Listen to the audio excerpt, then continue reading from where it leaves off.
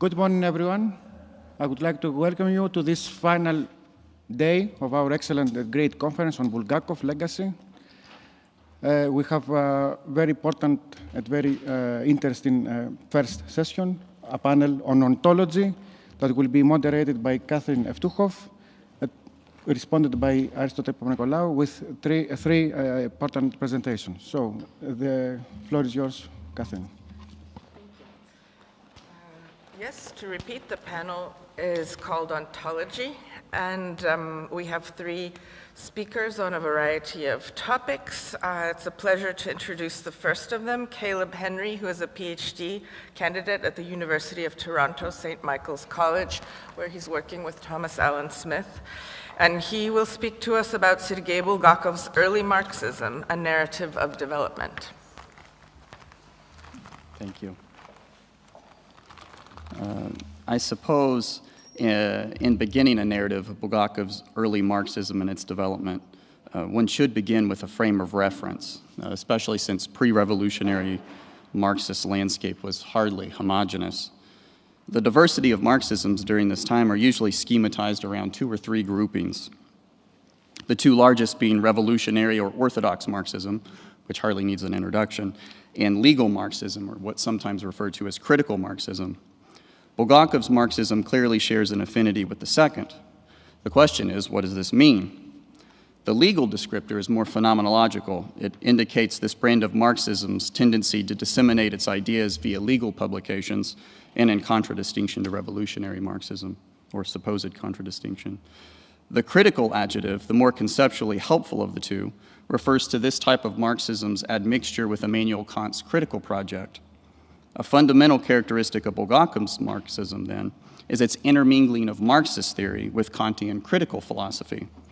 Now, this is hardly an original observation, though it is seldom noted, for even Bulgakov confesses in 1903 that he found it necessary to verify Marx with Kant and that he, quote, could never accept economic materialism in its raw form without clarification from Kantian philosophy.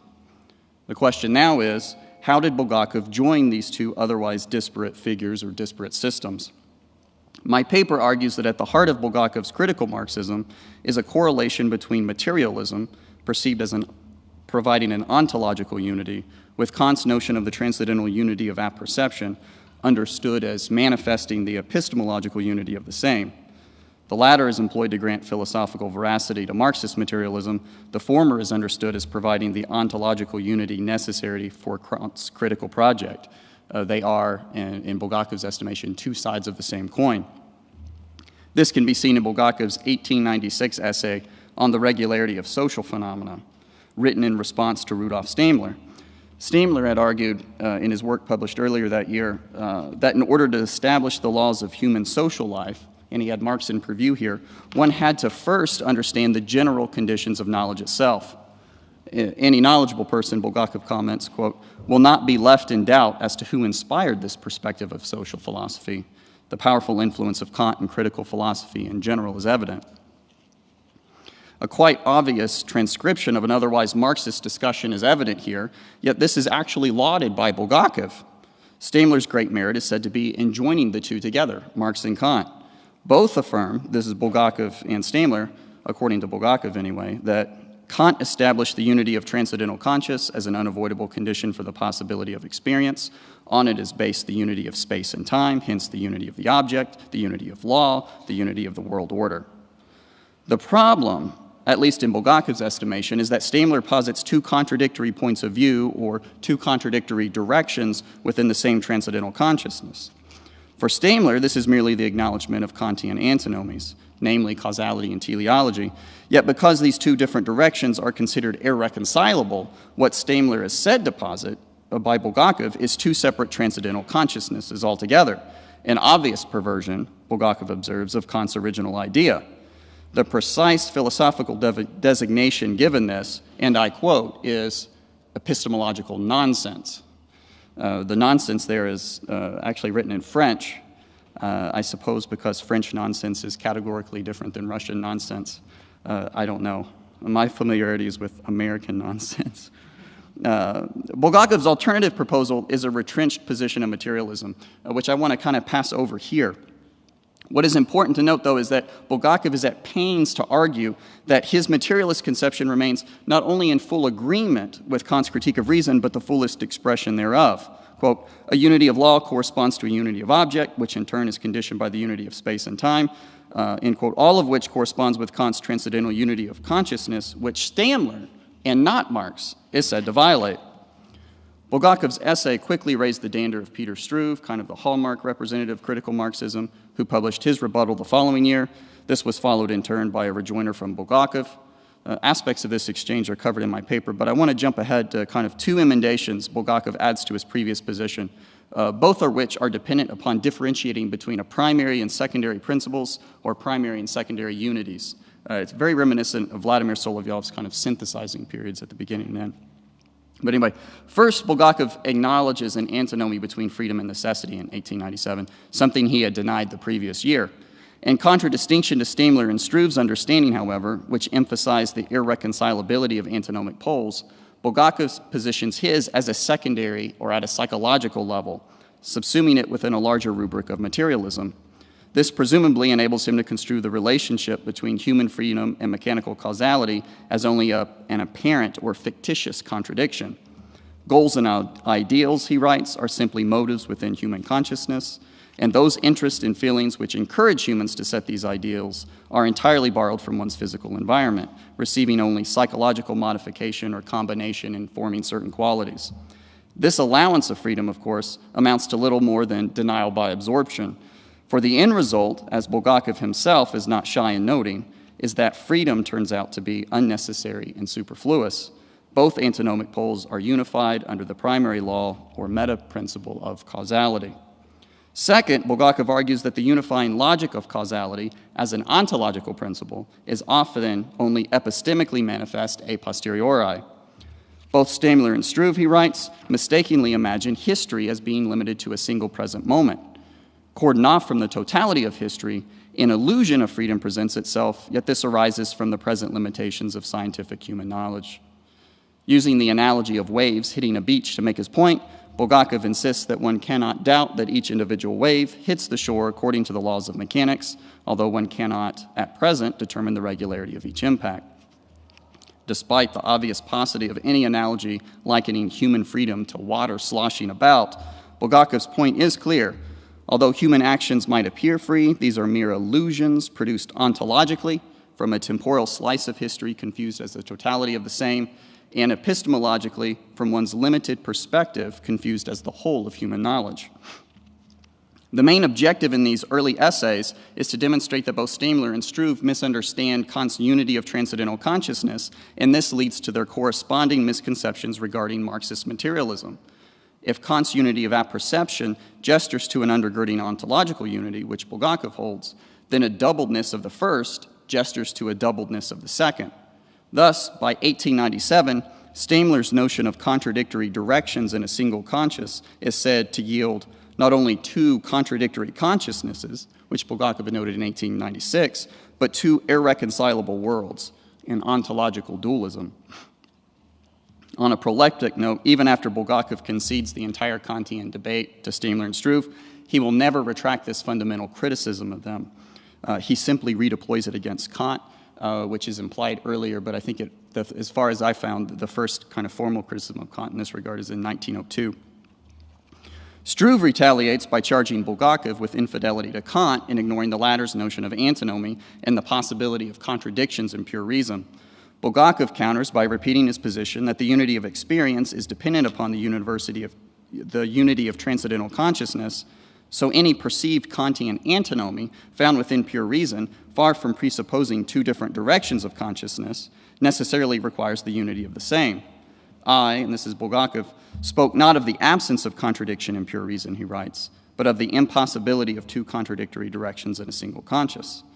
In this, I perfectly follow Kant. Bulgakov's penchant, however, for distinguishing between primary and secondary principles in defending Marxism quickly begins complicating and unraveling his understanding of the same. In 1898, he tackles the question of the relation between economy and law, which had long dogged critical Marxism.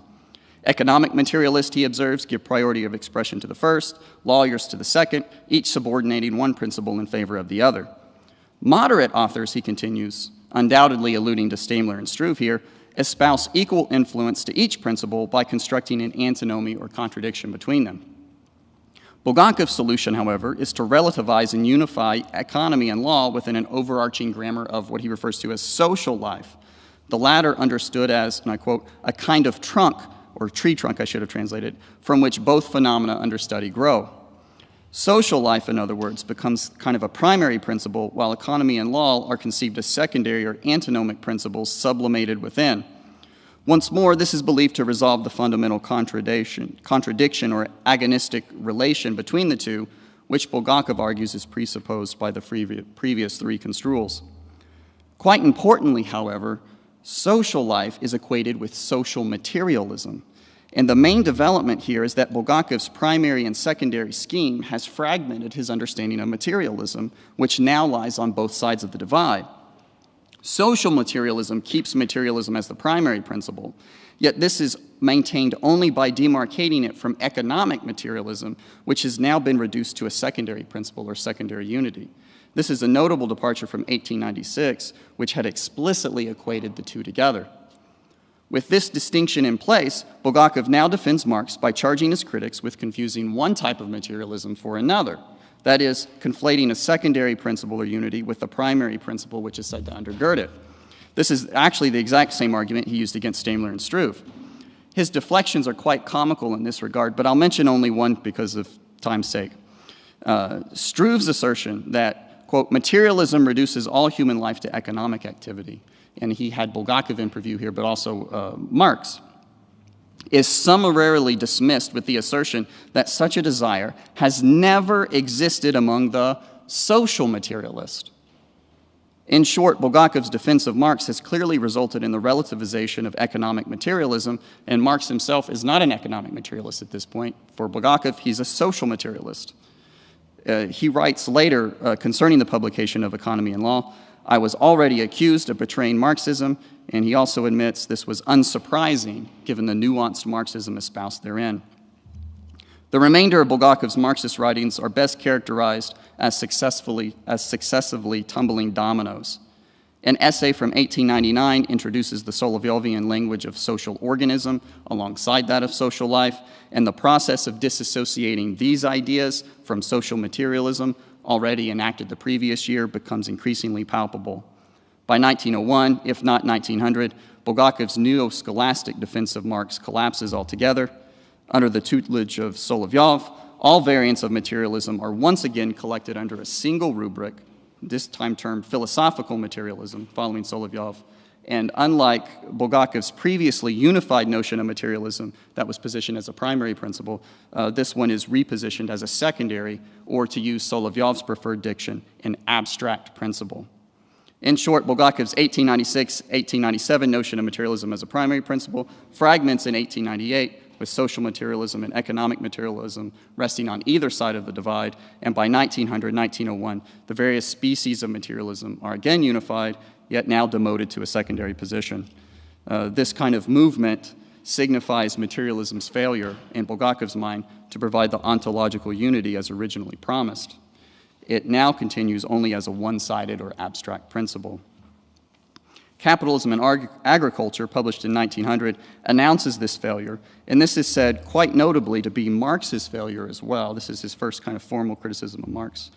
Marx's fundamental problem, which should sound familiar at this point, is that he indiscriminately confuses a secondary principle, unity, with the primary one undergirding it. The result is that economic materialism, as a secondary principle, spills outside its defined boundaries and usurps what does not belong to it. This is so, Bulgakov argues, temporally or diachronically, and Marx's inability to reliably forecast the future with scientific precision, and spatially synchronically, and Marx's inability to account for the peculiarities of economic activity in its fullness, much less all of reality. He's concerned primarily with the agrarian question, but he also talks about other national economies as falling outside this. I think he used the example of Zulu tribes. Marx, he had already noted in 1895, was primarily concerned with kind of British industrial economies. The criticism of Marx and materialism, articulated here for the first time, will remain largely unchanged throughout the next decade. Once materialism as a secondary principle masquerades itself as a primary principle, a whole host of ethical, idealist, and religious beliefs lying outside materialism's one-sidedness must be uncritically presupposed. Once this occurs, Bulgakov writes, following Solovyov, a malignant positivism ensues. He connects materialism and positivism for the first time in 1900. Bulgakov's anti-Marxist writings after the turn of the century, without too much reductionism, could be described as his continued attempt at uncovering and exposing these uncritical presuppositions. Kant and Marx are united together in Bulgakov's Marxism, and as such, they fall together. At the close of the 19th century, Bulgakov determines that neither can provide the unified vision of reality as originally purported, and so Bulgakov will turn his attention elsewhere. But that is another story. Thank you.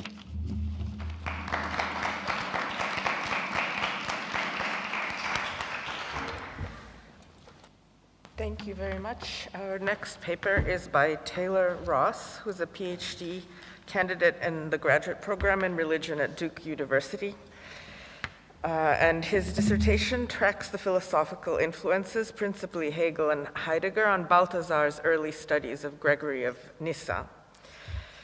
He will speak to us today about Creatio ex Sapientia in Sergei Bulgakov's Unfading Light. Please, Taylor. Thank you. So Christian theologians have been trying to thread the needle between emanation and creatio ex nihilo since at least the 2nd century. The problems with a patently Neoplatonic account of cosmic origins from a Christian perspective are familiar enough. Emanation exchanges divine freedom for logical derivation, the contingency of creation for the necessity of the one's self-diffusion. These are the lines along which St. Basil the Great arraigned, quote, those who have imagined that the world from eternity coexisted with God anyway, end quote. St. Athanasius was no less categorical than his Cappadocian contemporary when it came to distinguishing the doctrine of creation from the concept of emanation, nor were their twin critiques neglected by subsequent tradition. When, for instance, St. John of Damascus insists that creation was not derived, quote, from the substance of God, but was brought from nothing, ek to miontos, into being by his will and power, he was simply repeating a well-established talking point. Even so, there were some among the fathers who more speculatively daring in their sublation of Platonism's signature insights. St. Gregory of Nyssa's apophatic equation of the nothing whence creation arose with God is perhaps the most famous of such attempts to spoliate the treasures that Plotinus himself retrieved from Egypt, but there are shades of that selfsame strategy in Marius Victorinus, St. Dionysius the Areopagite, St. Maximus the Confessor, John Scotus Eriugena, to name only the patristic authors. Each of them understood in slightly different ways, to be sure, that creatio ex nihilo must be convertible with creatio ex deo if the God in question be truly no thing, among others, but the creator of all. If, that is, divinity remains beyond being altogether, and so the source of substance itself. Now, the early Bulgakov plays heir to this conspicuous strand of the Christian tradition, even as he strikes upon his own path. He certainly shares with his patristic forebears the conviction that God cannot be counted among things that exist, hence the opening gambit of Unfading Light, for which Bulgakov marshals plenty of patristic and medieval evidence. He says, we have to admit that it is impossible to affirm even being about the transcendent, end quote. But he proves more assiduous, not to say systematic, I think, than, say, Gregory of Nyssa, Dionysius, or Eriugena in distinguishing the divine nothing from the source of creation proper. Whence, of course, the well-known taxonomy of nothing that Bulgakov gleans from 3 Greek particles, the alpha privative, ukon, meon. Less a concept than an apophatic placeholder, the alpha privative stands in for the absolute not of negative, all caps, this is how he does it, absolute not of negative theology. Quote, a gesture, a surge, a motion, not a thought, not a word. It is a verbal icon of the fundamental antinomy of religious consciousness, if you like, a literal window onto that which language itself cannot express. Such a transcendent sort of negation cannot be correlated to being, to be sure, but neither can it correspond to non-being. Otherwise, the absolute negation of negative theology becomes the relative negation of a dialectical process. The sort of unsaying proper to the alpha privative must be distinguished from u and me. In other words, quote, for both me and u are for the alpha privative of negative theology already some sort of positive expressions about being, and thereby they relate to the immanent, diurnal, cosmic consciousness that distinguishes the light of being and the shadow of non-being, end quote. So if the alpha privative implies an absolute form of negation, again, u and me are relative terms, which is another way of saying that both u and me represent creaturely forms of nothing in contradistinction to the divine nothing toward which the alpha privative gestures.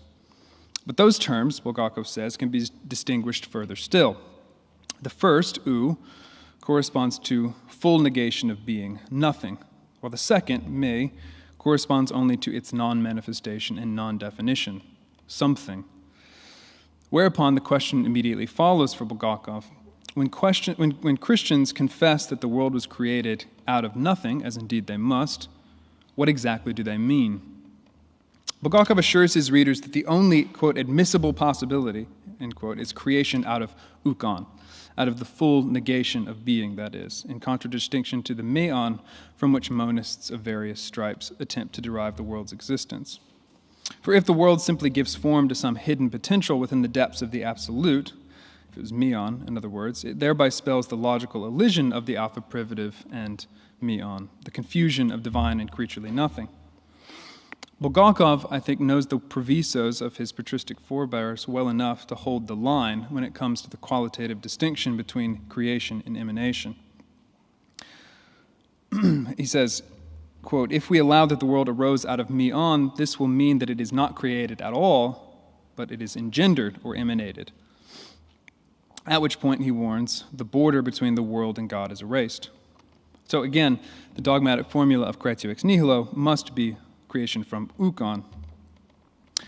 Nonetheless, Bulgakov also insists that the, quote, investment of ukon with meon was the first, quote, fundamental and essential act of creation. Indeed, he says the conversion of ukon into meon is the fashioning of the common matter of creatureliness, of the great mother, of the whole world, of the whole natural world, end quote. Exactly so, he can even praise the monists that he otherwise maligns, Spinoza, Boehme, Hegel, for stressing the inseparability of being and non-being, yes and no, determination and negation. What's more, the science of logics, Hegel's brilliant formula, as Bulgakov calls it, quote, that there is nothing that is not a middle state between being and nothing, end quote, that becomes the basis for Bulgakov's own definition.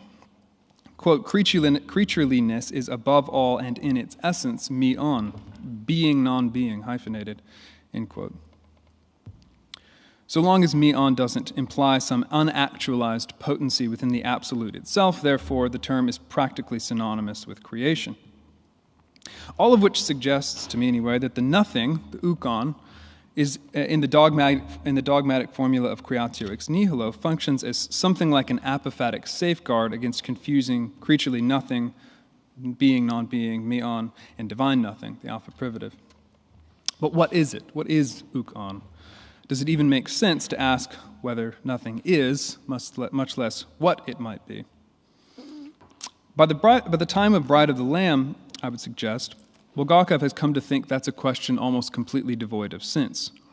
He says, quote, it is impossible to imagine that before creation there, quote, was a nothing that was like a kind of emptiness, a sack into which later, upon creation, all the forms of being were poured, end quote.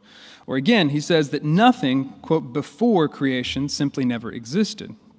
And any attempt to begin creation with a nothing that supposedly preceded it degenerates into a contradiction, end quote. So the ukon in Bride of the Lamb becomes quite literally nothing more than, as he says, a postulate of reason's own limits. Again, quote, a negative gesture of thought, a minus as such, abstracted from every concrete application, end quote. Anyone familiar with Bulgakov's earlier meditation on the alpha privative ought to find that language, I think, uncannily familiar. Little wonder, then, that Bulgakov also maintains in Bride of the Lamb that, quote, the positive sense of creation out of nothing can only mean that God created the world out of himself, end quote. With more than two-thirds of the trilogy on God-manhood now behind him, that is, Bulgakov's interpretation of creatio ex nihilo hews itself to Christology. Quote, "One must know how to simultaneously unite, identify, and distinguish creation and God's life, which in fact is possible in the doctrine of Sophia, divine and creaturely, identical and distinct," end quote. Which is to say that the Trinity encompasses within itself every modal disjunction, eternity and time, freedom and necessity, being and nothing, because divine Sophia herself, he says, exists in a dual mode, in her own mode, which belongs to her in eternity, and in the creaturely mode as the world, end quote. And only the identification of the two modes of Sophia, Bulgakov says, with their simultaneous differentiation, can explain how creation maintains a place, he calls it, for itself within the Trinitarian life, without thereby positing a, quote, non-divine or extra-divine principle alongside God.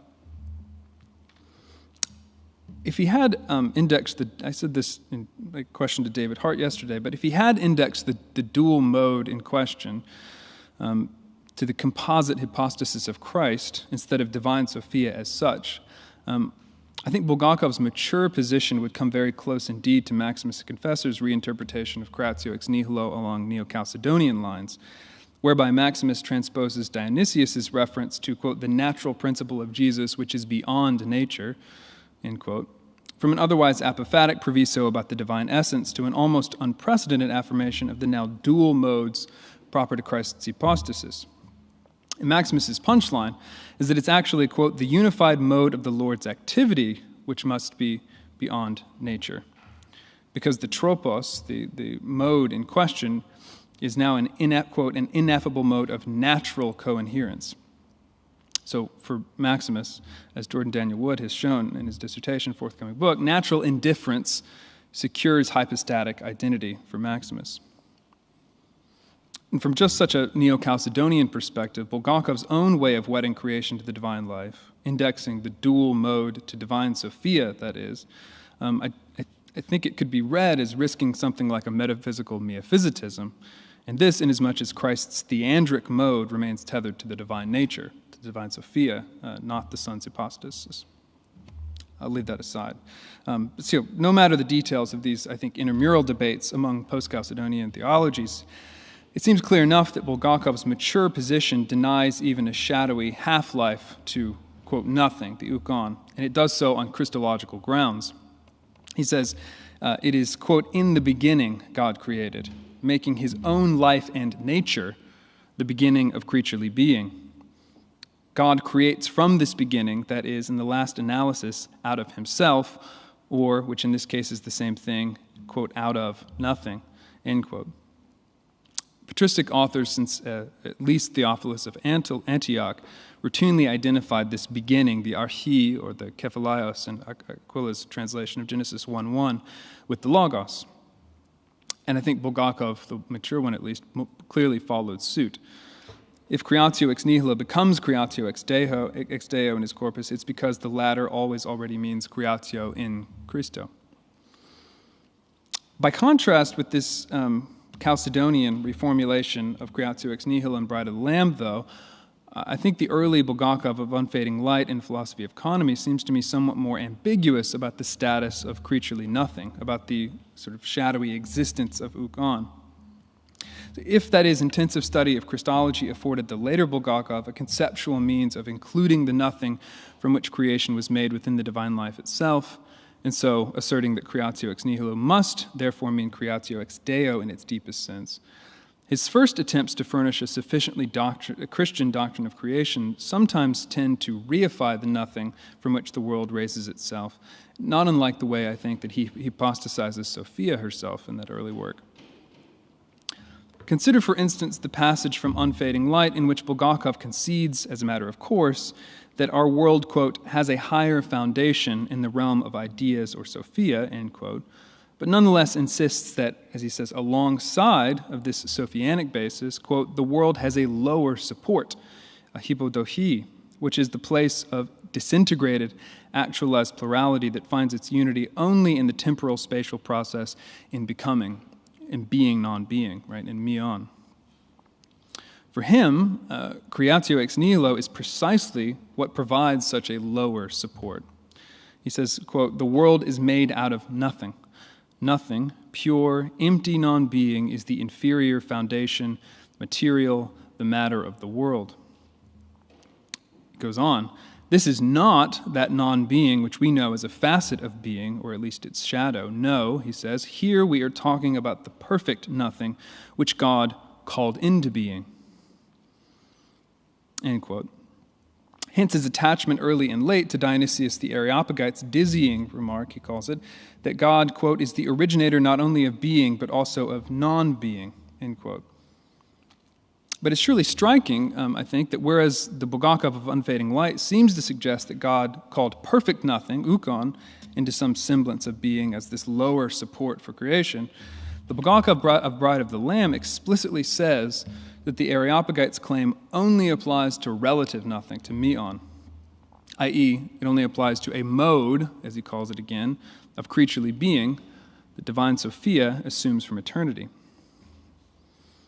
I think we're left with the distinct impression that some of the later Bulgakovs' barbs against, quote, any attempt to begin creation with a nothing that supposedly preceded it may have been aimed at his younger self. The modest goal of my pre-circulated paper was to dilate upon one such attempt to articulate an account of creaturely nothing, both sufficiently distinct from the divine nothing to avoid monism and adequately similar to the absolute to sidestep a creeping dualism in Bulgakov's early corpus, namely his suggestive remarks in several places across Unfading Light that Plotinus's concept of intelligible matter provides the, quote, basis of corporeality within Sophia herself. Thanks. Embellishing this Plotinian term of art beyond our author's otherwise vague allusions to its, quote, Sophianic implications confirms that it does indeed perform the sort of intermediary role that Bulgakov wishes, and this, inasmuch as intelligible matter means to incorporate the best insights of Plato's so-called indefinite dyad, without thereby ceding ground to his master's dualistic tendencies. I'll skip ahead just a little bit. So, Sophia's equivalent, Bulgakov says, in the Plotinian system is not intelligible matter itself. It's important to remember, but nous, or intellect, i.e. the second hypostasis in the Neoplatonic hierarchy. He says nous corresponds precisely to the Christian Sophia, inasmuch as it lays bare for the world the power of transcendent divinity, the one, end quote. Indeed, he even goes so far as to say that Sophia as such is, quote, not a creature, since she is free of being submerged in the nothing, which is proper to worldly being, end quote. Nevertheless, he also maintains that intelligible matter does represent a moment within Sophia's movement, that which, again, forms the basis of her corporeality and thereby ensures that she's not some, quote, idealist phantom, but rather ens realissimum, ontos on, end quote. It becomes really crucial to Bulgakov's subtle recovery of the Plotinian doctrine, therefore, that intelligible matter belongs to the realm of nous, not the one, i.e. not to the transcendent absolute. For even if she is not a creature, as he says, Sophia is still not God. And this insofar as she does not participate in the inner divine life of the absolute itself, right? This is his position in Unfading Light. Which is to say that Sophia bears within herself an underlying substrate the absolute itself does not share. Intelligible matter, nothing, ukon. Even as she always overcomes this indeterminate ground of her being by freely turning her face toward God.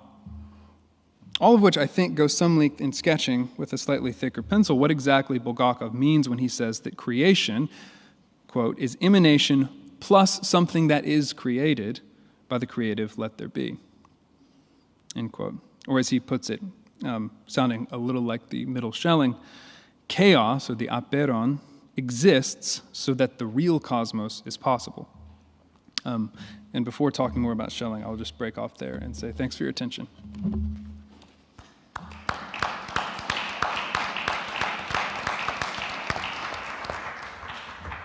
Thank you so much. Our third speaker is Lyubov Petrova.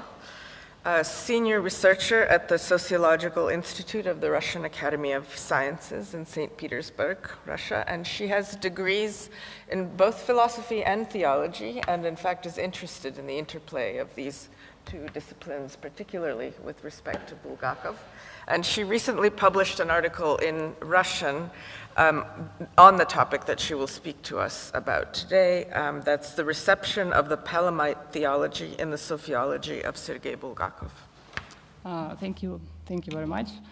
As I said once before, I don't have enough words to express all my gratitude to organizers of this exciting conference, so I'll just start with all my love. My research is devoted to Platonism and Palamism in Sergei Bulgakov's sociology. I will deal with the Bulgakov sociological conception in dynamics, its internal changes, which are connected primarily with the change of the conceptual model that Bulgakov used when he was developing his sociology. Conditionally, the entire sociology of Bulgakov, in my opinion, can be divided into three periods or stages: Platonic, Palamitic, and non-Palamitic. Of course, I'm not talking about three independent sociologies, but rather this periodization indicates the different stages of Bulgakov's search. For the search for the right and most suitable language for expressing some single intuition. This is similar to the situation when we have some basic intuition and we are looking for the most appropriate means of expressions for it, using as the basis different ontologies. This central intuition for Bulgakov was certainly the feeling of the closest connection between closest connection of the created world with God. The feeling that there is no great distance from our empirical world to God. But the world is connected with God, and connected in such a way that God directly present in the world, permits it, but at the same time, God remains God, and the world remains the world. Bulgakov never announces this intuition of the interrelatedness of God and the world. On the contrary, it is precisely this intuition that is the driving force of his sociology. In other words, this is the reason why sociology appears. First, I will present a general overview of Bulgakov's relations with Platonism and Palamism, and then I will identify the main reasons for each of these transitions. So as for the Platonic period of Bulgakov's sociology, it begins approximately with the philosophy of economy, 1912, and ends with Unfading Light, 1917. Generally speaking, any sociology, not only Bulgakov's, is somehow based on the Platonic philosophical tradition. In its various versions, sociology has a single basis. This is the idea of an ideal prototype of the world in God, similar to the Plato's noetic cosmos. Therefore, every Christian sociology, whether we are talking about Bulgakov, Solovyov, or Florensky, one way or another, it is based on Christian Platonism. In this sense, certain traces of Platonism remain in Bulgakov's sociology throughout its development. But in the period we are talking about now, Bulgakov makes direct identifications of Sophia with the Platonic words of ideas. He writes that Sophia is the divine world existing in God before creation.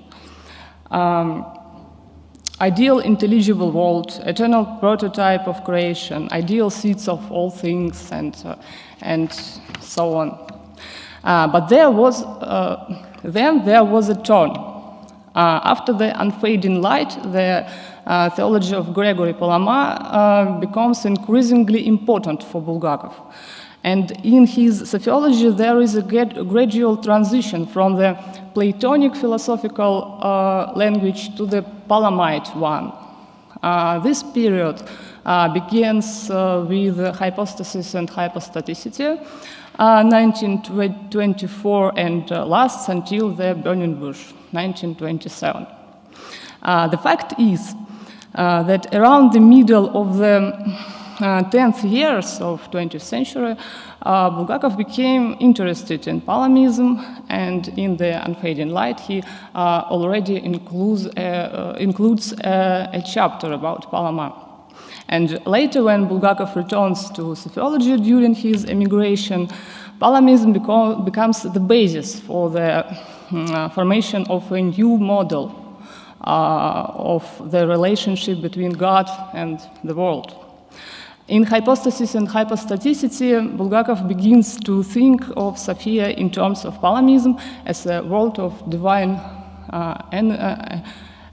energies that differs from the nature of God, of divinity. Sophia is presented here as a revelation of the transcendent divine essence, as well as energy for Gregory Palamas. Further, in the Burning Bush, the Palamite motifs only grow stronger. Sophia is presented as energy of energies of God, which alone are available to created beings, while the essence of God is completely unavailable, transcendental. Sophia is understood as the energy and action of God in creation, the revelation of divinity, etc. And then a new turn takes place. In Bulgakov's later writings, the line of energy identifications in sociology was interrupted. And in the Lamb of God, we will not find anything like this. There, Sophia is spoken of not as energy, but as an essence, and clearly not in the Palamite understanding of the essence. In his last work, The Bride of the Lamb, there are no energetic definitions anymore of Sophia. Moreover, we can find there several critical judgments about Palamism. Firstly, Bulgakov criticizes Palamas for the fact that his system focuses on the theme of grace and Tabor light, and not on the cosmological aspect of energies. And secondly, for the fact that the Palamite doctrines of energy is not sufficiently linked to the triadological dogma, in particular with the doctrine of three hypostases as separate persons on the one hand, and of the Holy Trinity in unity on the other hand. These 2 points were a serious reason for Bulgakov's refusal to follow the logic of Palamism in the future. Ultimately, the final transition from Platonism to Palamism does not occur. The period of convergence is succeeded by the period of critical distancing. Gregory Palamas' conceptual tools, just as it happened earlier with Platonic discourse, turned out to be inconsistent with Bulgakov's own sociological intuitions. This is the general view of Bulgakov's relations with Platonism and Palamism, but if we try to look more closely at the philosophical foundations of these transitions, the picture will be even more interesting. The reasons for Bulgakov's transition from Platonic discourse to Palamite are more or less obvious. Sergei Bulgakov was not quite satisfied with some elements of the Platonic language, while the Palamite terminology corresponded to his sociological intuitions to a greater degree. The fact is that when we try to combine Christian dogmatics with Platonism, a number of difficulties of both a philosophical and dogmatic nature inevitably arise on this path. There is something like a tension of resistance of two ontologies, essentially incompatible. Platonism satisfied Bulgakov's tendency to establish a solid connection between the world and God, to justify the world, to ground it into Sophia. However, establishing the correlation between the world and God, it was necessary to preserve the essential difference fixed dogmatically. While the Platonic model tends to the idea that the cosmos and its beginning have the same nature, and to understanding creation as an act subdued to necessity. It is clear that for Bulgakov none of these perspectives was acceptable.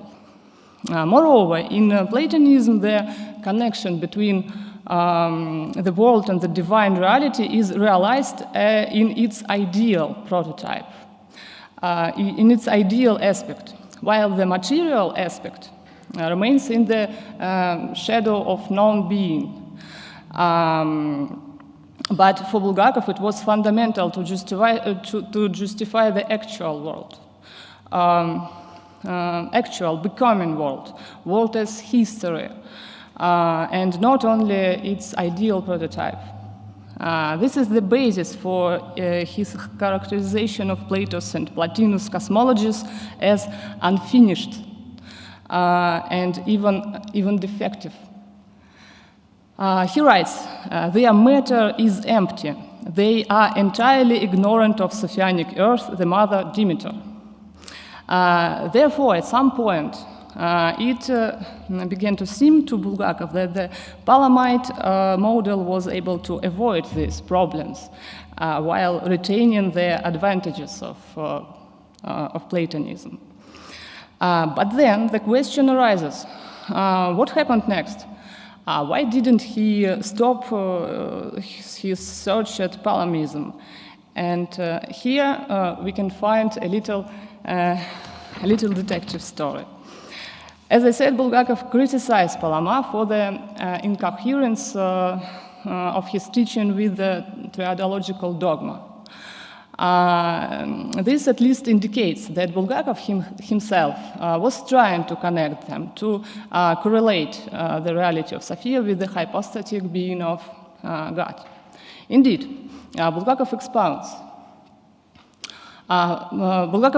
his own experience on Trinity theology in the work Chapters on Trinity, published in 1928, soon after the Palamitic work, The Burning Bush, but sometime before the non-Palamitic Lamb of God, Burning Bush, the Burning Bush 1927, and the Lamb of God is 1933. The Chapters on Trinity is in the middle. In this work, Bulgakov solves the issue about the correlation of essence and hypostasis in God, and it is solved in such a way that nature is understood as potentiality, present as the bosom of being and unlit darkness in created eye, and in relation to God, in whom there can be nothing potential, but everything is actual. The nature ceases to be independent reality. The nature of God becomes completely unhypostasized and coincides with the hypostatical element. He writes, there is no nature with this, which is not hypostatical or out of hypostasis. On the contrary, all life of divinity is unhypostasized. According to Sergei Bulgakov, in the divinity, there is no hypostasis without essence, as well as no essence without hypostasis. Thus, the divinity essence and hypostasis are perfectly fused and inseparable and differ only by conditional human abstraction. And this Bulgakov's teaching about the relationship of essence and hypostasis in God radically influenced his theological conception, provoking its distancing from the Palamite model. Bulgakov writes, the proposition that the nature is hypostasized in God has a fundamental significance for theology in the Lamb of God. Exactly after the publication of chapters on Trinity, Bulgakov stopped to define Sophia as energy and began to understand this as an essence in its creative aspect. But what exactly was happened? We know that according to the teaching of Gregory Palamas, uncreated energy is the energy of divine essence. The essence manifests through energy, but energy is not identical with the essence. We can see that the emphasis in this teaching is mainly on God as an essence, and his hypostasis seems to be left aside. This sharply contradicts Bulgakov's personalistic position. He writes that there is nothing non-hypostatical in God, and we cannot consider the divine essence separately from his hypostasis. Earlier, Bulgakov defined energy as the action of nature and nature in action, but after the chapters on Trinity, this definition of energy no longer works. Thus, I'm finishing. In chapters on Trinity, Bulgakov makes such an anti-essentialist move, according to whom personality is essence and other way around, essence is a personal principle. And this move has certain consequences for theology. Ultimately, in the light of the statements formulated in chapters on Trinity, the basic Palamite dichotomy of essence and energy essentially loses its force and becomes unsuitable for Bulgakov's understanding of divine reality. In conclusion, I would like to emphasize that both Platonism and Palamism in Bulgakov's theology remain until the very end. But in this half-forgotten form, he does not reject any of these models, but ultimately declares each of them an incomplete theology. He thought of his own theology as having advanced a step further.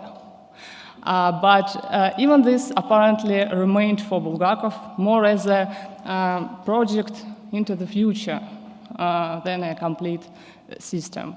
Thank you very much for your attention.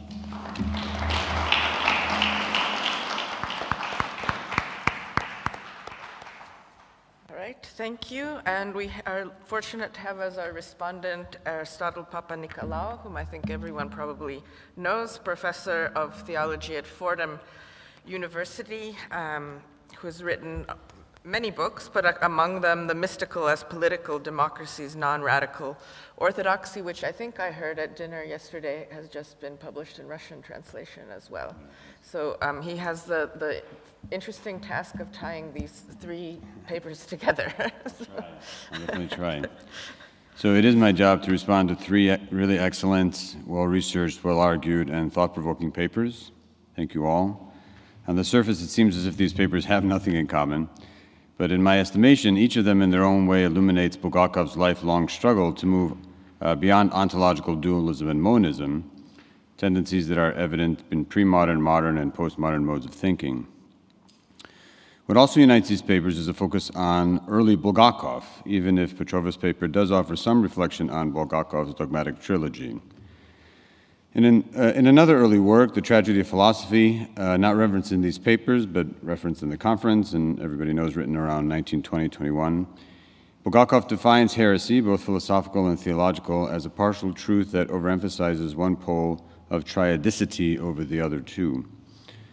These papers give us some insight as to how and why Bulgakov moved toward the manifestation of this particular insight and his effort to overcome heretical thinking that, in the end, he ultimately deems tragic.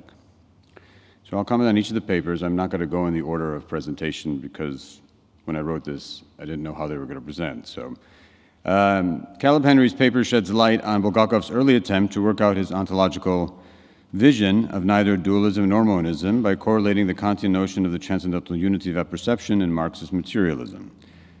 Henry has the fortune or perhaps misfortune, depending on one's perspective, that I know little about each, and I'm not a Kantian or a Marxist scholar, and cannot comment on Bulgakov's own specific arguments in relation to his attempted correlation of the two, nor on his debates with Rudolf Stambler and Peter Schrupp. Of interest to me, however, is how early in his career Bulgakov seemed troubled by either-or thinking or the tendency toward dualism.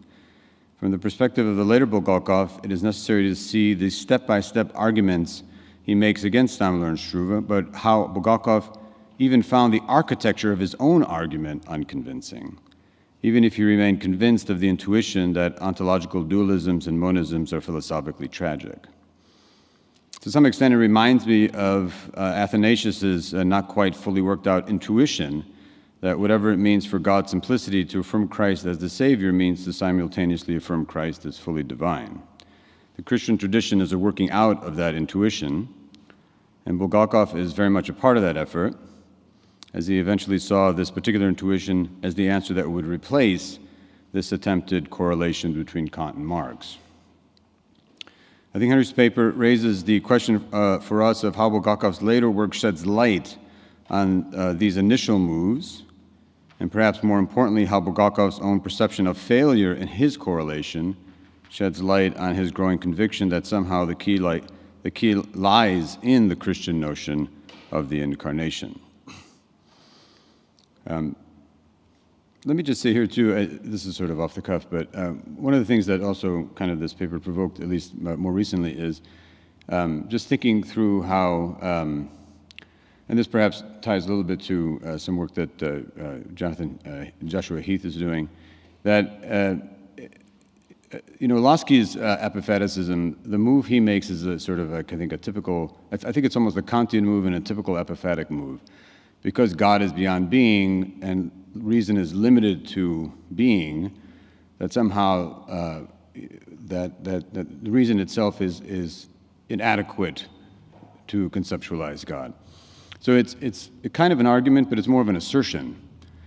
Bulgakov actually works with the terms of German idealism, kind of in working through those terms, actually then shows that it points to the limits of philosophy, but then continues to work with those terms, but in a different kind of mode. In other words, basically saying that these terms will only work if you kind of then move them onto a transcendent mode.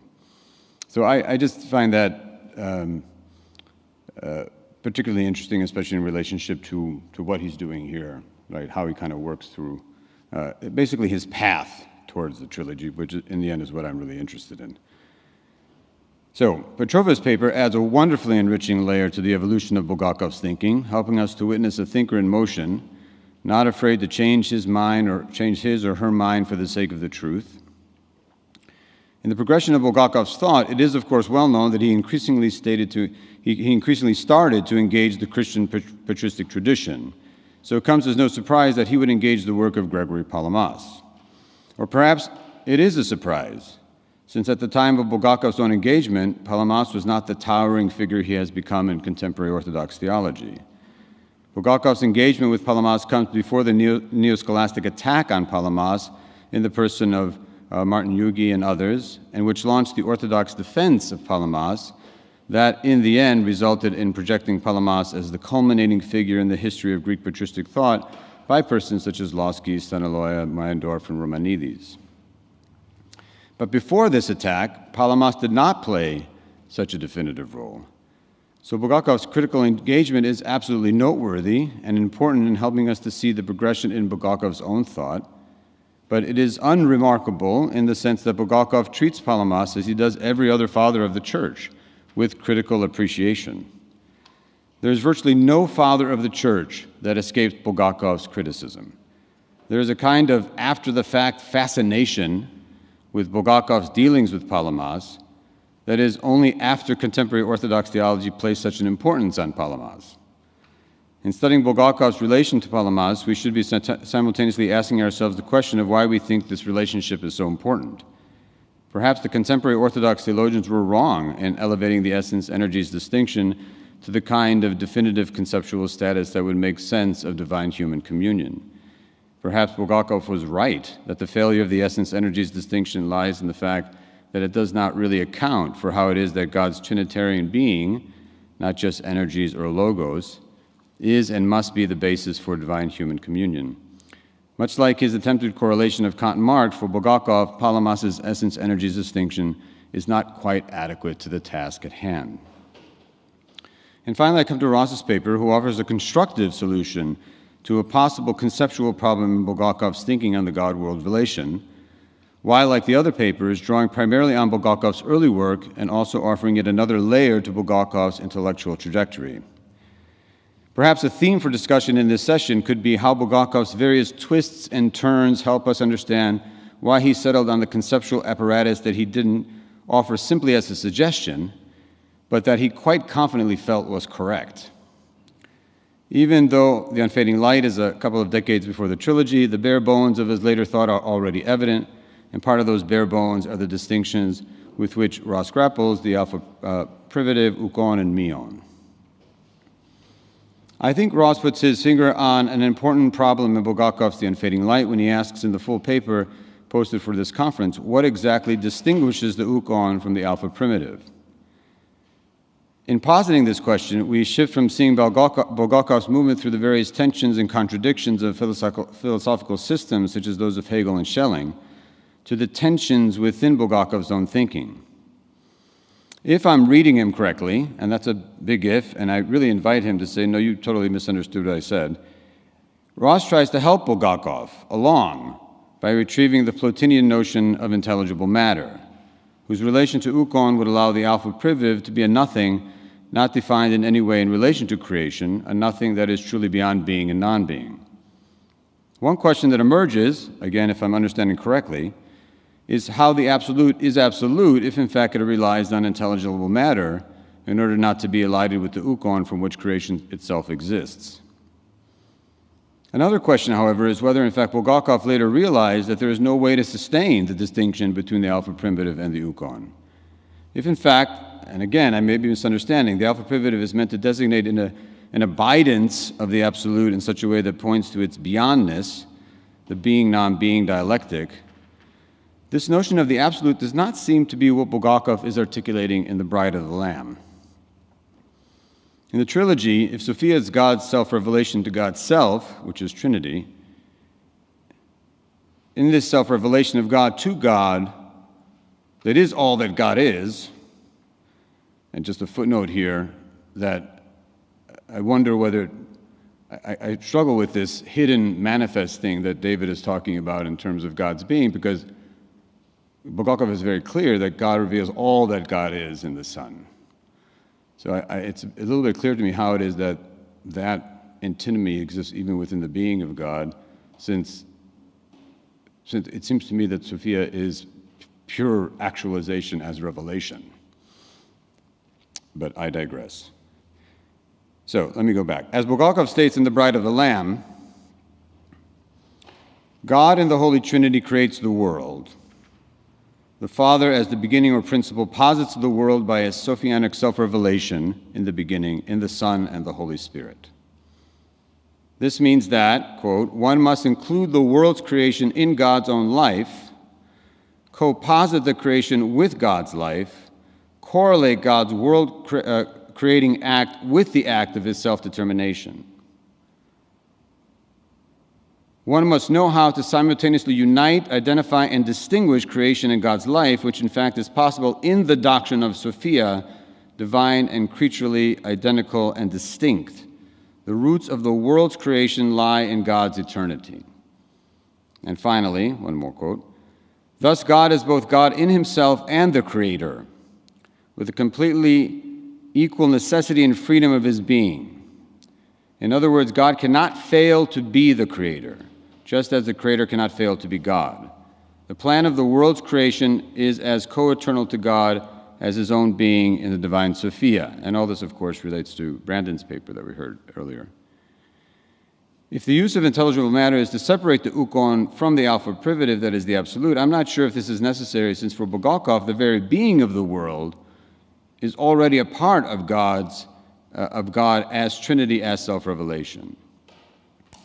Since it is impossible for us to think God without thinking God eternally in relationship to creation. This does not mean that the notion of intelligible matter is not useful in making sense of creaturely Sophia and its temporal movement towards becoming and unity with divine Sophia, all that God is. In fact, one could not make sense of this movement without the notion of intelligible matter. However, it also means that there is no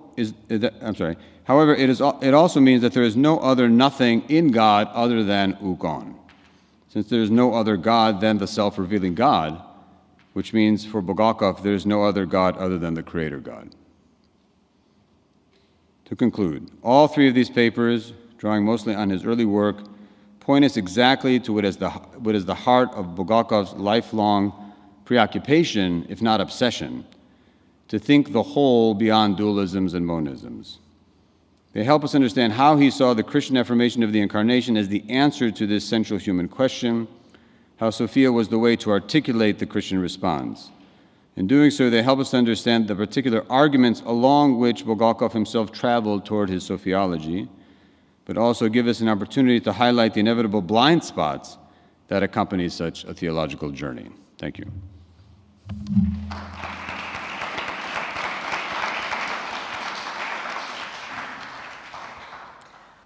So perhaps there are some responses right away to these comments, and then we can open up the floor. And Do you guys whoever want would to? like to. You want to respond to? Would you like to respond? Sure. Mm-hmm. Yeah, who wants to go first? I'll go first. Tully, thanks so much for those helpful comments. I agree completely that the Bulgakov of Bride of the Lamb is more forthright, I think, than the Bulgakov of Unfading Light in saying that God is creator from eternity. I mean, the language of the passage from the absolute to the absolute relative in Unfading Light seems to me to drop out or get reconceptualized. And as I suggested in the talk, I think there's Christological reasons for him doing so. What I was trying to do is show that when Bulgakov himself sort of gestures towards intelligible matter in Unfading Light and talking about this connection to creation or the nothing from which creation was made, that itself, the fact that he is referring to that in Unfading Light, that language falls out in Bride of the Lamb, a later text.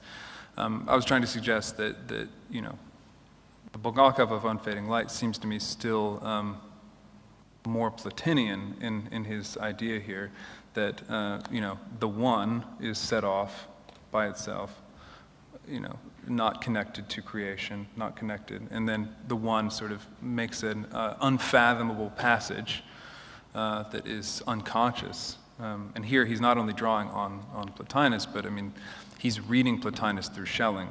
So a lot of the interpretation of Plotinus, sort of drawing Plotinus in a more Platonic mode, is he got from Schelling. I mean, as early as 1794, Schelling himself was sort of trying to move away from emanation in the same way that Bulgakov ends up doing, and for very similar reasons. Yeah, I agree completely that I mean, I work on patristic texts, so I'm always a bit wary of making developmental arguments because, they're not dated. But when books have a publication date, it seems clear to me that, there could be development. But I would be glad to hear from others about the difficulties or perils of making those kind of arguments about Bulgakov in particular. Yeah, I'll stop there.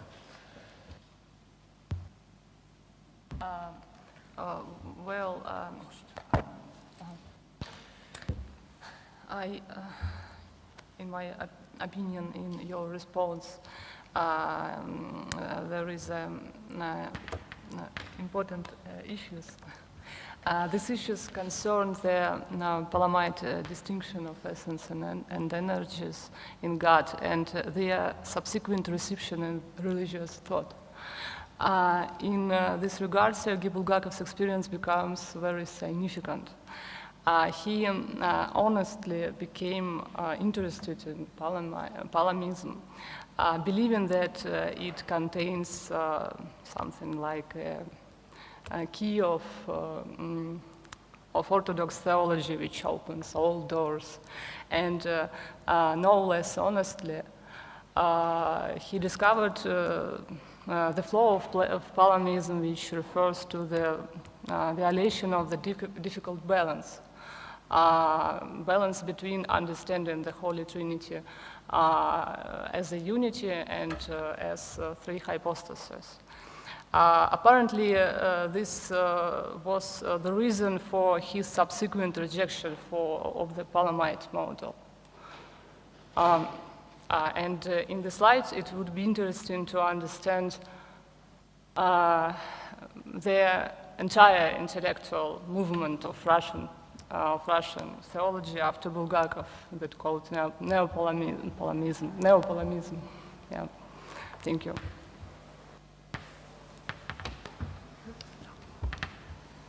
I'll just say a couple things as far as connecting it with further development. Obviously, an entire book could be written about Bulgakov's early intellectual development and has been written. A couple things I will just connect as far as Bulgakov's kind of earliest notions of Sophia with what I said, but kind of transcendental unity of apperception, the transcendental subject of knowledge. Sophia is first mentioned in a positive context. She's also mentioned in 1910 and 1903, but in 1912, Bulgakov kind of claims her for himself as one of the various incarnations of the transcendental subject of knowledge. So one can kind of, in some ways, trace kind of some development there. Also, his notion that he employs in 1898 of social life, I think it got referred to in maybe Austin's presentation of panzoism, a borrowing from Solovyov, but life actually gets designated as Sophia as well in 1912. But like I said, lots of things could be said here, but I'll... Sure. Actually, I have a tiny terminological comment, which is that it's a little bit odd. I mean, I understand why we are doing this, but we refer to early Bulgakov or Bulgakov's early works up to about age 50. Which is not usual, yes. And I understand why it happens, because this the theological work, he actually begins it post-55, more or less, or is working his way towards that. So we might want to think about what we want to call these things, because unfading light for anybody else would not be considered an early work. Yeah, I think that's indicating my own bias, because well, anything before the trilogy is early, I guess. But I know that's wrong, so I'm admitting that that's wrong. I think anything before. But just if I can add just a quick, very, very quick elaboration on because it's just really occurring to me, and this is the wonderful thing about these conferences and these papers that provoke it, is that, and really to Caleb's paper in the sense that he's trying to kind of put together Kant and Marx, before his theological days. And I think he would, and then with his, his discussions, or the relationship with Goloski, let's say, I think he would accuse. It's very illuminating in a way, because I think he would accuse Goloski of being a Kantian, right? Because the Kant-Marx thing is sort of, the epistemological, but then sort of the historical and material, and there's not much of that in. And I'm happy to be standard corrected, but there's not much of that in Goloski. Right? So in many ways, what you see is this early correlation thing playing into these later theological debates to some extent, because Bulgakov is still trying to correlate those two strands in ways that Goloski then just shifts to the epistemological. Because and he might say, well, because then that's the way you get to the ascetical, which I guess is the material, but the ascetical material isn't necessarily theorized. It's more lived, I guess, for him. Yeah. Yeah. I mean, one of the dominant motifs of this conference is probably regurgitated ad nauseum at this point, is kind of the connection between hypostasis and nature, subject and object. and how you can't have one without the other. What was really interesting to me reading through these texts is this is a concern from Bulgakov from the very beginning. One commentator referred to kind of this notion of introduction of Kant in Marxist theory as kind of idiosyncratic, and it is, right? I mean, this is transcendental unity of apperception really has very little to do with Marxist materialism. I don't think anybody would want to make that argument today. But what you can see is Bulgakov's concern here to kind of connect subject and object. And so he is already, like I said, in 1896, like literally his earliest published writings is already saying you can't have one without the other. But like, again, there's a whole lot of connections, but I'll leave it at that. Interesting. All right, so we have, about 12 minutes or so for questions. Thank you. Three really fantastic papers, and I think indicating that a lot of more work needs to be done on the intellectual development of Bulgakov so that we avoid facile generalizations and so that we also avoid some egregious errors in understanding particularly late Bulgakov. And so while a book on Bulgakov as a neo-Palamite might sell very well, it would actually not be true at all to Bulgakov's intention. And I think Lyubov's paper has really demonstrated that incredibly well. I think it's an absolutely brilliant piece.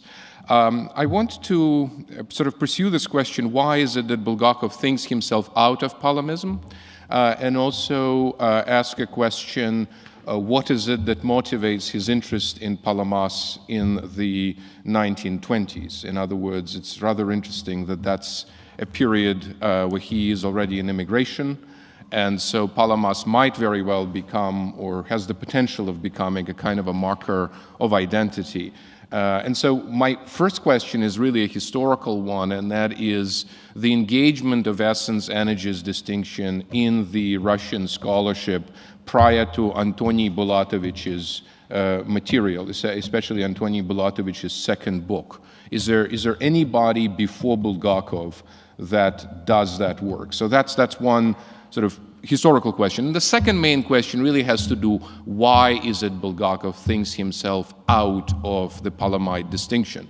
The explanation that was rendered by you and by Telly is that the principal issue is the dissatisfaction of Bulgakov with the apersonalist cast of the distinction between essence and energy. I think that's plausible. I think that's very profound.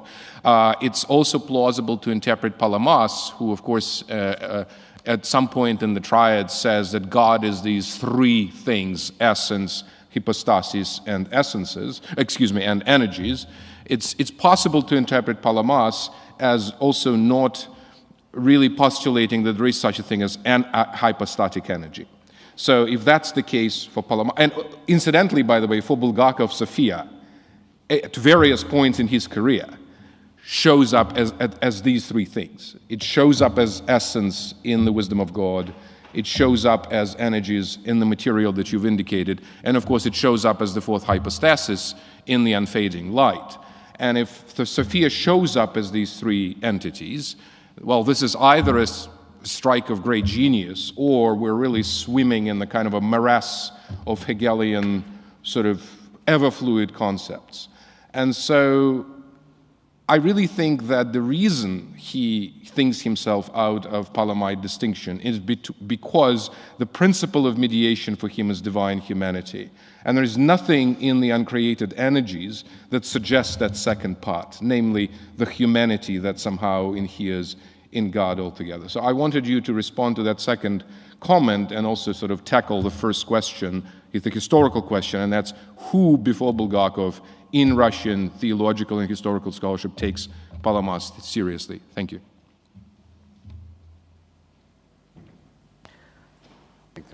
Maybe there's one more question, I think, and maybe let's take a couple of questions together and then you answer. Yes, please.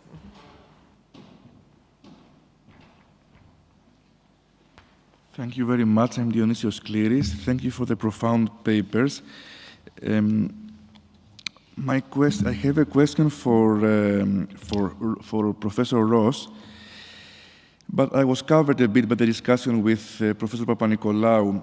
You have referred to St. Maximus the Confessor, and in relation to Bulgakov, in what concerns the distinction between the ukon and the mion, I think that for reasons of conceptual clarity, one could have in mind that in the patristic era, there is a discussion of the four Aristotelian cause: material cause, formal cause, efficient cause, final cause. So when we speak about the ukon, it's mainly a conceptual device to annihilate, to take out something as a material cause, and possibly also as a formal cause. But on the other hand, God can still be the efficient cause and the final cause. And of course, with the doctrine of the logoi, it's not sure if the logoi constitute a formal cause. This is the great problem. And arguably, St. Maximus and the Areopagite, by saying that they are wills of God, it's not a formal cause anymore. So this is the ukon. Whereas the purpose of the mion in this era, it is the relative non-being, it is to see evil as a privation of eschatological full being. On the other hand, if we come to the era of Bulgakov, I think that we have sort of, through the German idealism, we have the reappearance of Platonic elements or Anaximandrian of chaos, also through the Urgrund of Meister Eckhart. So we have this struggle between the formal and the non-formal element. But this has a new modern sense, in the sense that it is a struggle between the consciousness and the unconscious, which did not exist in the patristic era. This is something new, and this is also a narrative of progress. I'm sorry for the long comment. My question is if you think that my question is what is the purpose of Bulgakov when he insists that creation is not out of total nothingness, but he tries to see some mediation. Is it a mediation of matter, of some sort of intelligible matter, as Papanikolaou said, or is it something else? And a short question for Caleb Henry for a very interesting paper. Would you think that this passage from early Bulgakov to late Bulgakov is also a passage from materialism to idealism? Thank you. Okay, maybe we can take those two questions, and we have two more. So at this point, we'll have to move. I think the light is in my eyes, so I think I see Austin. Yes, and Antoine. I can be quick. Thanks so much for that question. I agree. Well, I think as Brandon said a couple days ago, it's not exactly the case that Bulgakov is using these Greek particles to parse this varieties of nothing, but they're not of patristic vintage, I think. Not exactly, anyway. For example, in the quotation from John Damascene that I began with, I mean, he says that God creates out of non-being, out of nothing, and he means something quite traditional by it, but he uses ek tu miontos, right? So that sort of distinction that Bulgakov is raising between ukon and mion, yeah, it's possible it could have interesting connections to the sort of causality, the various senses of causality. I don't think Maximus himself is using ukon and mion in this sort of bifurcated way. I mean, I should say, this is sort of burying the lead, but I mean, Bulgakov gets the tripartite distinction from Schelling. So he cites, this is actually the text that he cites most approvingly of Schelling throughout his career, I think, is the Darstellung des philosophischen Empirismus. And this is the text in which Schelling himself, in trying to articulate what his own account of creation is going to be, makes the distinction between ukon and mion. And you're absolutely right that that distinction, that tripartite distinction, is inseparable from Schelling's sort of developing sense of unconsciousness, consciousness, the Potenslehre. In a sense, the Ukon becomes first potency in the Schellingian sort of schema, and then sort of, potentizes itself from there. But yeah, thanks for those questions. Lyubov, did you want to? Thank you. Thank you very much for your question. I think it's a really important question. It can clarify something. I will try to answer.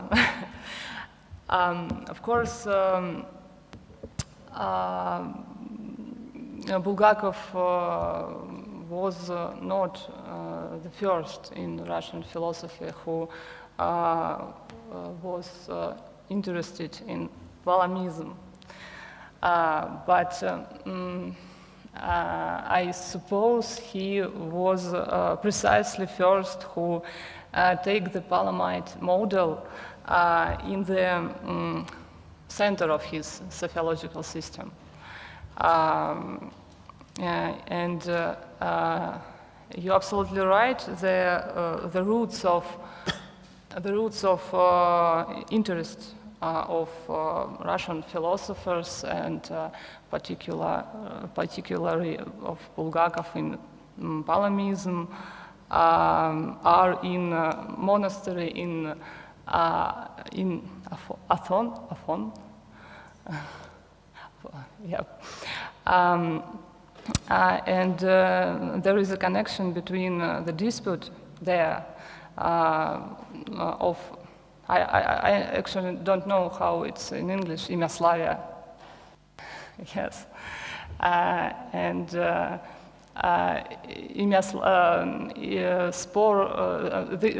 this discussion was something like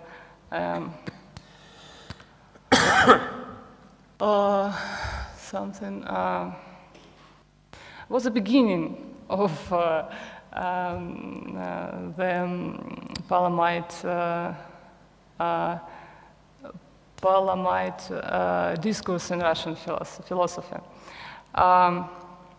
I understand that your question deserves more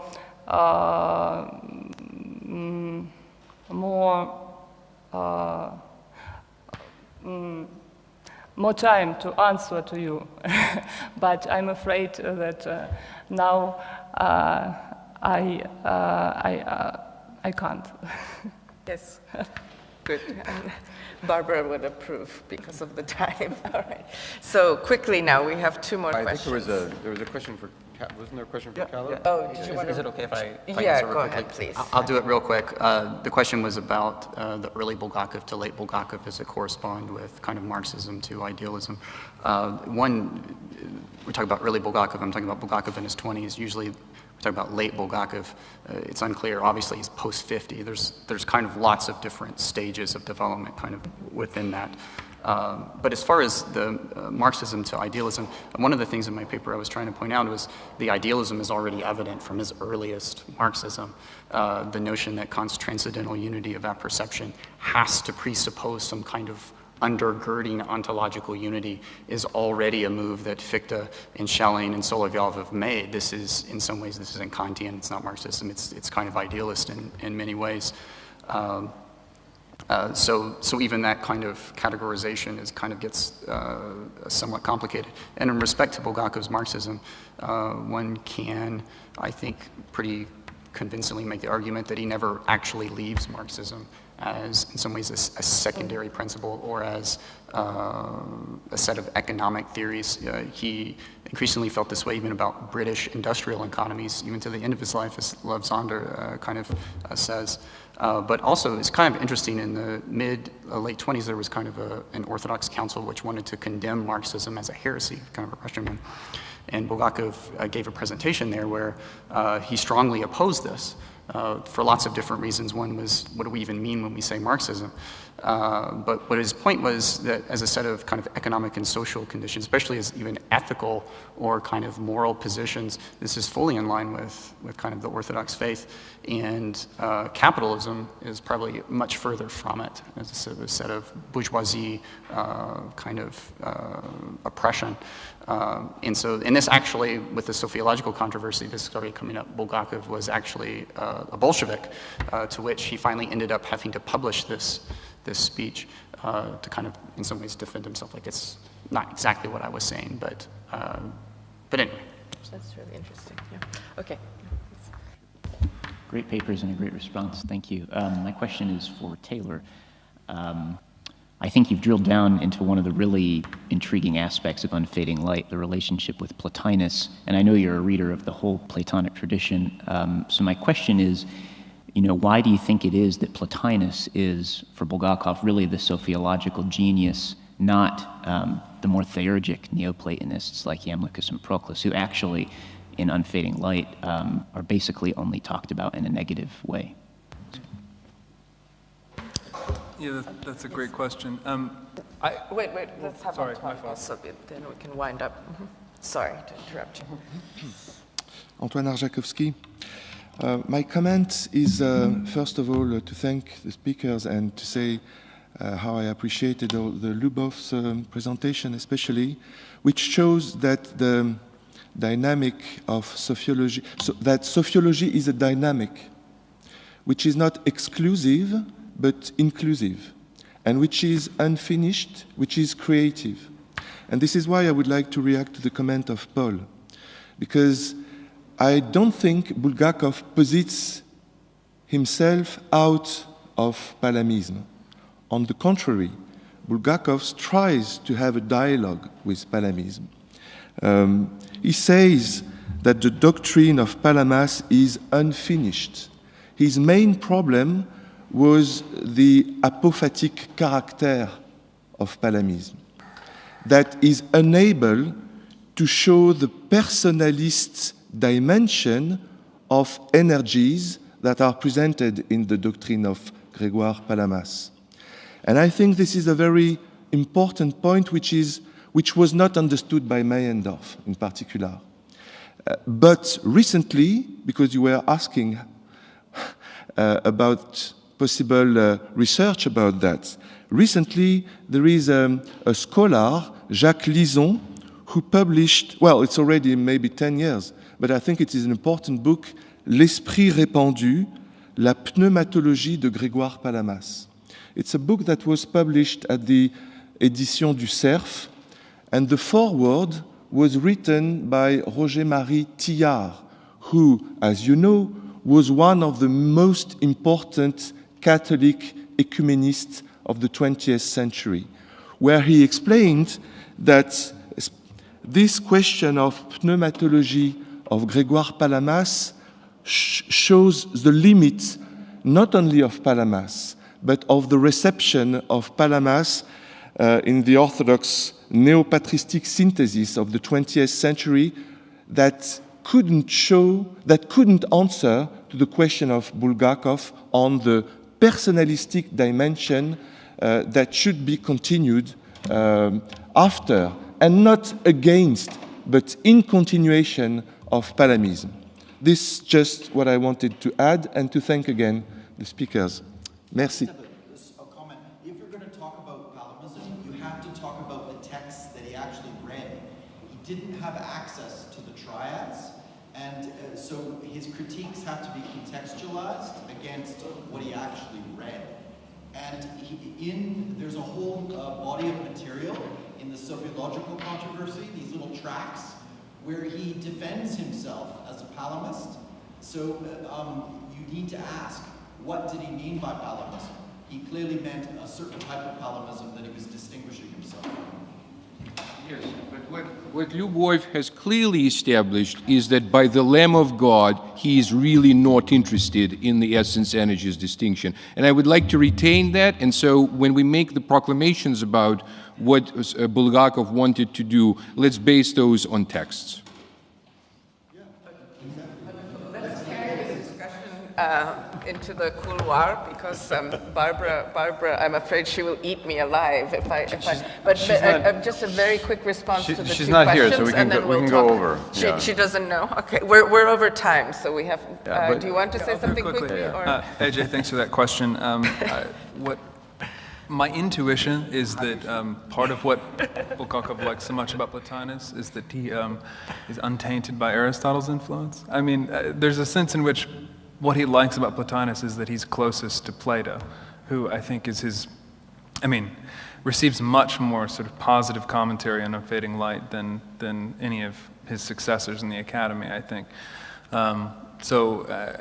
And I think that part of, again, he has a lot of negative comments to say about Plotinus's doctrine of matter, earthly material matter. But I think that he likes that there's a connection between that sort of that shadowy double of the one that you find in matter, and I think that he thinks that's picked up in the concept of intelligible matter too. So you have these sort of like two principles of creation. Anyway. Okay, thank you so much. Clearly, this has provoked much interest, so I invite you all to continue. So, after this vivid and creative session, it's time for coffee break. We need to be back at 11 o'clock sharp. Okay, thank you.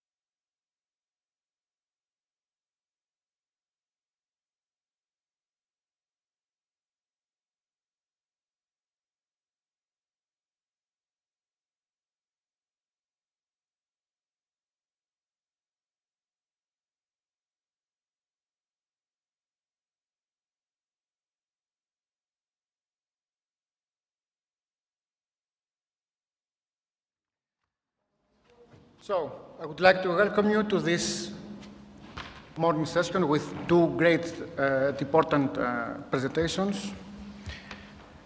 We will start with Professor Antonio Bergamo, who has studied theology at the Apulian Theological Faculty and perfected his studies at the Sophia University Institute in Lupiano, Florence, and the Institut Catholique in Paris. He is a priest of the Church of Lecce. He is a professor of theological anthropology and eschatology at the Apulian Theological Faculty, the Higher Institute of Religious Sciences Don Torino Bello at Lecce, of which he is the current director at the Sophia University Institute. With Città Nuova, he published Identità ne reciprocanti figure et ritma di anthropologia trinitaria and many other books in Italian language. So, Professor Bergamo, the floor is yours.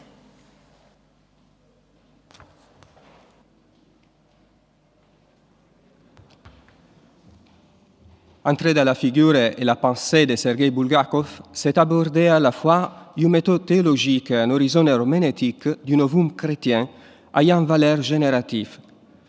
C'est se mettre à l'écoute des données en les accueillant dans leur complexité d'ensemble et leur déroulement épistémologique.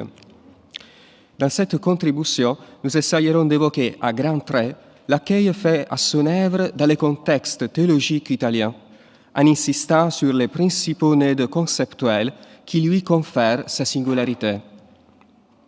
Dans la première partie, nous essayerons, à partir des critiques mises à son encontre, de décrire les points de départ herméneutiques du penseur russe. Dans une seconde partie, nous reviendrons sur l'accueil de l'œuvre de Bulgakov à partir notamment de la réflexion du théologien Piero Coda qui a mis en lumière certaines de ses potentialités. Dans la troisième partie, enfin, nous ébaucherons les cadres conceptuels pouvant résulter de cette élaboration fondée sur des bases correctes. On va voir la critique de la pensée de Bulgakov. Depuis les années 1970, la théologie catholique occidentale réserve à la pensée de Bulgakov un espace et une attention qui semblent désormais bien établis, non dénués à l'occasion de quelques critiques ou réserves. L'originalité de la perspective kénotique de cet auteur est à chercher dans les rapports entre christologie, trinité et ontologie. Si un scepticisme initial a plutôt relevé les limites de l'apparent subjectivisme attribué aux théologiens russes, en source von Balthasar, le premier, a dégagé les aspects positifs de sa pensée. Cependant, si d'une part ce dernier avait compris le rôle central de la relationnalité dans la compréhension de la kénose en tant qu'horizon herméneutique de l'événement trinitaire, il a également souligné les limites qui, d'après lui, relevaient d'un gnosticisme latent dans l'autre pôle conceptuel de Bulgakov, à savoir le pôle sophiologique. En réalité, la reprise par Bulgakov de la perspective chalcédonienne semble se référer à une relationnalité intrinsèque dans laquelle, à partir d'une vision d'ensemble, simultanément d'en haut et d'en bas, il est possible pour les sujets humains d'appréhender le réel par une sorte de réfraction du regard à la lumière de l'événement christologique trinitaire. Nous voyons donc comme Balthasar accueille la perspective kénotique de Bulgakov tout en rejetant sa perspective sophiologique, qu'il interprète en référence à la théologie russe, dont Bulgakov, certes, subit l'influence, mais dont il se distingue par les conclusions auxquelles le mène la maturation de sa pensée. Les réserves exprimées par les théologiens suisses semblent ainsi avoir pesé sur l'accueil initial des œuvres bulgakoviennes, notamment dans le contexte italien. C'est chez les théologiens italiens Marcello Bordoni qu'émerge en germe l'intuition d'une unité fondamentale de ces deux pôles, fondée sur l'événement de la révélation dans son sommet pascal. Nous sommes en 1996. Il met en évidence un jeu d'asymétrie dynamique entre les trois personnes divines, ainsi que dans la relation forte qu'elles établissent avec la création. Un dynamisme de directionnalité réciproque, non pas agressive et assimilataire, mais diachronique. La perspective kénotique ne doit pas être lue séparément, mais bien à partir de l'hypothèse de la relation en tant que catégorie ontologique. Cette intuition semble donc au fondement de l'accueil positif de l'œuvre de Bulgakov en Italie et de son déploiement singulier à la lumière du principe agapique. L'accueil de la pensée de Bulgakov en Italie sera présenté en deux temps. Nous aborderons la traduction et la publication progressive de ses œuvres pour nous arrêter ensuite sur leur accueil philosophico-théologique et sur leur herméneutique globale. La première étape est celle des années 1970. Au cours de cette décennie, la maison d'édition Yacabouk publie des recueils d'essais et les éditions Deonian, en 1971, font paraître la première traduction de Il Paraclito.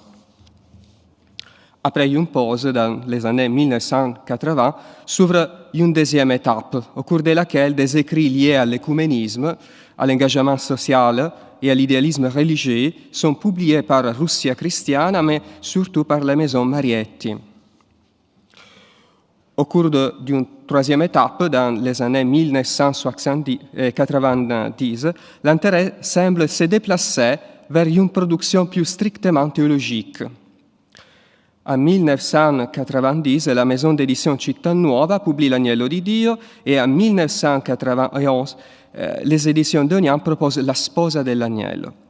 En ce qui concerne l'accueil de sa pensée théologique, une solide contribution a été apportée par Piero Coda, notamment avec L'Altro di Dio, et ce qui clôt les critiques initiées avec Evento Pasquale et Il Negativo e la Trinità.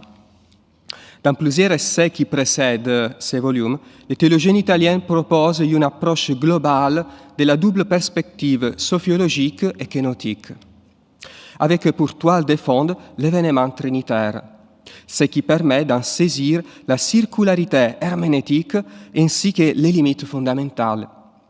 Cette élaboration fait l'objet d'une explicitation systématique dans l'Altro di Dio.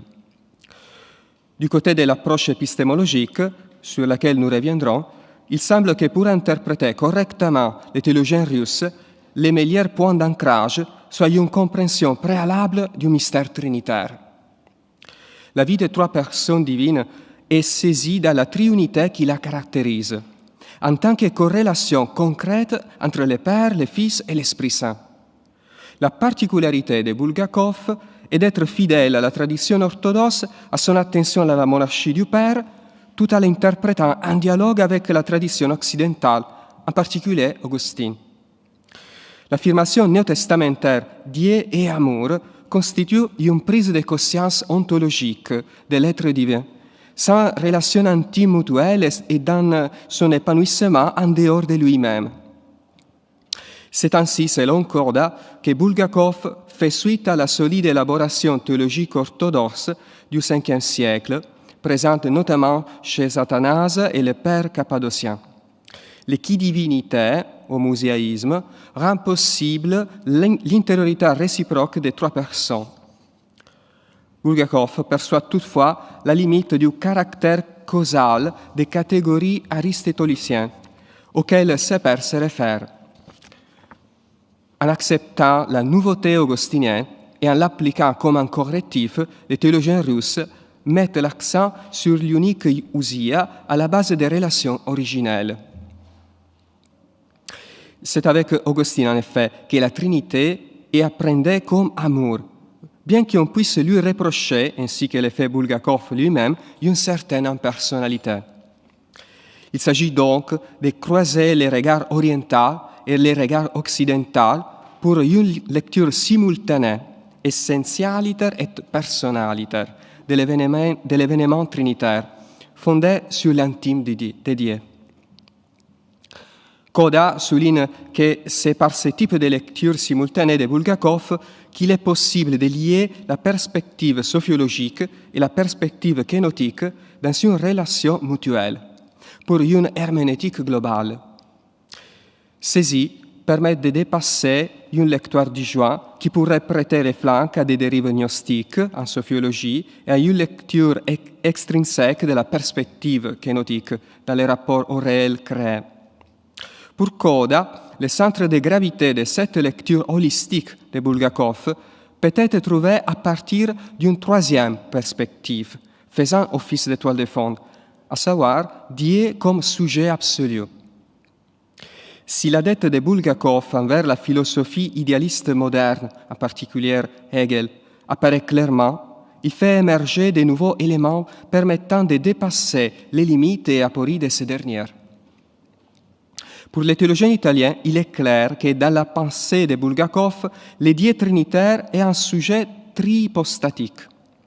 Dieu est donc un sujet absolu, en ce sens qu'il existe une corrélation intime entre les personnes divines qui se déploient dans la dynamique de l'autorévélation trihypostatique.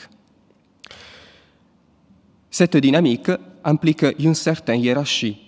La monarchie du Père, hypostase révélatrice, puis la taxis subordonnée du Fils et du Saint-Esprit qui en découle.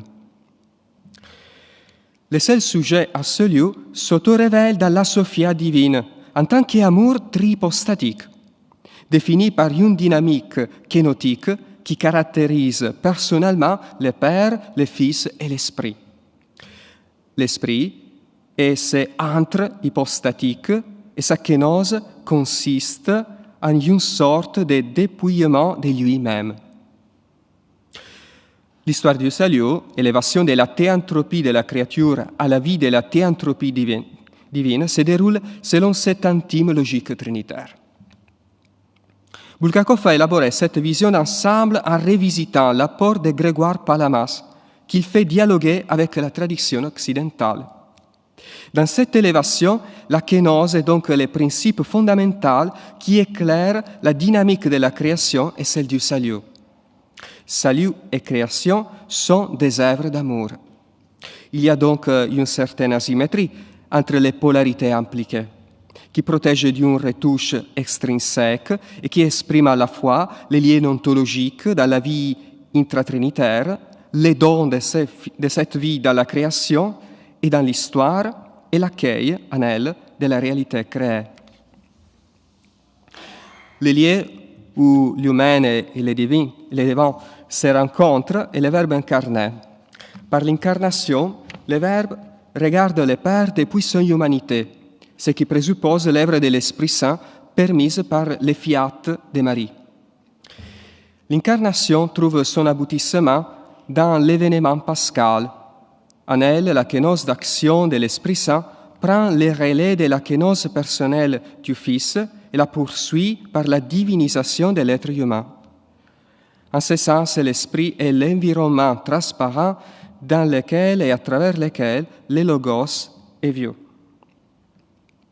L'être humain est ainsi conduit en liberté à entrer dans la vie divine, à participer à cette pulsation kénotique soutenue par l'Esprit Saint, à travers le renoncement à soi-même par amour. Il se réalise dans l'amour qui non seulement lui donne l'être, mais l'interpelle. Se fondant sur cette lecture simultanée de la perspective sociologique et de la perspective kénotique à partir de la réalité de Dieu comme sujet absolu, amour tripersonnel, Kekoda expose trois principes issus de la pensée de Bulgakov. 1. Le principe de la triunité divine, qui se traduit en plurunité ecclésiale, ce qui permet de dépasser le réductionnisme monologique hegelien en se basant sur l'affirmation ontologique de l'amour de Dieu. 2. Le principe du panenthéisme, dans lequel l'immanence et la transcendance de la Trinité sont asymétriquement en relation dans l'histoire et dans la création. La sophiologie se situe à cet endroit, posant la question, ainsi que le souligne Coda, du rapport entre nature et personne en Dieu, entre unité et multiplicité dans la création, entre incarnation et divinisation. 3. Le principe de la kénose intratrinitaire et historico-salvatrice, qui permet d'articuler la relation réciproque d'altérité entre le créateur et la création. On retrouve la trace de l'approche privilégiée par Coda dans des divers travaux parus en Italie au fil des ans, dont le propos est d'approfondir l'un ou l'autre aspect de l'œuvre et de la pensée de Bulgakov. Parmi eux se distingue l'étude de Graziano Lingua sur la sophiologie de Bulgakov, paru en 2000, sous le titre Kenosis di Dio e Santità della Materia. L'auteur aborde le thème de la sophiologie à partir de la catégorie de la création. La sophiologie, écrit-il, est une Weltanschauung, une vision chrétienne du monde. En 2001, Arvidas Ramonas publie une étude sur l'eschatologie chez Bulgakov, sous le titre L'attesa del regno, Eschaton et Apocalypse in Sergei Bulgakov. Bulgakov y est présenté comme l'un des plus brillants représentants de la pensée eschatologique russe, le premier dans la tradition religieuse de son pays à avoir élaboré systématiquement une théologie eschatologique orthodoxe. En 2004, une étude d'Andrea Pacini, intitulée Lo Spirito Santo della Trinità, il filioque nella prospettiva teologica di Bulgakov, aborde les thèmes pneumatologiques chez Bulgakov avec un accent particulier sur son incidence écuménique. Dans ces pages, l'auteur reprend la critique du principe de causalité par les théologiens russes, ainsi que le caractère central de la catégorie de la révélation et de l'acte agapique intratrinitaire au fin d'une herméneutique personologique de la Trinité. En 2006, l'estasi del bello nella sophiologia di Bulgakov, une étude de Luigi Razzano, pose que l'intuition du principe esthétique est à la base de toute la pensée théologique de Bulgakov, et sa compréhension se révèle à la lumière de la catégorie de la sophia. La sophiologie est donc cette catégorie qui interprète les rapports intimes et inéluctables du monde avec ses origines, dans un processus constant de récapitulation et de synthèse entre l'expérience et l'éternité.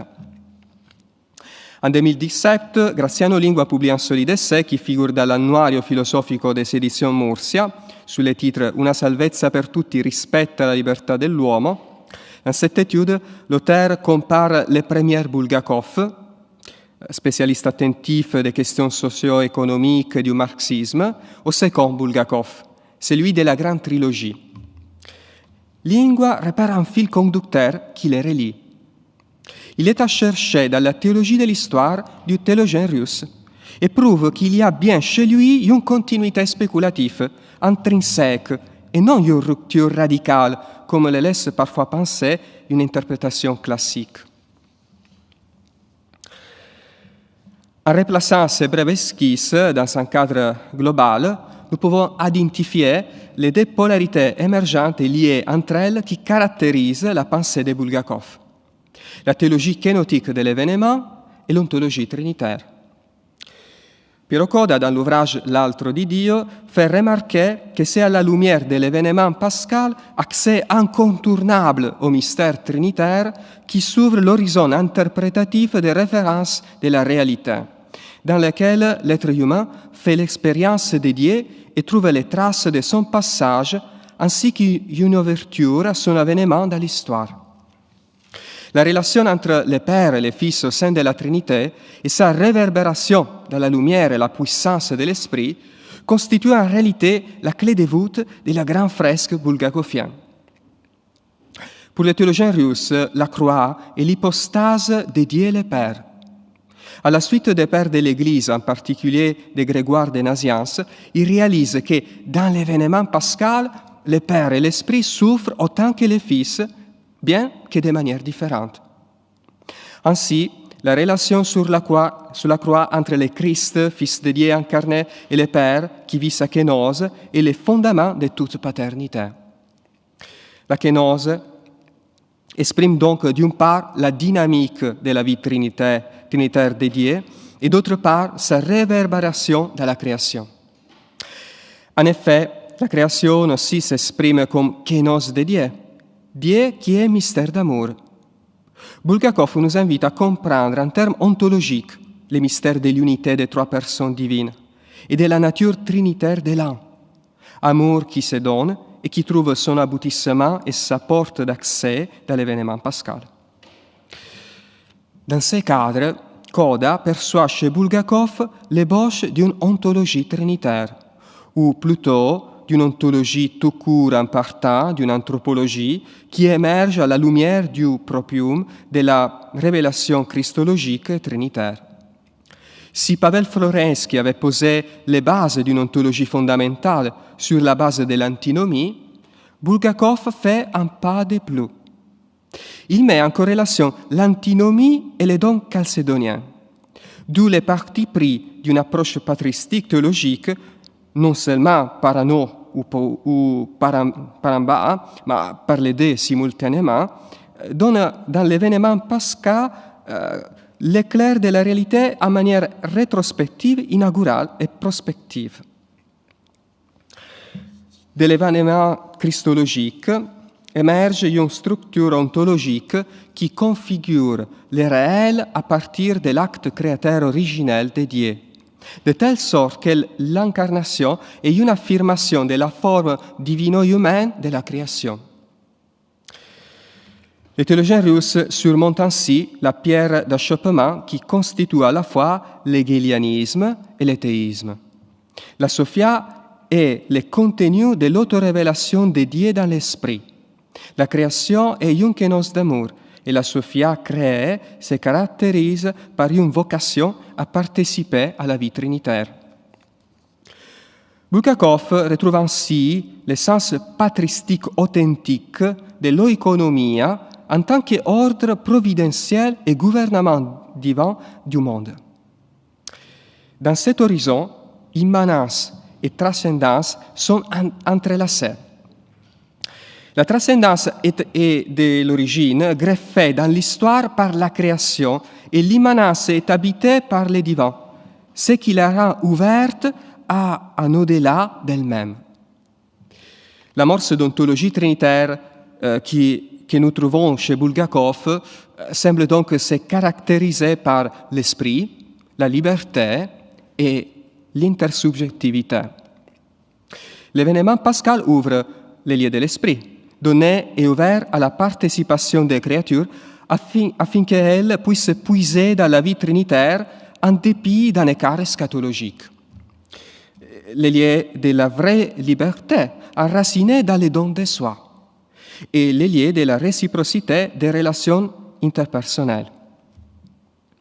Dans l'humanité du Verbe incarné, qui vit la dynamique de la kénose jusqu'au son sommet pascal, c'est toute l'humanité, toute la chair, qui, dans la chair assumée par le Fils, est rejointe dans la lumière et la force de l'Esprit par l'amour du Père.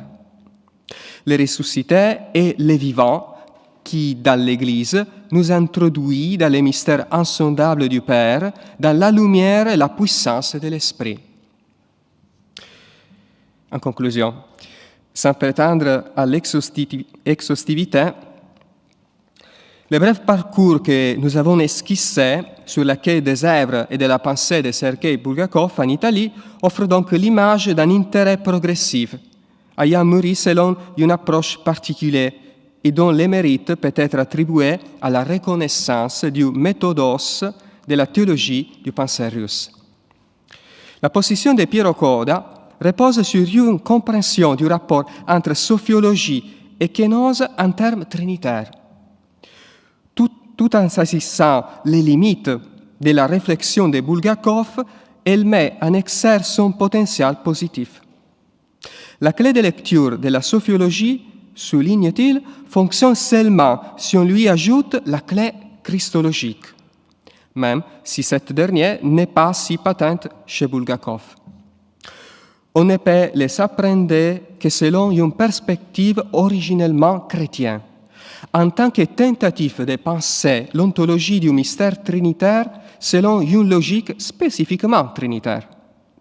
Autant pour ce qui concerne l'être de Dieu en soi, la Trinité immanente, pour se référer à la terminologie de Karl Rahner, que pour ce qui concerne la relation entre l'incréé et le créé, faite de création et de rédemption, divinisation, dans le Christ crucifié, ressuscité et dans l'esprit de Pentecôte.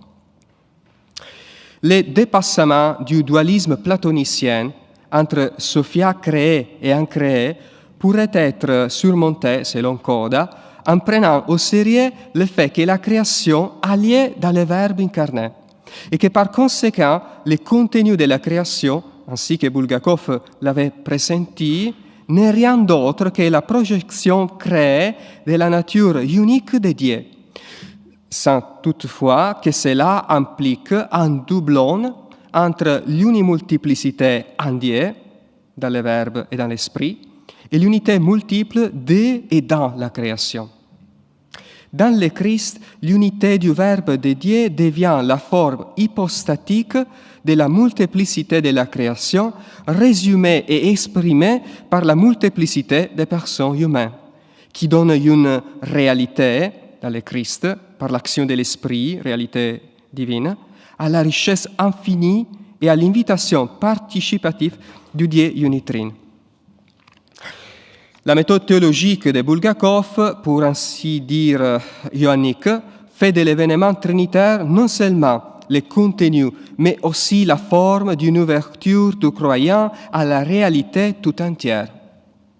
Selon une perspective globale, ce qui, tout en sauvegardant la subjectivité humaine dans sa consistance ontologique, situait cette subjectivité dans une relation constitutive et émergeant avec les dieux âne et trine qui place dans l'être ce qu'il est et, par la grâce, accompagne le réel et le transcende.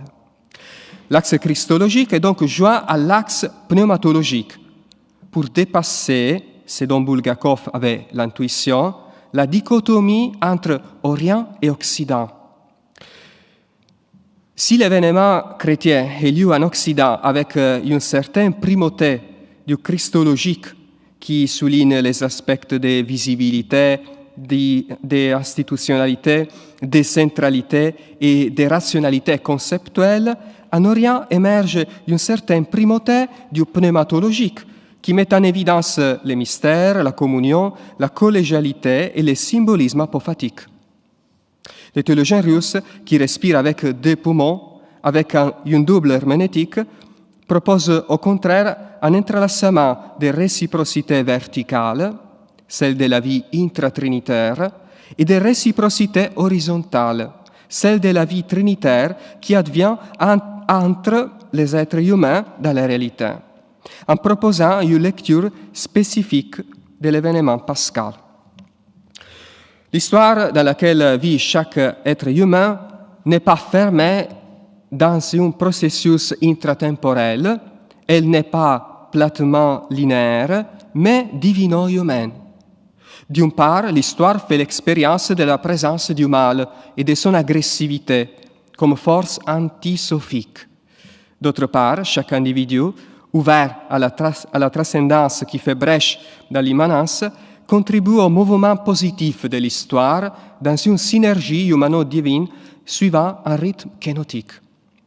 De plus, comme le suggère à nouveau Coda, il s'agit de relire la perspective de la Sophia avec un accent non seulement protologique, ce que tend à faire Bulgakov, mais plus résolument eschatologique. Ainsi, la Sophia ne sera rien d'autre que la création récapitulée en Christ par l'œuvre de l'Esprit, où Dieu devient tout en tous. La vie et la pensée de Bulgakov ne sont donc pas seulement une formidable performance spéculative, mais aussi un exercice d'auditus temporis, c'est-à-dire d'écoute attentive de la réalité, visant à donner une traduction concrète aux instances de plénitude de vie qui habitent l'être humain et qui jalonnent l'histoire selon un rythme trinitaire où le don de Dieu devient la source et le sommet de l'existence. Merci de votre attention.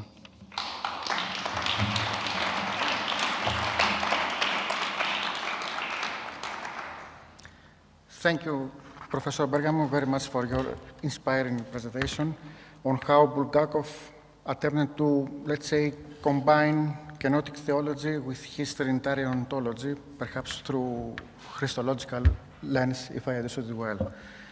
So we have around 15 minutes for questions.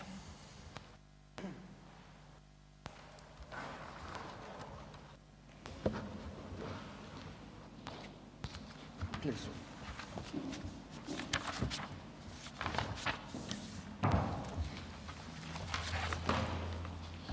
In which language? En français, en anglais? Je vais parler français et après je traduirai en anglais. I will say a few words in French and then in English. Je voudrais vous remercier beaucoup pour votre intervention que j'ai trouvée absolument passionnante et d'une grande clarté, d'une grande limpidité et qui est très réjouissante parce qu'il montre donc toute l'importance croissante de la sophiologie bulgakovienne en Italie.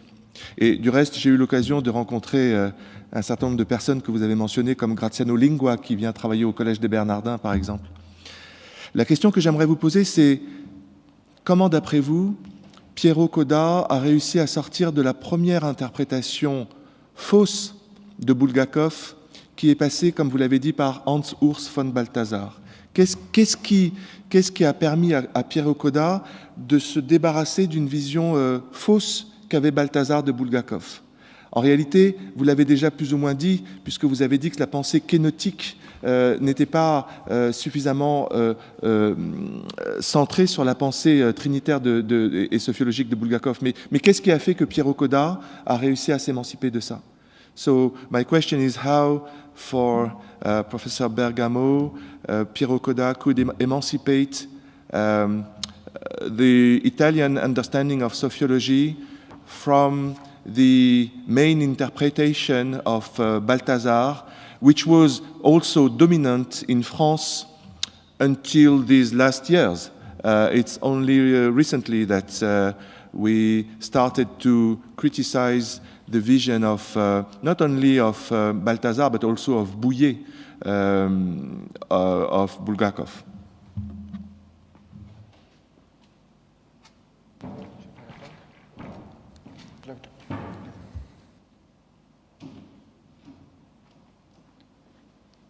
Mark McEnroy, the University of St. Thomas. Maybe I can speak in English and someone can translate.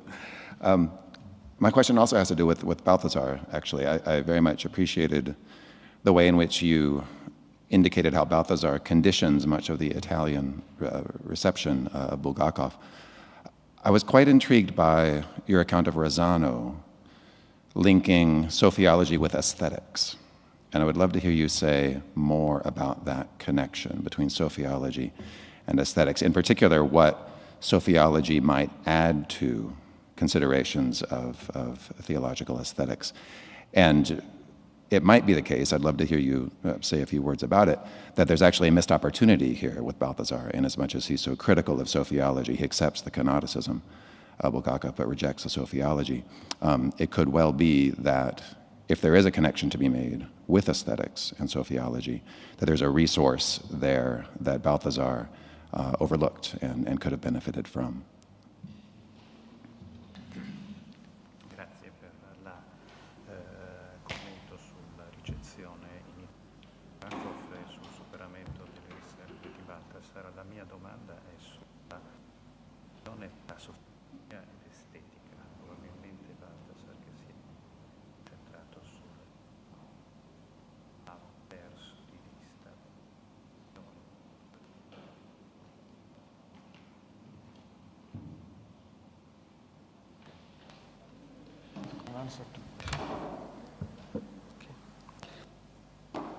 J'essaie de répondre, je vous remercie des questions. Coda a lu dans Balthasar une tentative de voir la sophia comme présupposée à l'union des deux natures en Christ. Selon Coda, on doit lire en Bulgakov une tentative de voir à travers les deux natures de Christ, la théanthropie, la relation qu'il y a entre la sophia créée et incréée. Et c'est une lecture extrinsèque, selon Coda, c'est de Balthasar, parce que le point de départ n'est pas l'événement pascal. Mais l'événement pascal, il y a comme superposé. Balthasar disait un schéma suprachristologique. Coda dit, non, pour Bulgakov, les lieux où se donne l'accès à la vie trinitaire, où se donne la relation entre la sophia divine et ancrée, c'est dans les lieux, dans les verbes incarnés.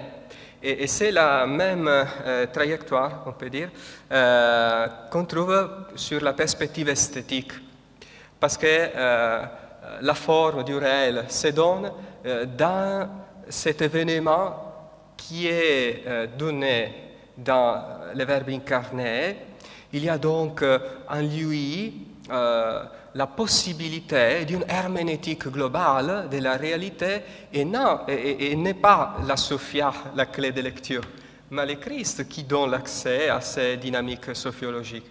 Il y a un déroulement différent selon Coda. Et par exemple, le texte que je citais sur l'ecstasy del bello, l'extase du beau en Bulgakov, il y a beaucoup de développement parce qu'on peut voir que le beau, c'est quelque chose qui trouve sa forme dans le Verbe incarné, toutefois. Oui. Joshua. Ah, okay. Do you need translation? Okay.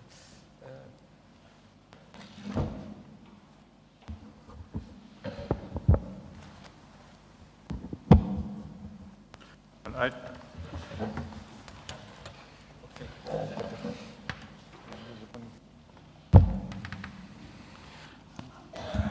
just try to translate both answers, although it's not easy. The first is that, yes, what has permitted Coda to overlook or to go beyond the critique of Balthasar, that is the distinction of increate and created Sophia, which was just read as the two natures of Christ by Balthasar in a sort of mythological and agnostic way, for Coda is to be linked to the centrality of the Paschal event. And this is the key to understand the sociological key in Bulgakov. Bulgakov is rethinking the Paschal event of the Christ as a kenosis and as a coincidence of the two Sophia. And the second question, in this key is also important the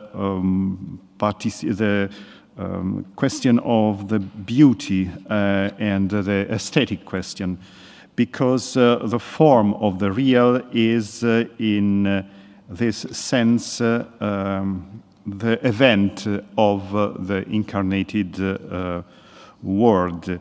The incarnated Word permits, allows a global hermeneutic, and it is the Christ that allows this hermeneutic of all the real as an incarnated Word, not the Sophia as such. And the beauty finds its form, in fact, in this reshaping of the creation by the Paschal event, the incarnation, cross, and resurrection. And this is a sort of Sophianic reading of the Paschal event. And in this key, the aesthetic is the revelation of the beauty of what is beautiful through the Christ. We have time for one quick question by Joshua. Joshua Heath, University of Cambridge. Je vous remercie de votre présentation. Je vais aussi poser ma question en français, puis en anglais. Juste à la fin de votre conférence, vous avez insisté sur le fait que le projet de Bulgakov doit être compris comme un exercice, pas comme un édifice spéculatif, mais comme un exercice de l'écoute à l'histoire. Et je vous invite tout simplement à prolonger cette idée parce que je suis tout à fait d'accord et je veux savoir comment, concrètement, nous pouvons cerner ce modèle trinitaire dans notre accès à la réalité quotidienne. I just said that at the end of the lecture, there was the insistence that Bulgakov's project is as much a practice of listening to history as it is a speculative edifice, and I just invited a further reflection on how we can see this Trinitarian model more concretely in our everyday access to reality.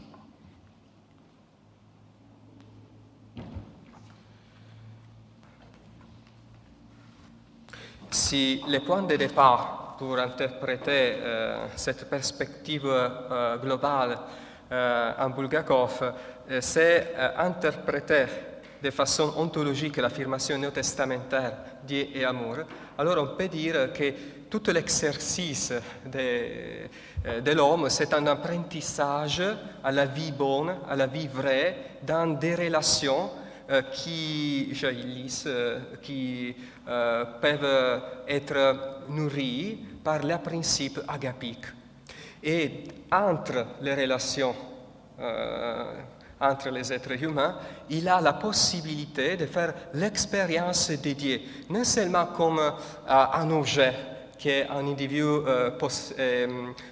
possédé dans sa vie, mais comme un exercice relationnel où la liberté, la réciprocité et les dons de l'esprit font leur partie, leur possibilité d'être un méthodos existentiel. Et c'est dans cette perspective, alors, toutefois, qu'on peut dire que le Verbe incarné, c'est le lien d'accès à la vie trinitaire. C'est la possibilité de vivre de manière filiale. Toutefois, il y a un écart eschatologique aussi. Merci.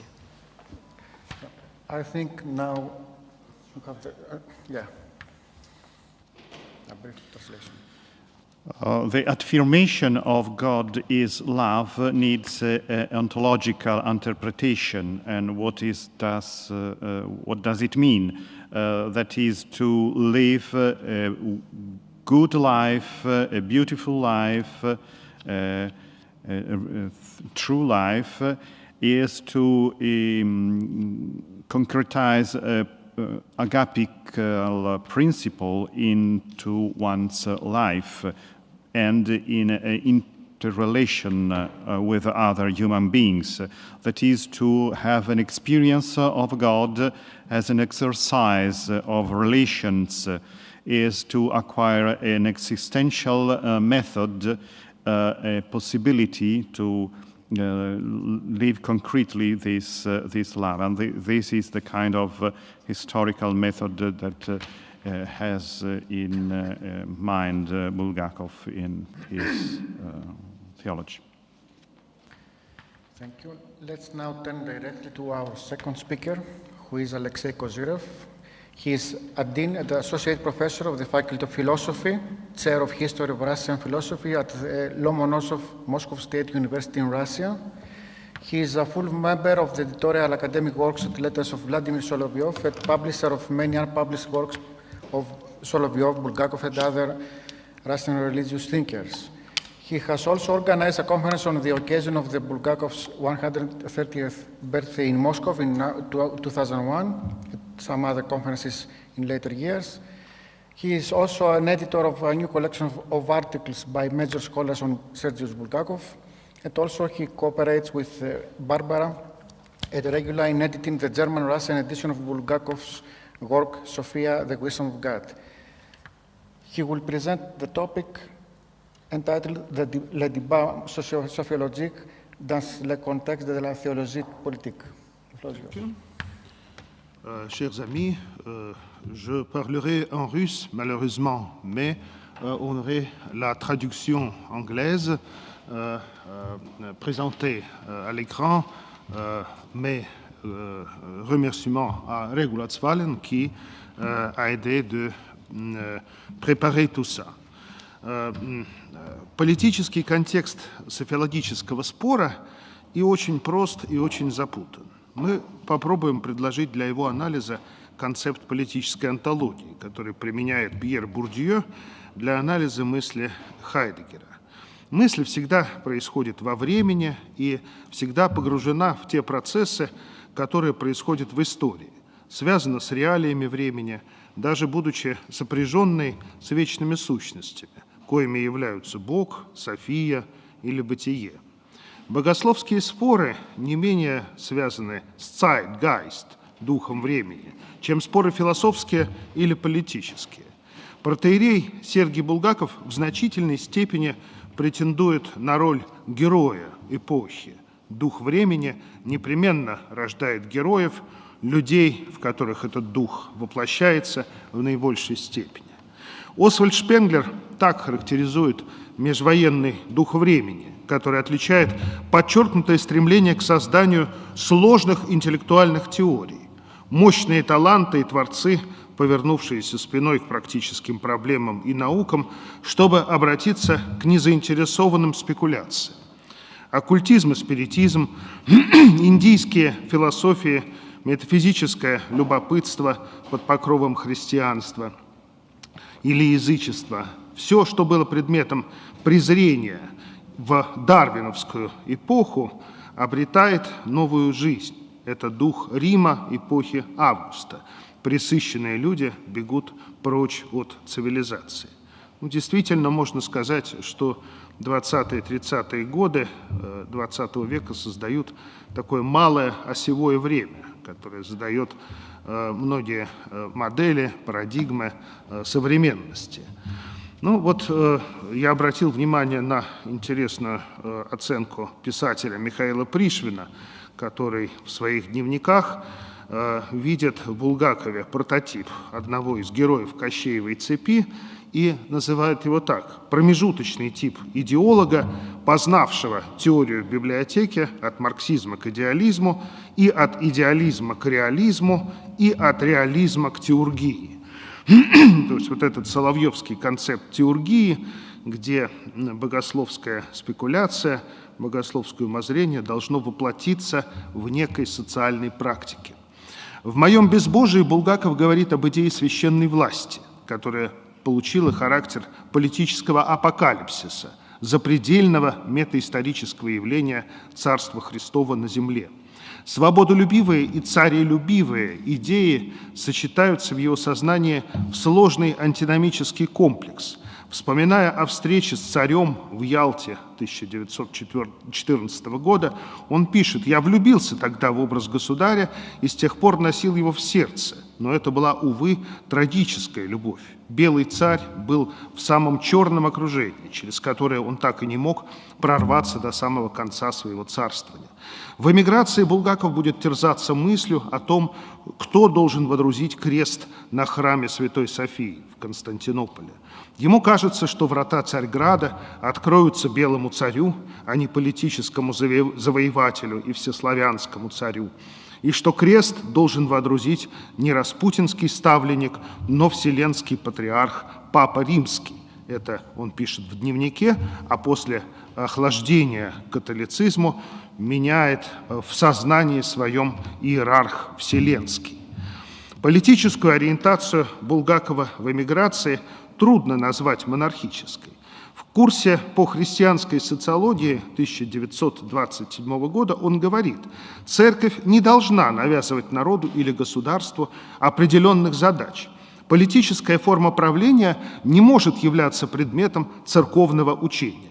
Надо разделять Божие и Кесарево. Монархическое государство имеет то преимущество с христианской точки зрения, что оно единолично, как вообще духовное начало, но не следует возлагать бремен неудобоносимых на одного человека. Вера в церковный народ, управляемый промыслом Божьим, так можно назвать политическое кредо Булгакова. Не случайно после февраля 1917 года Булгаков одержим мыслями о реформировании церковного прихода, который мог бы стать основой церковной демократии.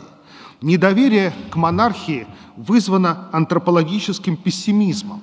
Каждый человек в меру своей слабости может понести лишь малую долю ответственности, и нести ответственность он должен с помощью других. Власть есть общее дело христианского народа. Каждый ответственен. Неправильно преувеличивать харизматический характер царской власти. Принципиально иной по отношению к монархии была позиция представителей карловацкой юрисдикции. Размежевание с евлогианами проходила отнюдь не в последнюю очередь как раз по вопросу об отношении к монархии как необходимой форме православной власти. Автор, обличающий Булгакова книги «Новое учение о Софии», архиепископ Серафим Соболев, полагал, что святая святых русского народа не имеет ничего общего с конституционной и республиканской формой правления. Здесь человеческая личность не может найти поддержки в осуществлении своих высших религиозно-нравственных запросов. Убежденность в единственности монархии как формы правления для России сочеталась для епископа с лелеемой мечтой о законе, вводящем смертную казнь за пропаганду атеизма и кощунства. Во время разгоревшегося в 1939 году спора вокруг публицистической деятельности профессора института Федотова, поддерживающего испанских республиканцев, его институтское окружение заняло активно декларируемую аполитическую позицию. Позиция Булгакова была тогда на стороне правления. В феврале 1939 года он обратился к Федотову с призывом во благо института прекратить газетную публицистику. После операции на рак горла через полгода он попросил у Федотова взаимной амнистии. Не стоит забывать, что Булгаков был активным участником экуменического движения, а политические вопросы занимали важное место в повестке экуменических собраний и съездов. В июне 1937 года он вместе с Федотовым участвует во Втором Всемирном христианском съезде по вопросам жизни и труда в Оксфорде, год выхода английского перевода работы «The Wisdom of God». Федотов публикует отчет о работе съезда в отечественных записках. Фашизм стоит уже в центре Европы и ведет европейский корабль к катастрофе. Остается надежда, что христиане разных конфессий, сплотившись, смогут остановить катастрофу. Констатируя, что в мире уже нету ни одной абсолютной монархии, капитализм представляет собой хаотические обломки, демократия стоит перед лицом грозного кризиса, а социализм, победивший в одной стране, раскрыл свои глубинные противоречия, Федотов делает вывод: светское тоталитарное государство есть совершенно новый факт в истории мира, а создаваемые немецкими христианами богословские теории кое в чем подозрительно перекликаются с русским славянофильством и мессианизмом. Неудивительно, что Оксфордская отповедь им местами напоминает Владимира Соловьева, его полемику по национальному вопросу. Поэтому церкви не пристало оставаться только в атмосфере разреженной молитвенной духовности. Никогда еще в своем героическом прошлом церковь не была так связана с господствующими группами и формами общественной жизни, как в эти века духовного индивидуализма. Особой темой является политический аспект осуждения софиологии Московской патриархии в лице заместителя патриаршего местоблюстителя митрополита Сергия Страгородского. Выход двух указов от 7 сентября и от 27 декабря 1935 года, адресованных митрополиту Елеферию, окормлявшему западноевропейские приходы Московской патриархии, рассматривается иногда как часть соглашательской просоветской деятельности митрополита, получившего в конце жизненного пути сан патриарха лично от Сталина. Так воспринимался первый указ в близкой отцу Сергию среде русской эмиграции. Прихожанка московского храма Мария Калаш, писавшая под псевдонимом М. Курдюмов, пишет отцу Сергию: «Дошло до того, что составление указа приписывают ГПУ, а рассмотрение ваших богословских трудов чекистам во главе с Егодой». Указы не были выражением единоличного мнения митрополита Сергия. В их основе лежали определения, подписанные 11 архиереями. Они имели вид соборного суждения малого неполного собора из прилучившихся архиереев. 22 июня 1934 года митрополит Сергий и еще не распущенный тогда Синод выполняют требования советского правительства и объявляют карловчан схизматиками, с вытекающими отсюда запрещением в служении всех оказавшихся в иной юрисдикции. Поскольку окончательного разделения между карловчанами и евлогианами тогда еще не произошло, то это крещение можно считать распространенным и на все парижские приходы, кроме московского. Первое осуждение булгаковской софиологии произошло в 27 году в послании архиерейского синода РПЦЗ. О готовящемся новом, теперь уже соборном определении карловчан митрополит Сергий и его сотрудники в Париже, скорее всего, знали. Можно было высказать предположение, что указ от 7 сентября должен был его опередить.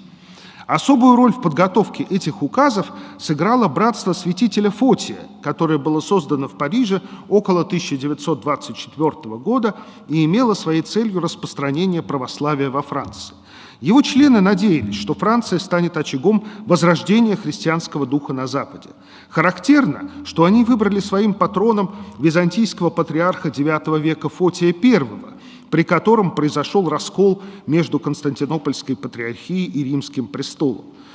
Первым начальником братства с 25 по 31 год был Алексей Ставровский, получивший образование на философских и богословских факультетах в Софии и в Берлине, на филологическом факультете в Сорбонне и в Сергиевском богословском институте, который, впрочем, он не закончил. Лосский стал его заместителем, Владимир Лосский. Указ был выпущен по донесению, посланному из Литвы Ставровским, содержащему критический разбор книги «Агнец Божий», которую митрополит к моменту выхода указа не видел. Инициатива этого донесения принадлежала не митрополиту, а фотиевцам. Калаш пишет Булгакову: «Митрополит Елеферий не столько поручил, сколько согласился на предложение Ставровского послать в Москву выписки из вашего труда. Самым простым было бы переслать вашу книгу «Агнец Божий» митрополиту Сергию, который не знал, что пересылка возможна. Как мне очевидно ясно, Ставровский не ограничился подтасованными выписками, но сочинил собственный отзыв, и не только об учении вашем, сколько, вероятно, о том, что учение настойчиво проповедуется вами везде и всюду, что все православное зарубежье и даже часть инославных, влекомых к православию, заражены софианством. Ставровский был вынужден уехать из Парижа в Каунас после растраты чужих денег. Митрополит Елеферий принял его к себе псаломщиком. Калаш пишет, что он нелюбим ковенским духовенством, упоминает и о его самоуверенном критицизме всех и каждого и жандармском духе в Христовой Церкви. Об авторстве Ставровского свидетельствует и Владимир Лосский, вынужденный письменно объясниться с Булгаковым после разразившегося скандала. Фигура Лосского оценивается Калаш тоже не менее ярко. Человек глубоко честный, несомненно ученый, но того совершенно консервативного склада, которым определяется не только политический, но и своеобразный религиозный фашизм, склонный к преувеличению церковной дисциплины даже до крайности. Свое письмо Булгакову, брошюру «Спор о Софии» и разъяснение братства Лосский подписывает «БФ», что означает «братство Фотия», имитируя тем самым криптонимы католических орденов. Братство просуществовало до начала 50-х годов. Вспомним булгаковскую критику духовной педократии, интеллигентского культа учащейся молодежи в сборнике «Вехи», или слова Бердяева о том, что фашизм – это диктатура молодежи. Зернов характеризует Алексея Ставровского как человека властного и боевого темперамента. Оказавшись в Литве, он пережил там оккупацию, занимал должность поверенного по делам русского населения Литовского округа, сотрудничал с нацистами, после освобождения Литвы бежал в Италию, укрылся в Риме в католическом монастыре у отца Филиппа де Режиса, основателя Руссикума. Там скрывалось много русских беженцев. За переход в католичество платили $220, сумму, достаточную для получения визы на американский континент. В 1948 году в числе тысяч русских беженцев, посаженных на корабли отцом Филиппом, Ставровский эмигрировал в Аргентину, в Буэнос-Айресе, вошел в комитет российской колонии, издавал брошюры, сотрудничал в газете для русских эмигрантов «За правду». О католическом вероисповедании Ставровского после его эмиграции свидетельствуют статьи, написанные им в поддержку папского догмата непогрешимости. Владимир Лосский, напротив, не заморал себя сотрудничеством с нацистами, принимал активное участие в движении сопротивления, оказавшись во время оккупации во Франции. Митрополит Сергий испытывал доверие к Фотиевскому братству. В В переписке с сербским патриархом Варнавой он называет русскую эмиграцию не политической, а духовной. Революция для него – духовный катаклизм, а коммунизм – секулярная религия. Он пишет, что указанная Богом задача эмиграции – это открыть западному христианству все богатство православной веры, и упрекает эмиграцию в том, что вместо этого она увлекается бессмысленными раздорами и неизменными осуждениями, и травлей как в печати, так и самвона. В книге «Патриарх Сергий и его духовное наследство», выпущенной издательством Московской Патриархии в 1947 году, опубликовано без указания адресата 3 письма митрополита Сергия Владимиру Николаевичу Лосскому. Одно из них целиком посвящено истории с Булгаковым. Но в политическом контексте более интересным является письмо, в котором митрополит делится с Лосским своими суждениями о характере православной миссии в Европе. Митрополит Сергий благодарит Лосского за присылку вашей брошюры «Спор о Софии» и в том же письме сообщает: «Вы можете смело утверждать, что об этой книге я сужу отнюдь не по выпискам, она мной была получена и внимательно прочитана». Это совпадает с сообщениями Калаш, что примерно в середине октября 1935 года Агнец Божий был отправлен митрополиту ею. Сами братчики просто не догадались этого сделать. Полученный экземпляр был достаточно быстро прочитан митрополитом Сергием. Можно предположить, что появление указов вызвано не давлением советской власти, но ставкой митрополита Сергия, сделанной на молодых ревнителей веры, выступивших с амбициозной программой православной миссии среди инославных. За Булгаковым был опыт дореволюционной интеллигенции, пришедшей к православию. За фотиевцами – готовность к литургическим и языковым новациям для расширения православной миссии на территорию Латинского Запада. Интересная цитата из письма Манухиной Вере Буниной. «Фотиевские мальчики, народ молодой, самонадеянный, полагают по молодости, что, начитавшись отцов церкви, можно обо всем судить, подпираясь их авторитетом. Но тут совсем иной план, а поэтому другие пути познания истины». За рамкой этой цитаты стиль и поведение фотиевцев, которые затрудняют возможность встать на сторону обвинителей. Мать Мария вернет книгу Владимира Лосского ее автору со словами «книг, написанных доносчиками, не читаю», даже если, по сути, многие из высказанных аргументов могут быть справедливы. Владимир Бибихин связывает неудачу спора о Софии с отсутствием императорской власти, которая могла бы легитимизировать его результаты, и проводит параллель с паламидскими спорами XIV века. Булгакову не хватило своего Кантакузина. Бибихин однозначно рассматривает софиологию как развитие паламидской проблематики. Софиология протоиерея Булгакова, продолжающая паламидский догмат, была осуждена Московской митрополией в большей мере или, может быть, исключительно из-за ее желания быть политически корректной. Из-за привязки православной церкви к власти догмат о сущности и энергиях распространился только на области, подданные Иоанну Кантакузину. Точно так же осуждение булгаковской софиологии не распространялось на территорию, на которой уже фактически существовала автокефалия. В византийской модели царской власти одной из важнейших ее функций является догматический союз, о котором писал протоиерей Александр Шмеман, с духовной властью, позволяющей защитить церковь от ересей. Указы Московской Патриархии не обвиняли Булгакова в ереси напрямую, а определение Архиерейского собора РПЦЗ решает признать учение протоиерея Булгакова о Софии Премудрости Божией еретическим. В дневнике архимандрита Киприана Керна мы находим выдержки из доклада архимандрита Кассиана Безобразова архиерейскому совещанию, в котором приводится мнение Карташова, одного из членов комиссии, назначенной митрополитом Евлогием. Карташов, очень интересно, отметает обвинение Булгакова в ересе. Ни для кого недоступными, по сути, называя сочинения Булгакова ни для кого недоступными, по сути, трудности ультраакадемическими томами, признавая, что ересь есть трагическое заболевание, реальная лихорадка всей церкви, а не типографический факт где-то в академических дебрях. Карташов высказывал свое убеждение, что все это дело затеяно книжниками и фарисеями-лицемерами не из чистой ревности о славе Божьей, а по вдохновению тактической злобы и мелочных мстительных страстишек маленьких ничтожных демагогов, пользующихся болезненной раздражительностью несчастных иммигрантских масс.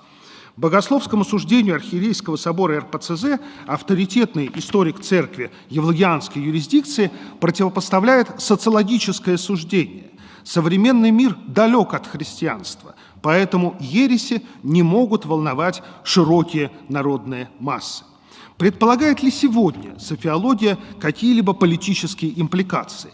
Может ли софиология коррелировать с каким-либо политическим режимом?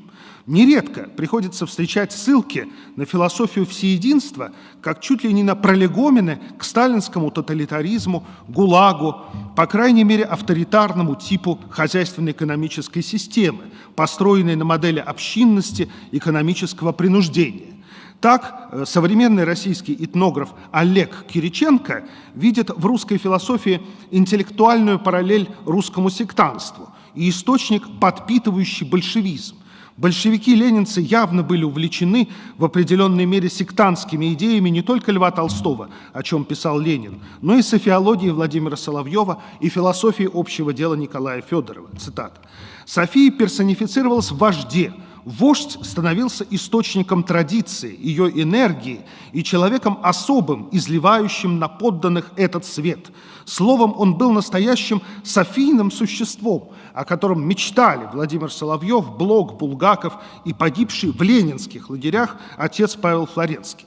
Другой современный автор, Василий Щипков, видит в софиологии дискурс модерна, который радикальная ортодоксия, здесь присутствует замечательный Джон Милбанк, да, стремится использовать для рехристианизации западного мира.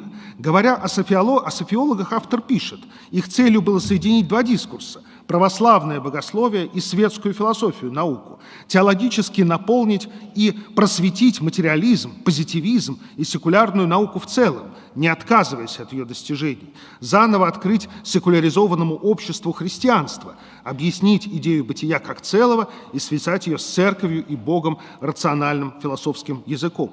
Однако использование софиологии в этой цели часто является предметом критики консервативно настроенных современных православных публицистов, к которым, в частности, относится и Василий Щипков.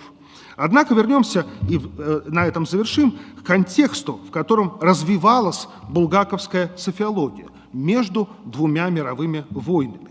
Мартин Хайдеггер в речи, прочитанной 27 июня 1945 года, которая называется «Нищета, Армют», обращается к софиологической проблематике русской философии.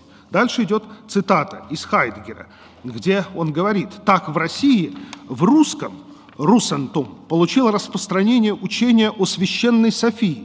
Оно и сегодня еще живет в русской мистике, принимая такие формы, которые нам даже трудно себе представить. Действие духа, как всепроникающая сила просветления и мудрости, Софии, магично. Сущность магического столь же темна, как и сущность пневматического. Но мы знаем, что теософ и философ Яков Бёме, гёрлицкий сапожник, тишайший из тех сапожников, как его называли, узнал магическое в свете своей сапожнической лампы и помыслил его как изначальную волю. Учение Бёме о божественной Софии стало известным в России уже в XVII веке. Русские говорили тогда о святом отце церкви Якобе Бёме. Возобновление этого влияния Бёме произошло в России в начале XIX столетия, совпав с мощным воздействием Гегеля и Шеллинга, Владимир Соловьев. Поэтому отнюдь не будет преувеличением, если я скажу, что сегодня недальновидно и недостаточно продуманно рассматривают только как нечто политическое, даже грубо политическое, и называют русским коммунизмом, пришло из духовного мира, о котором мы почти ничего не знаем. Надо сказать, что здесь Хайдеггер удивительным образом совпадает с точки зрения Бердяева, истоки и смысла русского коммунизма. В финале этого текста Хайдеггер говорит о том, что исход войн основан на духовных решениях и упрочивает их. Требуется осмысление того, что лежит в духовной сущности народа, для того, чтобы вступить в диалог. Сильно огрубляя мысли Хайдеггера, задумывавшегося об основах послевоенного европейского миропорядка, можно изложить так: выиграл войну тот, у кого было учение о Святой Софии. Спасибо.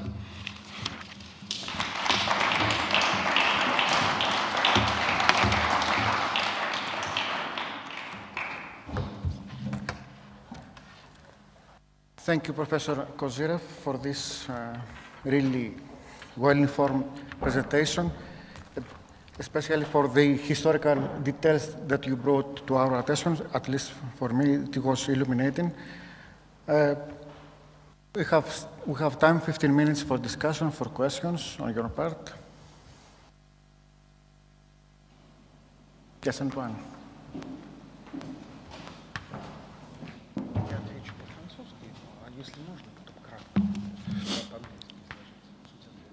Merci beaucoup, cher Alexis, pour cet exposé tout à fait passionnant qui montre bien qu'aujourd'hui, il faut prendre distance par rapport aux polémiques politiques des années 30 pour avoir un point de vue plus argumenté, avec plus de distance, avec plus de sagesse de cette question. Je trouve que c'est tout à fait convaincant. Ma question, c'est simplement des questions de clarification, parce que tu as parlé très rapidement, et il y a deux choses que je n'ai pas bien compris. La première, c'est concernant Vassili Shipkov, que tu cites à la fin.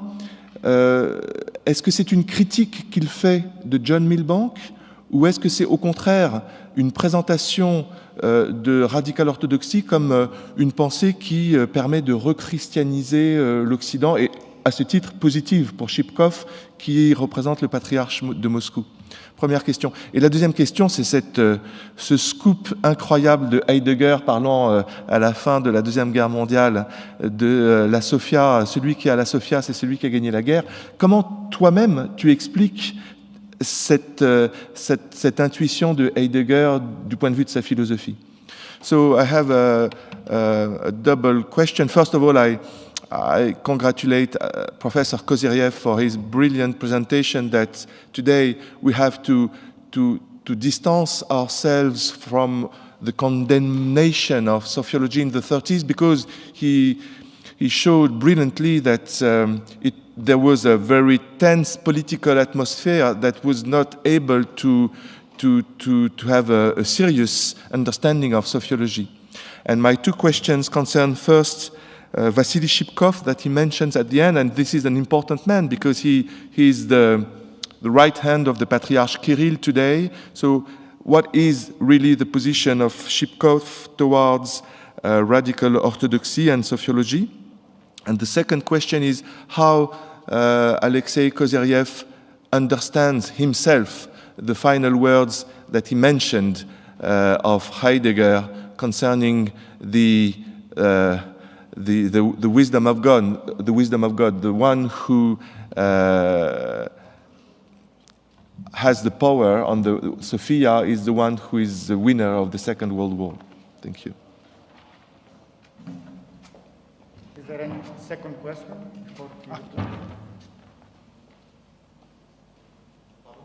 No, please.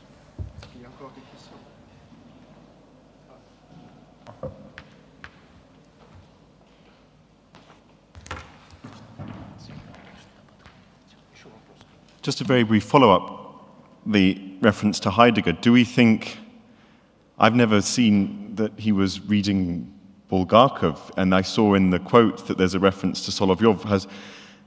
Presumably Heidegger had read Solovyov. Had he read Bulgakov? I've never heard that, but I'd be interested to know if he had.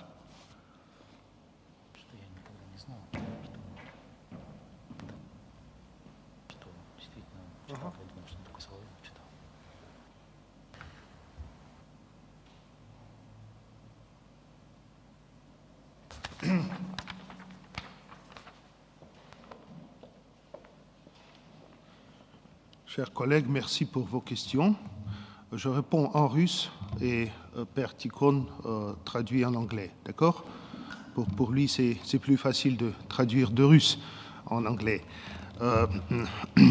Отвечая на вопрос Антуана Аржаковского, речь идет не о пресс-секретаре патриарха Александре Щипкове, а о его сыне Василии Щипкове.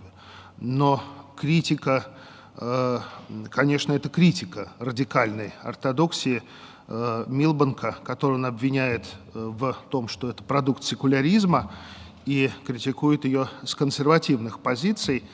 И я знаю его работы, в которых он более жестко и более негативно отзывается о софиологии. То есть это, конечно, продолжение вот той линии критики 30-х годов, которая сегодня является наиболее типичной для Русской Православной Церкви. Софианство. Не софиология, а софианство, как ересь. Да? Второе, и здесь я отвечу на оба вопроса. Читал ли Хайдеггер Булгакова? Вряд ли. Но в этой цитате мы видим, что Хайдеггер в курсе софиологических споров. Он знает, что это не только в конце XIX века у Соловьева, но сейчас это продолжается. И он имел возможность с этим познакомиться, например, по такому журналу, как «Orient und Occident», Фриц Либ, вот, где Булгаков переводился на немецкий язык, где отзвуки этой дискуссии были. Это действительно интересная цитата. Я сам очень удивлен, что она есть, и что я ее нашел. Но это подлинная цитата, она есть по-немецки. Я ее воспроизвожу в своем докладе на языке оригинала. Что имел в виду Хайдеггер? Он имел в виду, что надо обращаться к духовной сущности, к духу нации. Да, это, опять-таки, его любимая тема, и что для русского сознания идея Софии, премудрости Божией, вот, это одна из ключевых архетипических идей.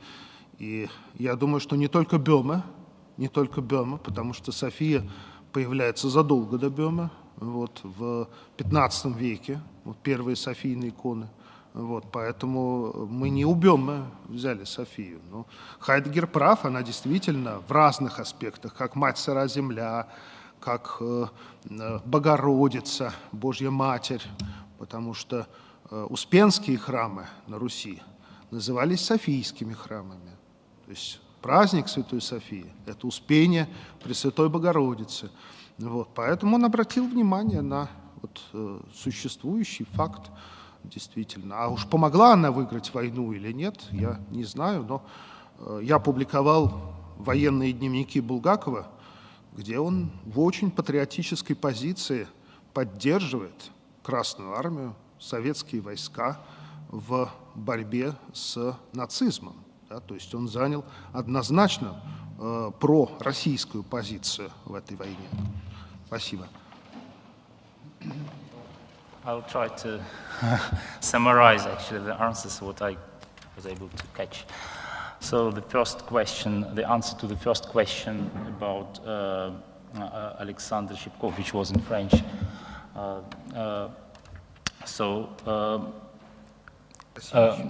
Alexei Pavlovich, Professor Kozyrev mentioned in his talk not the father, who is the press secretary of the Patriarch, but his son, Vasily Shipkov, and who criticized probably not John Milbank's view, but he basically continued the line which goes back to Vladimir Lossky's critique and the general spirit of critiques of the 30s, which is still, very common practice, is very well spread in the Russian Orthodox Church. It's very typical for the Orthodoxy now. We are rather untypical representatives. So that's for the first question. And the second question concerning the quotation, the Heidegger's from Heidegger. Professor Kozyrev thinks that it's hardly So unlikely that Bulgakov or Heidegger read Bulgakov actually, but it's very possible. So he had opportunities to be aware of these ideas, so and be familiar with them. For example, from the publication in the Orient in Occident, the journal which was published in German and had some translations in German from Bulgakov. And indeed, this quotation from Heidegger is very interesting. And Professor Kozel has this quotation in original, so it's an original and quotation. Probably, well, of course, Heidegger meant that it's one need to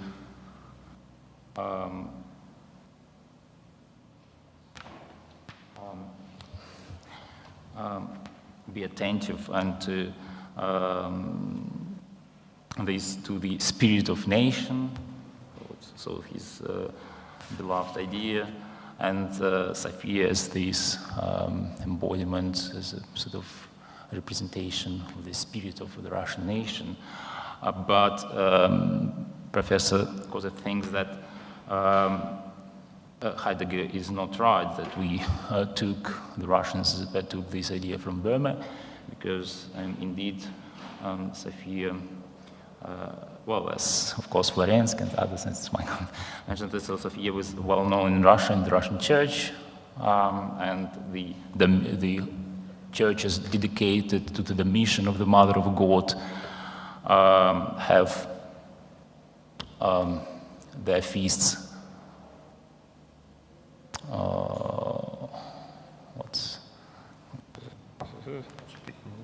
Onto the mission. So the churches dedicated to the Holy Sophia, which are called the Churches of Sophia, have their feasts on the feast of the Domitian of the Mother of God. So that's and what you mentioned, there was the last thing, that some diaries, and Bulgakov's diaries give us evidence that that Bulgakov, in the time of the war, had a deeply pro-Russian, difficult to say how pro-Soviet, как-то была ли она просоветская такое, или он definitely anti-German position, anti-German position, sort of patriotic position as well, yeah. Спасибо, thank you. Okay, please. Yuri Sofoklov, University of Hagen, Germany. I'll start in Russian and then I translate myself in English, if you permit me. Алексей Павлович, спасибо большое. У меня такой вопрос. Вы сказали и цитату приводили, что когда вот поднялся спор о Софии и, значит, это все вышло такое на достаточно эмоциональный уровень, Булгакову не хватило своего Иоанна Кантакузена, который, значит, просто зафиксировал бы решение какое-то и, значит, привнес бы какое-то спокойствие. В то же время сам Булгаков пишет и там, в «Свете не вечернем», и в статьях, что, в общем, идеал — это, в общем, максимальная дистанция государства и церкви. То есть государство не вмешивается и не душит церковь в объятиях, так сказать, вот, а церковь, значит, занимается по большей части своим делом, ну, конечно, взаимодействует с государством. Но это все было написано в допостсекулярную эпоху. Вот. А сейчас у нас, значит, эпоха постсекулярная, некоторые говорят, что она уже вот там как-то клонится к концу, некоторые нет. Но как бы то ни было, вот, и я сам вот об этом говорил, что особенностью, в частности, является то, что у церкви и государства потерялся фундамент для диалога, то есть общей терминологии нет. Она исчезла, она была секуляризована, и поэтому государству и церкви нужно опять находить общий язык. Так вот, как возможно, то есть какие термины политические можно перевести софиологию булгаковскую, это что будет? Это будет что? Национальный дух, национальные проекты, дух народа, духовное, там что, обновление, вдохновление, вот такой вопрос. It's about the position and the quotation from the presentation that Bulgakov lacked his own Cantacuzene to fix the position and the controversy about sociology.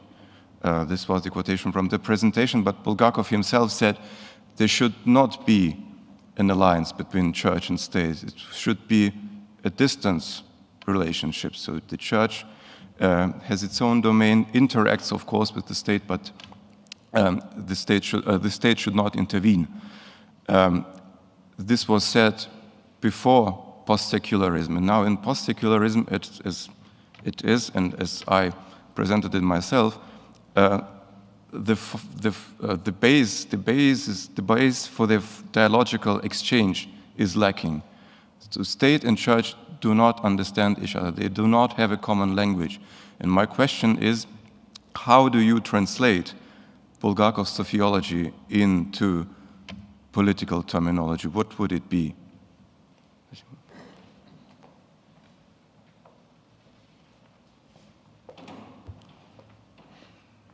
Спасибо большое за вопрос. Относительно Кантакузина я процитировал Бибихина, то есть это его взгляд. Я здесь просто привожу это как позицию. Относительно второго вопроса, это ключевой вопрос. Ключевой вопрос, который вообще должен идти, вытекать из этого доклада, и на который, может быть, я отчасти по упущению, отчасти по недостатку времени не ответил. Я бы сказал так, что софиологию можно перевести на современный политический язык.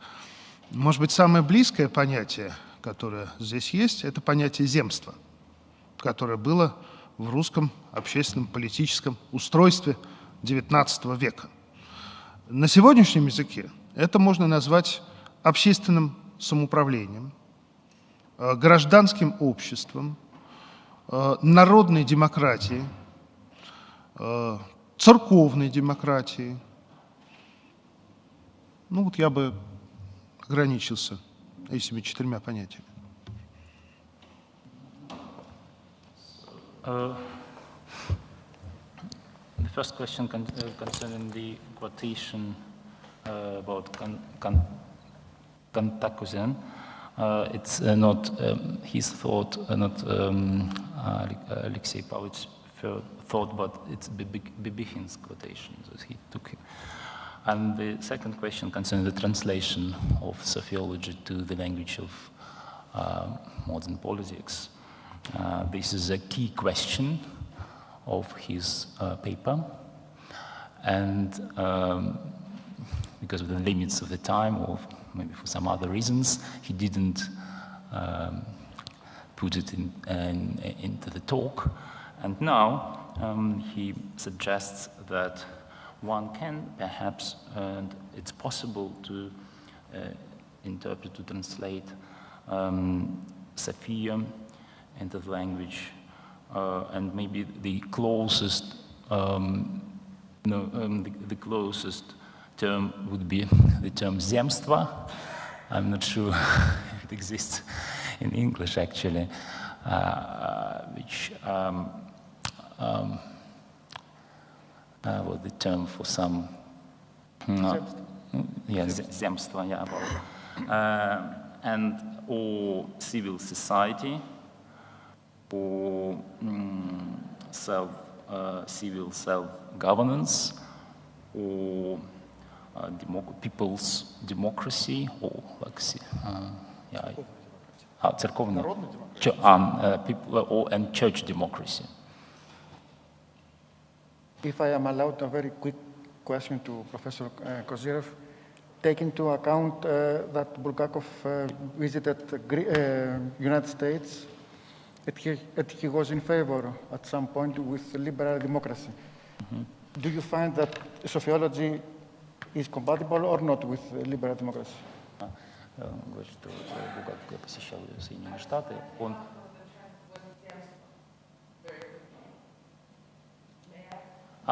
With this? Я хочу перевести. Земство, please, yes. As an historian, because yes. after Bulgakov I worked on the Thank you so Zemstvo. much, yes, please. So actually it is the term that is used, Zemstvo, it's not translated.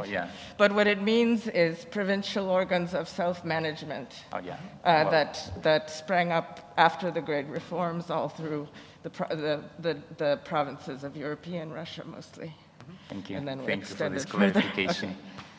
Да, что Булгаков посетил Соединенные Штаты, и ему очень понравилась их система либеральная демократия, и что и можно ли? And what was the question? The actual question? Sorry. Is sociology compatible with liberal democracy? Совместима ли социология с либеральной демократией?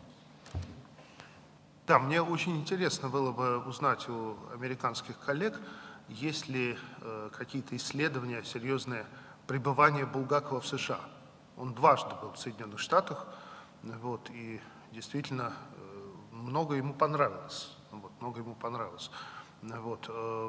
Наверное, это не совсем либеральная демократия. Я не думаю, что слово «либеральная» здесь самое подходящее, но именно народная демократия, церковная демократия, да, я не думаю, что он хотел копировать американский вариант демократии, но его интерес к американской демократии, он безусловен, да. So the answer is that Professor Kozyrev is genuinely interested if there is any research dedicated to these Bulgakov's visit, Bulgakov visits of the United States. And he is aware of that he really liked many things in the United States, that's true, but he has certain reservations about the word liberal, the term liberal, whether Bulgakov would be really enjoying this term. So maybe it's not the best. People's democracy, church democracy, probably in his opinion is better, but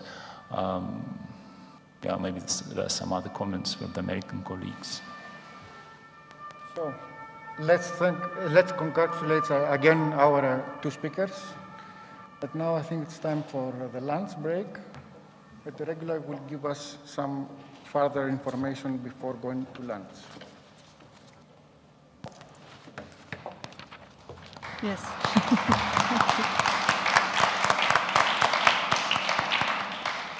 So we have very little time for lunch, but we are going to in an Indian restaurant, so you can meet outside just right now. 2 other announcements: please fill in the reimbursement forms and give them back to someone of us. We just need the address and your signature. And for the main speakers, please approach me during lunch. We have some questions prepared for you for the final discussion. So have a good lunchtime.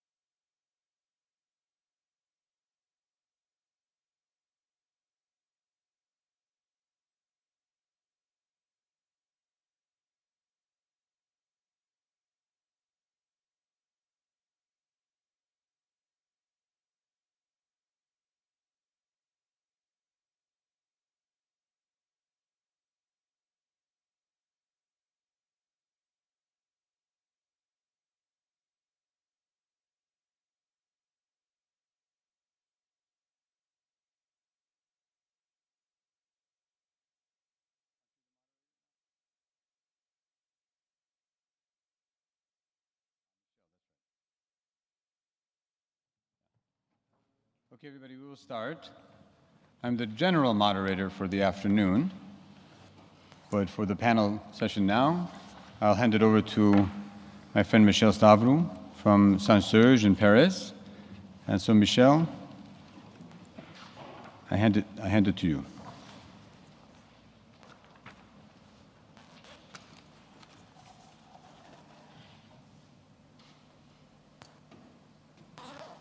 So I'm very happy to join the international conference. First of all, I would like to thank and congratulate the organizers of the conference. Allow me to send you greetings from all my colleagues of the Institut Saint-Serge. This sixth panel is devoted to the ecclesiology of Sergius Bulgakov. We'll have 3 speakers and a respondent. The respondent is Professor Pandalis Kalaitzidis, who is a director of the prestigious Volos Academy for Theological Studies. We'll have vision because he was not able to participate in presential. First of all, we will hear Mr. Nikos Kouremenos,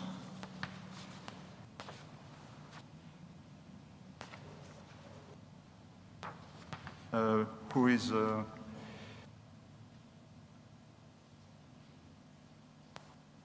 just a minute. Nikos Kouremenos is postdoctoral fellow at the Foundation for Religious Studies in Bologna, and he's teaching fellow at the International Hellenic University in Thessaloniki. He speaks about the reconciliation of the Byzantine legacy from the point of view of Bulgakov.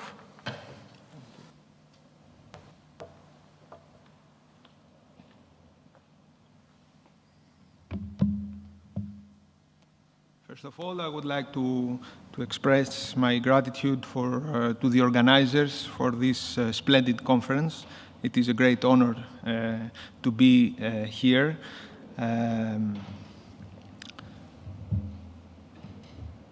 4 years after his ordination as a priest and few months before his irrevocable exile from the ancestral land, while the consequences of the October Revolution profoundly shattered Russia, Bulgakov was temporarily settled in Crimea.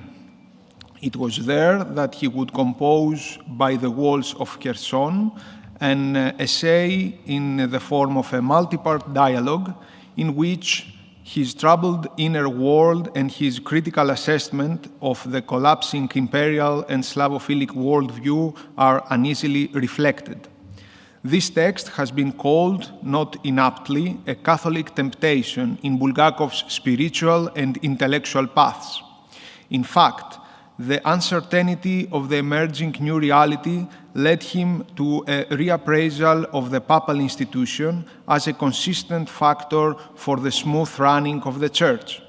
The very history of the transmission and diffusion of these texts is of relevance, given that it remained unpublished in a form of manuscript, almost disowned, in the personal archive of Father Sergei, since his student, Lev Zander, typewrote it in the 60s.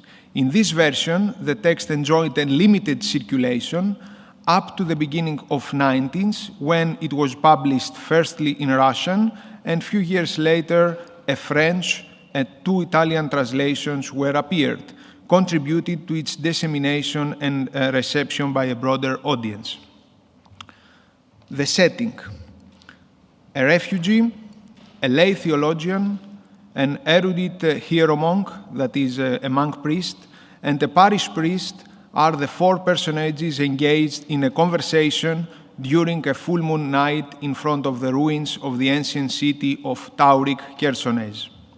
one should not wonder regarding the selection of the scene for the dialogue.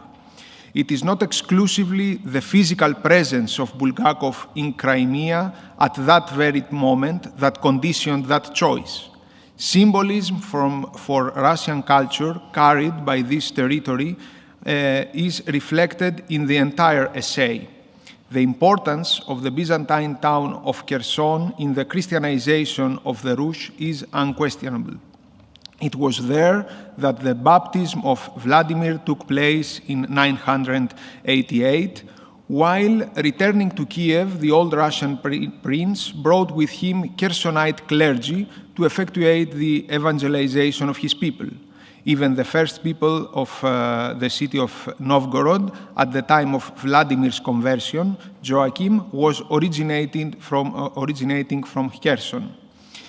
In front of the collapse of the Russian Empire ideology and the very structures of the Russian Church as well, due to the dramatic events of the Bolshevik Revolution, the two main dialoguing characters of the essay, that is, the lay theologian and the refugee, are arguing concerning who should be considered responsible for that development. While the lay theologian, reflecting the Slavophilic view, attributed the responsibility to reforms of Peter the Great and Russia's forced westernization, the refugee, expressing more or less the personal opinion of Bulgakov, not being satisfied by such an explanation, showed the origins of that crisis in the far past, back to the very conversion of Russia to Christianity. Kherson, in that sense, as the place of the spiritual and historical birth of the Russian people, is crucial to understanding the current situation. According to the refugee, conversion to Christianity did not only signify a rejection of a pagan, barbarian past and the acceptance of a new religious faith, but more decisively, the entrance of Russia to the European family of nations. Becoming Christian in the 9th century was interpreted by Bulgakov in the first quarter of the 20th century as becoming European. Moreover, since the great schism between East and West was not consumed at the time of Vladimir's conversion, Russian people's baptism should signify for the refugee their entrance not in a particular local church, but in the universal church. At this certain point, Bulgakov, through the character of the refugee, identifies the crisis of Kherson with the Byzantine heritage in Russia. Due to the Byzantine influence, the form of Christianity established in Kiev resulted in the separation of Russia from the rest of the world. Byzantium is linked with ecclesial particularism and separation tendencies toward the universal church. To better clarify this view, the refugee spoke about a crisis of principles. It is necessary to stress at this point that the idea of the separation of Russia from the universal church due to the Byzantine heritage of the first is a concept expressed firstly by the philosopher Vladimir Soloviev in his well-known book La Russie et l'Église universelle. Soloviev's anti-Byzantine position was expressed through his contestation of the very Christian quality of the Byzantine Empire. Indeed, the Russian philosopher accused Byzantium of superficial religiosity. The Byzantines, according to Soloviev, emphasizing rituals, forgot to transform the social and political structures of public life according to Christian values and principles. As a consequence, they built an empire that was more pagan than Christian.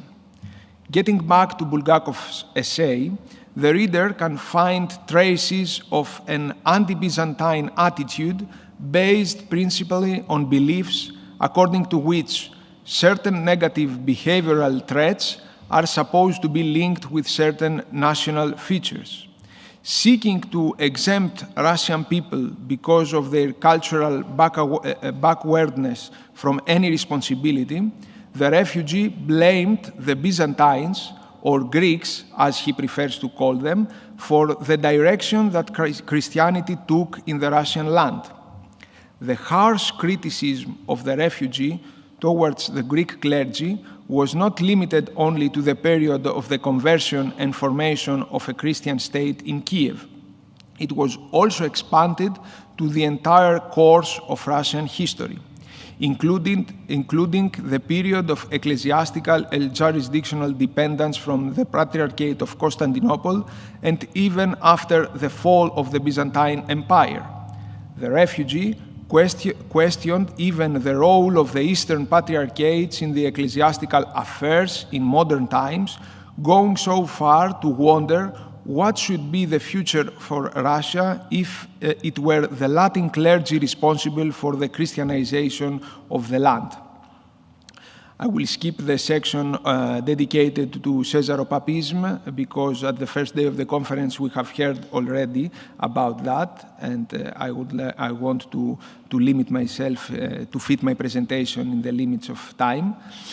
Tracing the roots of Bulgakov's negative predisposition towards Byzantium in his work By the Walls of Kherson, one should turn his attention to the rich literary production of Russian intelligentsia during the 19th century.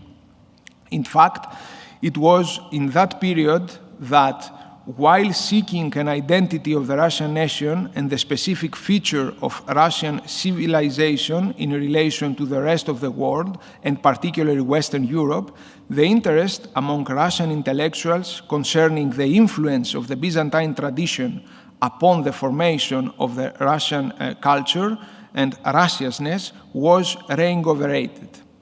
The debate between Westernizers and Slavophiles regarding the interpretation of the past, the understanding of present, and the future perspectives of the Russian nation also included some value judgments regarding the Byzantine legacy on Russian culture.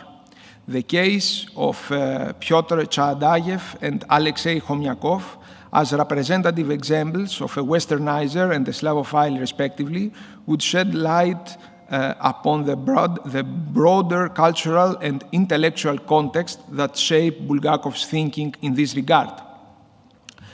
In the first place, the philosopher Pyotr Chadayev, who is considered to be the forerunner of the Westernizers movement in Russian intellectual cycles, was aggressive enough regarding the Byzantine legacy's impact on Russian culture.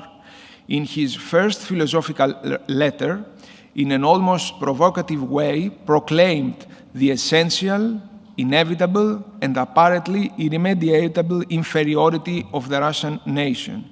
In his pessimistic view, Chadayev identifies Russia's cultural isolation and its estrangement to Western Europe with its Byzantine legacy.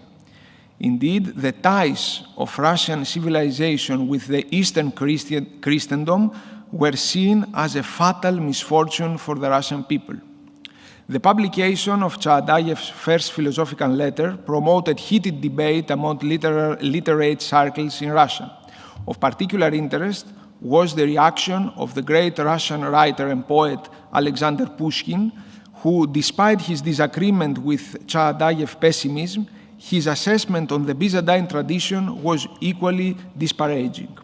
While objecting to the inferiority complex of the Russian nation emerging from Chadayev's approach, Pushkin shared with his friend the unfavorable assessment towards Byzantium. The brilliant Russian poet attributes to the Greeks a spirit of puerility and controversy, which, however, was not transmitted to the Russians together with the adoption of the Byzantine form of Christianity. Advocating a moral superiority of Kiev with regard to Constantinople, Pushkin tends to neutralize Chadayev's primary argument against Byzantine tradition. The common denominator of the two intellectuals, nevertheless, remains the depreciation of the Byzantine culture. Needless to say that their perception of Byzantium relied much on the quite widespread assessments expressed by Gibbon and Montesquieu concerning the decline of the Eastern Roman Empire. If the Westernizers' attitude towards Byzantine heritage was determined by the prejudice bequeathed to the 19th century intellectuals from the Enlightenment's historiographic tradition, as we already remarked, Slavophiles' predisposition to Byzantium, although based on different presuppositions, only slightly differed. The renowned historian and Byzantinist of the 20th century, Dmitry Obolensky, stressed the similarities between Westernizers and Slavophiles' approach to Byzantium, namely their similar Russia-centered bias, the almost identical penchant for judgments of value, and their alike ambiguity. In the midst of the 19th century, perhaps the most representative advocate of the Slavophilic movement, Alexei Khomyakov, wrote that, I quote, "In our opinion, to speak of the Byzantine Empire with disdain means to disclose one's own ignorance," end of quotation, giving in this way an indirect response to Chadayev's derogatory assessment. Having said that, one should not expect Khomyakov to be a fervent advocate of Byzantine tradition. His position towards Byzantium was rather muddled. On the one hand, the prominent Slavophile suggested that the political life of Byzantium did not correspond to the grandeur of the spiritual one. Moreover, he remarked that even though the doctrinal purity of Christian faith was preserved in Byzantium, the social implications of the evangelical doctrine were scarcely applied.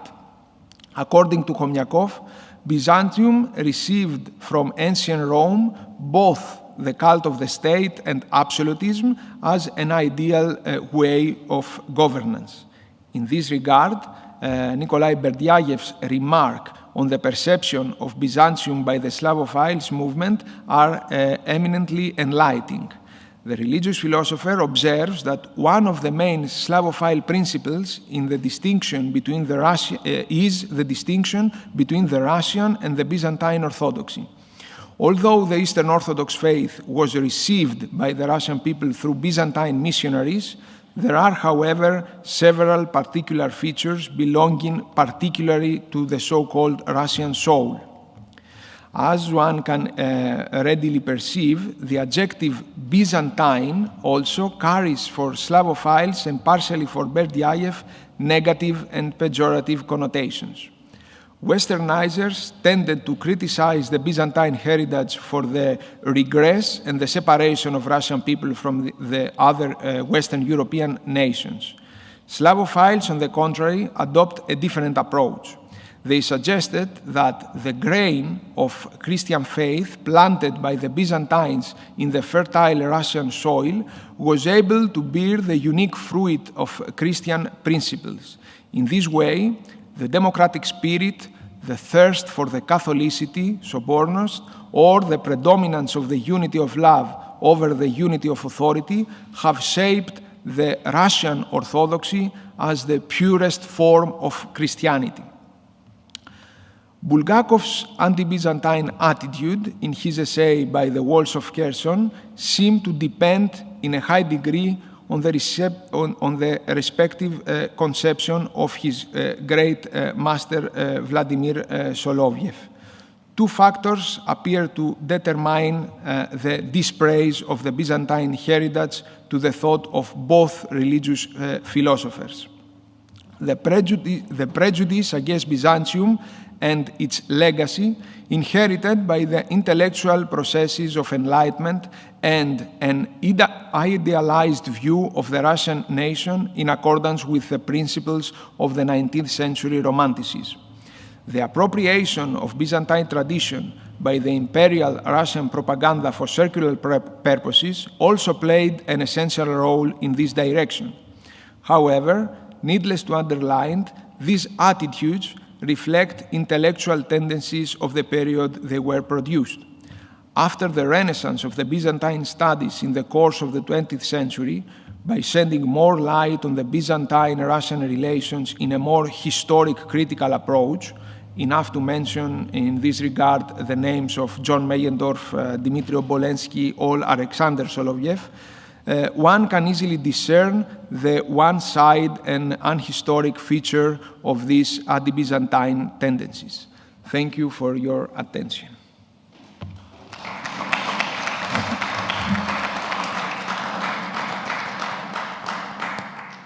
Thank you very much for this very clear presentation. And it may be of interest to mention the prominent book of Gilbert Dagron, Empereur et Prêtre, Études sur le césaropapisme byzantin, with quotes which has deconstructed the theme of the Byzantine symphony, freeing the subject from the clichés that have plagued it for centuries and that Berdyaev adopted. So we will now listen to the second speaker, who is Graham McGeoch, who is a minister of the Presbyterian Church of Scotland and who teaches theology and religious studies at Faculdade Unida in Vitória in Brazil. And he will speak about Sergii Bulgakov and Latin American liberation theology.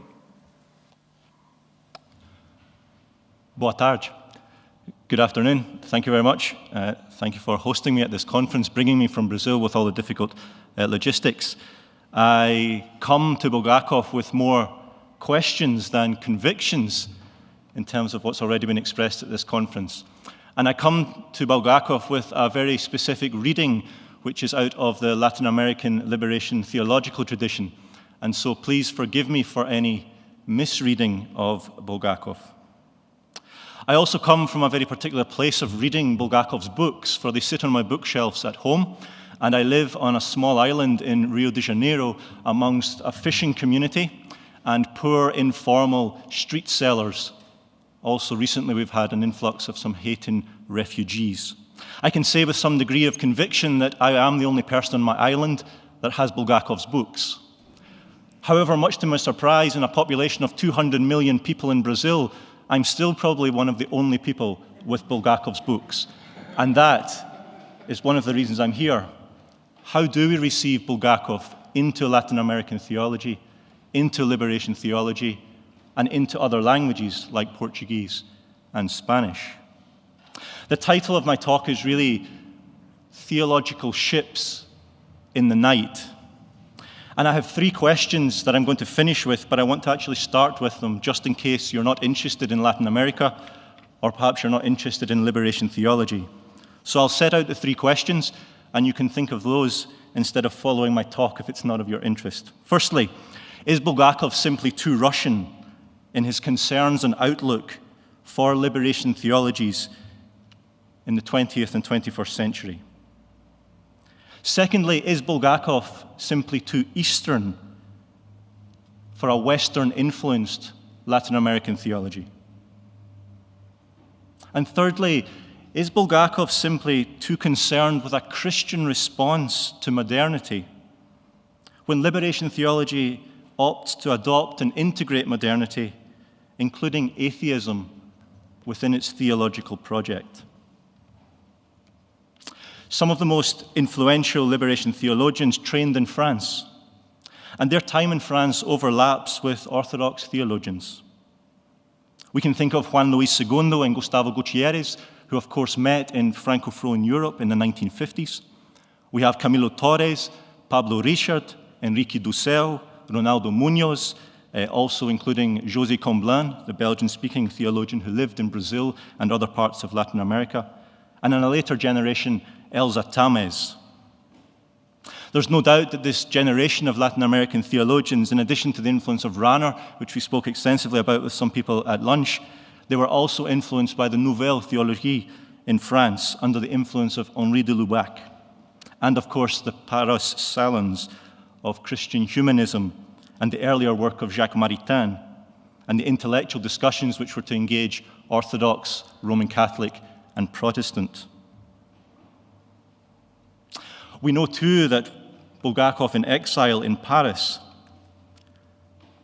set the stage for the discussions that have been set here between sophiology and the neo-patristic synthesis. However, it's this relationship between Roman Catholic Novotheologie and the drift of Russians in Paris from Bulgakov towards Losky that perhaps explains why Bulgakov is overlooked by liberation theologians who were training in France and were certainly aware of new theologies. For Bulgakov was caricatured by Losky as a post-Kantian philosopher, and thereby as someone who introduced dangerous Western ideas, rationalism, to Eastern theology. Now, liberation theologians are too skeptical about rationalism. However, this rationalism isn't based in fear of Kant, who's perhaps too Protestant for many in Latin America anyway. Liberation theologians, I think, are more skeptical about Thomist neo-scholasticism. For after many of their breakthrough writings, they all turned to spirituality, looking to develop a spirituality of the poor, which would enable to unfold into a Christian narrative, Afro-Latino religions, indigenous religions, and other kinds of spirituality. At the same time as this, Juan Luis II was drawn into, or seduced by, Nicholas Berdyaev, writing his doctoral thesis on Berdyaev. And he was to write in every single one of his books on the theme of freedom. For Juan Luis II and for José Comblain, freedom is the same as liberation. However, I'm intrigued that Juan Luis II is so deeply influenced by Berdyaev and has no curiosity for Bulgakov.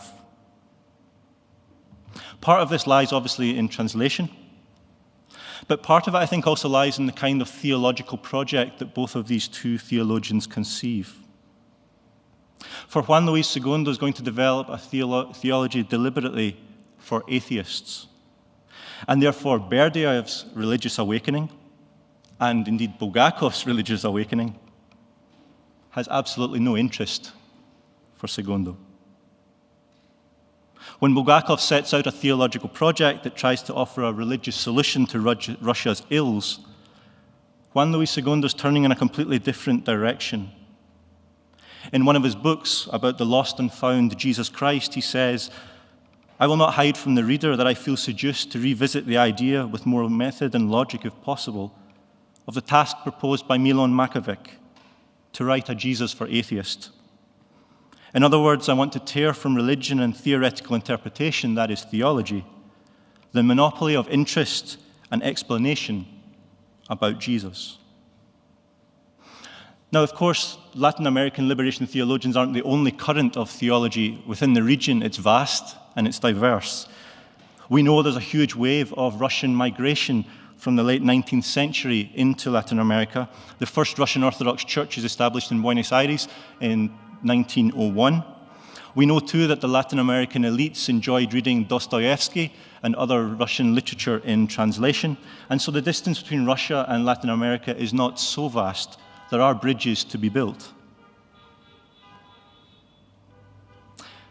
Let's have a look a little bit more closely at Sergii Bulgakov then and liberation theology.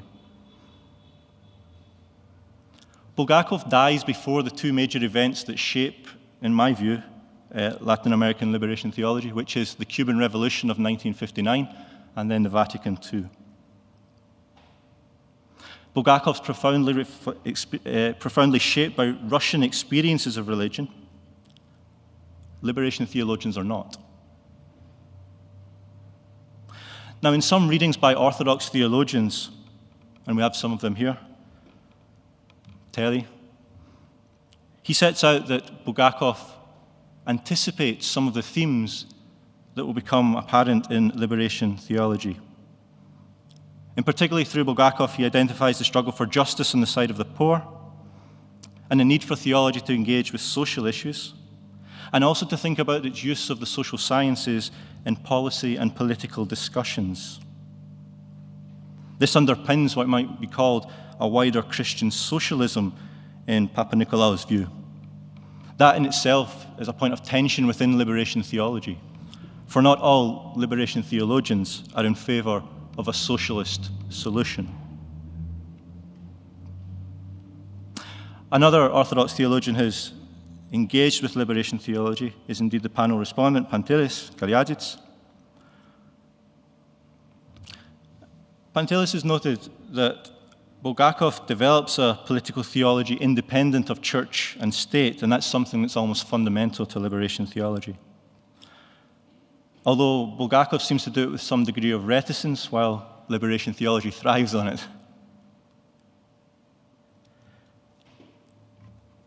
The decision of Bulgakov to appeal to theology and Christianity as a basis of a more authentic understanding of the human being and society in the face of the historical materialism of Marxists of his times is perhaps that which curiously distances Bulgakov from liberation theology. For liberation theology chooses to deploy what it technically calls socio-analytic mediation, and certainly in its first phase, a Marxist analysis of society. Therefore, it's moving in a discretely opposite direction from Bulgakov. Bulgakov appears to find historical materialism and Marxism unconvincing in its understanding of the human being, and in particular of human freedom. Liberation theology, on the other hand, appears to find historical materialism and Marxism convincing as a tool of social analysis, at least in its first phase.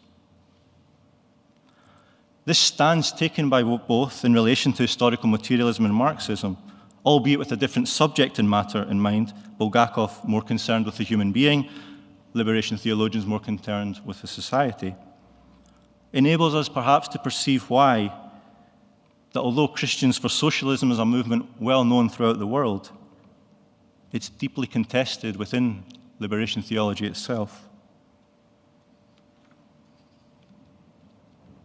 Now, the use of the social sciences, which was heavily advocated by liberation theology, technically known as socio-analytic mediation, as I've said, this always recognized as a step a priori before the theological task proper.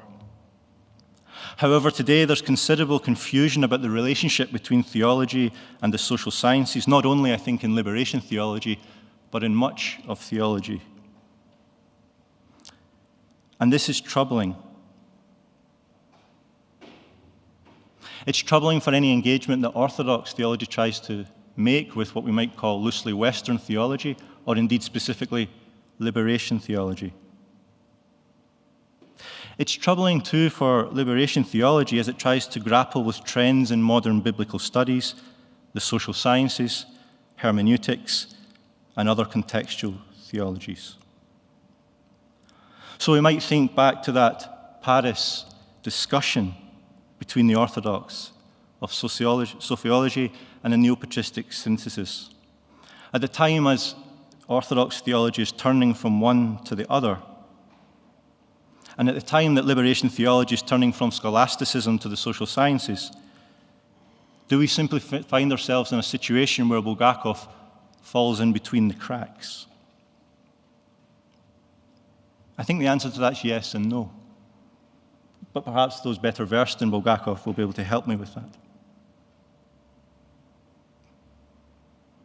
There are two major areas that I see possible collaboration. Although liberation theology and Bulgakov conceive of theology differently, it does seem to me that Bulgakov's affirmation of the divine humanity as a decisive Christological contribution could help liberation with its own reflections around the possibility of divine non-persons. For those of you who know liberation theology, you'll know that Gustavo Gutierrez, in his famous book, says we need a theology to address non-human beings, for that is what we deal with in Latin America. What is the divine humanity of a non-person? I think there's fruitful conversation to be had between Bulgakov and liberation theology. And indeed, this leads us into the wider discussions on personhood, which now transcend the positions of liberation theology and indeed Bulgakov himself. For liberation theology, largely with the exception of Juan Luis II and Marcela Althaus-Reid, assimilated into their practice a Western philosophical grounding of personhood based on French existentialism. That obviously dislocates liberation theology from one of its basic premises, the one I've just mentioned, of thinking non-persons. The ongoing discussions around personhood, which influence other Orthodox theologians up to this day, is perhaps an area for liberation theology itself to engage in. But to conclude, I return to those three questions. Is Bulgakov simply too Russian, too Eastern, and too modern for liberation theology? It would be wrong to stop with just those negative turns. Bulgakov has much to ask of liberation theology too. But perhaps Bulgakov and liberation theology can appear as ships in the theological night. Not as ships passing each other silently in opposite directions, but as ships sailing in the same theological waters in parallel, in isolation of each other. The ripples are felt now and again, but neither ship is sure of where the ripples come from, for both are conceiving of the night differently, and therefore each ship can easily misread the stars which are charting the course as they make their way into the divine reality. Thank you.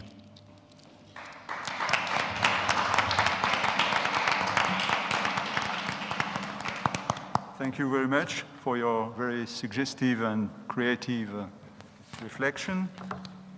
And now we will listen to the third speaker, who is Brother Adalberto Mainardi from the monastic community of Bose, Italy. He is the scientific secretary of the International Ecumenical Conference on Orthodox Spirituality. And he shall speak about the ecumenism thought of Father Bulgakov. Thank you. Before I start, I would like to thank once again the organizers of this marvelous conference, in particular Professor Barbara Hallesleben and Regulat Svalen for the organization and the kindness of the receiving us all around Sergii Bulgakov. Father Bulgakov's ecumenical thought is strictly linked to his ecclesiology, although the latter in turn depends on his sociological views. Nonetheless, it mirrors and reacts to questions, problems, issues that arose in the ecumenical debates of that time. Bulgakov's insights anticipate themes and questions still crucial for the future of Christian unity. In my paper, I considered 4 points: the vision of unity of the Church in relation to the historical situation of the Russian Orthodox Church in the aftermath of the revolution; second, his engagement in ecumenical bodies; third, the Mother of God and the communion of saints, the ecclesiological meaning of the worship of the Mother of God; and fourth, the last, the question of the sacramental boundaries of the Church. But since 2 of these points has already in some ways dealt with during these days, I will focus only on 2 points: the Bulgakov's engagement in ecumenical bodies and the question of the sacramental boundaries of the Church. First, contact with Protestants, mainly through the Students' Christian movement, made Bulgakov aware that the Holy Spirit had not denied his gifts to Western Christians and that it was not given to theologians to delimit the frontiers of the Church. In 1927, Bulgakov, together with Metropolitan Evlogi, attended the First World Conference of Faith and Order in Lausanne, not far from here. It was not his first ecumenical meeting. In January of the same year, in the Hertfordshire Cathedral city of St. Albans, took place the first of a long series of conferences among Orthodox and Anglicans. That was the beginning of the Fellowship of St. Alban and St. Sergius, officially founded the following year, 1928, in which Bulgakov played a major role. The main speech of Bulgakov in Lausanne was devoted to the ordained ministry. He looked at it through the lens of the idea of sobornost, borrowed from Komiakov, which he claimed to be untranslatable. As you know, sobornost means both conciliarity and Catholicity. The theology of ordained ministry is in fact a crucial ecumenical issue. On the one side, it concerns the question of apostolic succession and the recognition of Anglican orders, which was then on the agenda of the Orthodox-Anglican relations. On the other side, it implies an assessment of the hierarchical structure of the Church in dialectical contraposition with the Roman Catholic model. The point made by Bulgakov in Lausanne was to subordinate canonical questions to the broader problem of the dogmatic foundation of ecclesiology. Priesthood, he claimed, can be properly understood dogmatically only in the context of a proper theology of the people of God, or, in other terms, of sobornost. I quote, "The priesthood in the Church is inextricably linked to the laity through a relationship that is not simply that between the sovereign and the subjects, but is also a relationship of mutual help and unity in sobornost. The priesthood requires the cooperation of the laity in the administration of the sacraments, and the laity actively participate in worship and in the sacrament through chant, responses, and prayers," end quote. The bishop is not above his local church, but he is the guardian of communion with the other churches. Quote, "No part of the church can claim infallibility against other parts of the church. Even bishops and patriarchs, as the history of the church amply demonstrates, can err. Therefore, even if the entire episcopal body claims to have the charisma of infallibility, it violates sobornost and attends towards Vatican dogma, admitting a collective episcopal charisma infallibilitatis," end quote.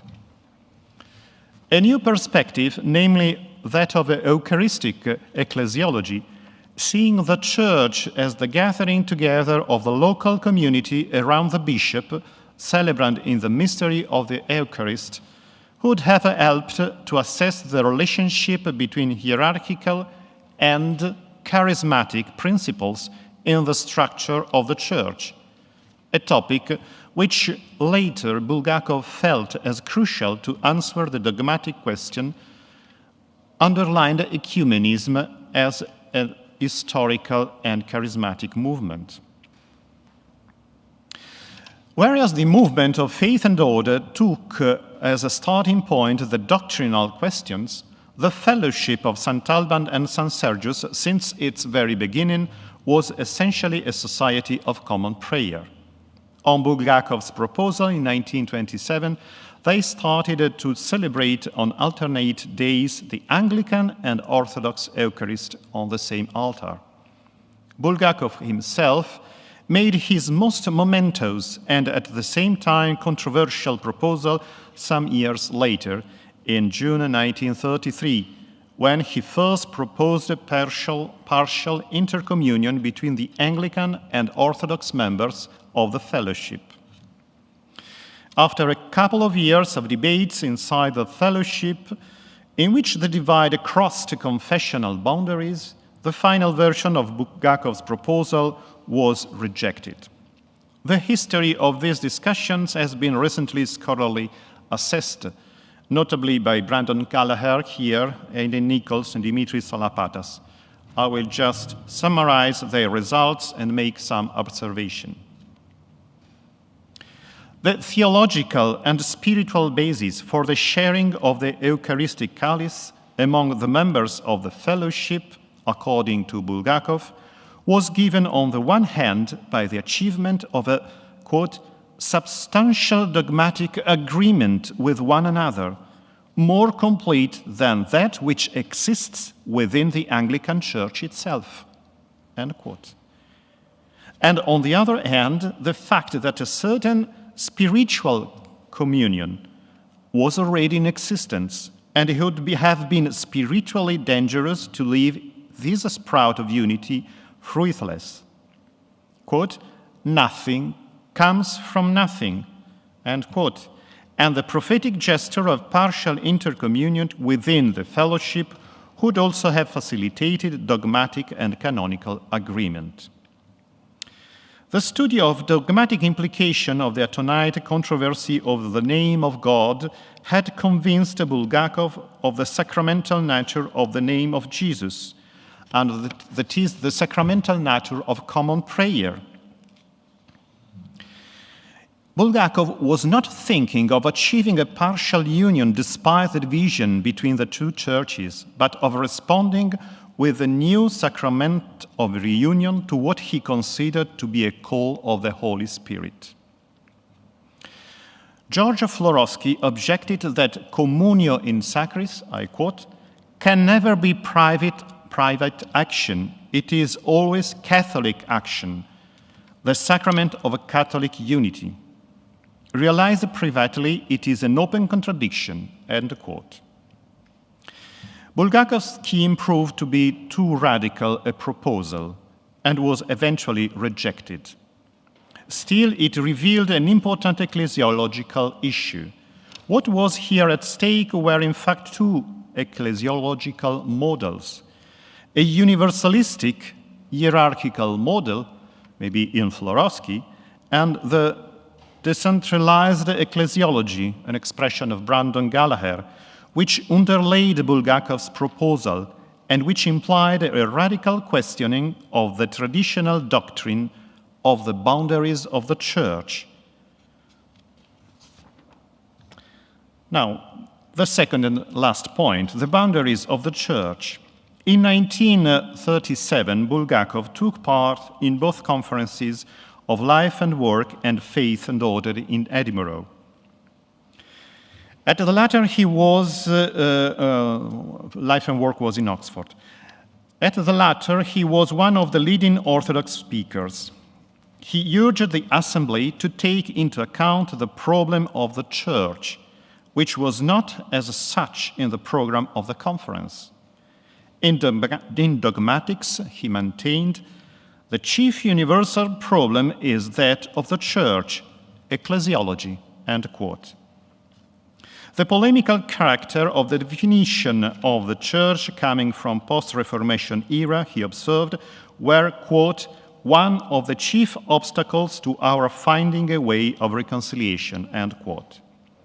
In his eyes, the task of theologians was to promote a deeper understanding of the doctrine of the Church that could make clear, quote, the difference between dogmatic definitions which are obligatory and the definitions concerning doctrinal differences on other points which are often too much exaggerated, end quote. In no way was truth to be sacrificed, but, quote, in all matters where we are not bound by obligatory definitions, we must look for possibilities of reconciliation, end quote. As it was the case in his proposal of partial intercommunion, Bulgakov takes as a starting point not an abstract definition of the Church, but the reality itself of the Church as realized in sacraments, specifically the Eucharist. As he stated in the last part of his major theological trilogy, The Bride of the Lamb, every sacrament opens the way to the depth, to the noumenal being and is thereby in its action indefinable and inexhaustible." End quote. The ontological nature of the Eucharist, in fact, questioned the very idea that the canonical boundaries of the Church delimited also her mystical nature. In the first case, the Church, as a particular confessional organization, has clearly circumscribed boundaries.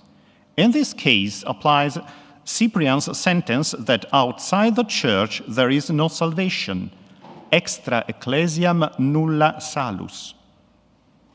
But such definition, Bulgakov argues, quote, appears inapplicable in relation to the Church as the body of Christ and to all humanity received by it, especially to the whole ecclesial world.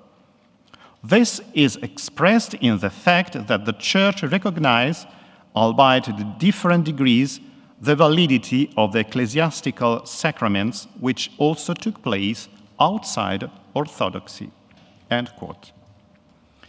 Bulgakov was conscious that the spirit of militant proselytism, which penetrated every confession confirming its own truth, was one of the main obstacles to the path towards Christian unity, since every confession considered itself the only one holy Catholic Church.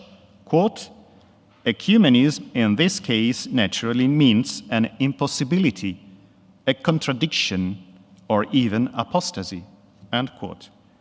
But for Bulgakov, the ecumenical movement was not a phenomenon dictated by a contingent political situation, but a prophetical call rising from the depth of Christian consciousness.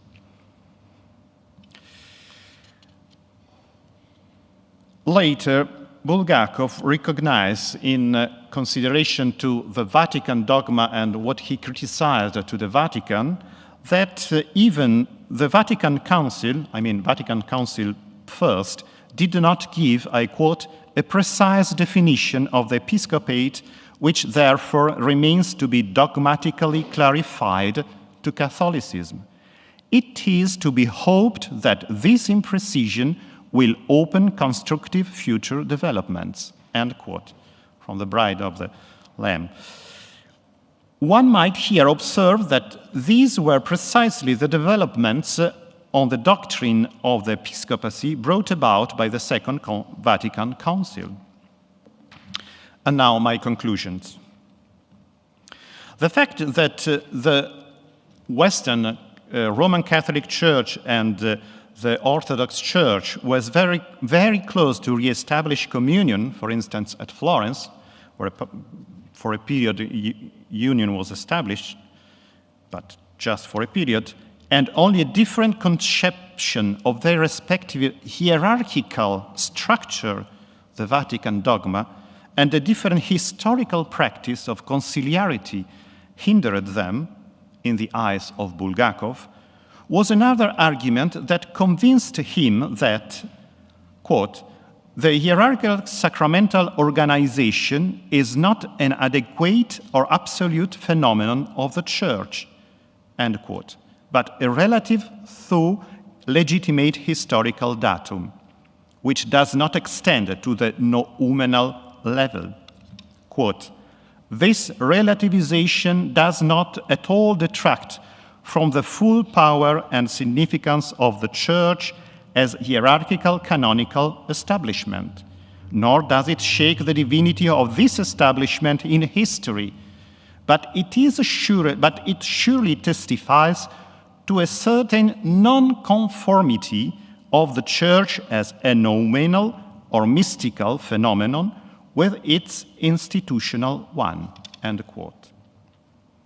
This was the foundation for the specifical being of the Church as an ecclesial reality which is not hierarchically subordinated or regulated.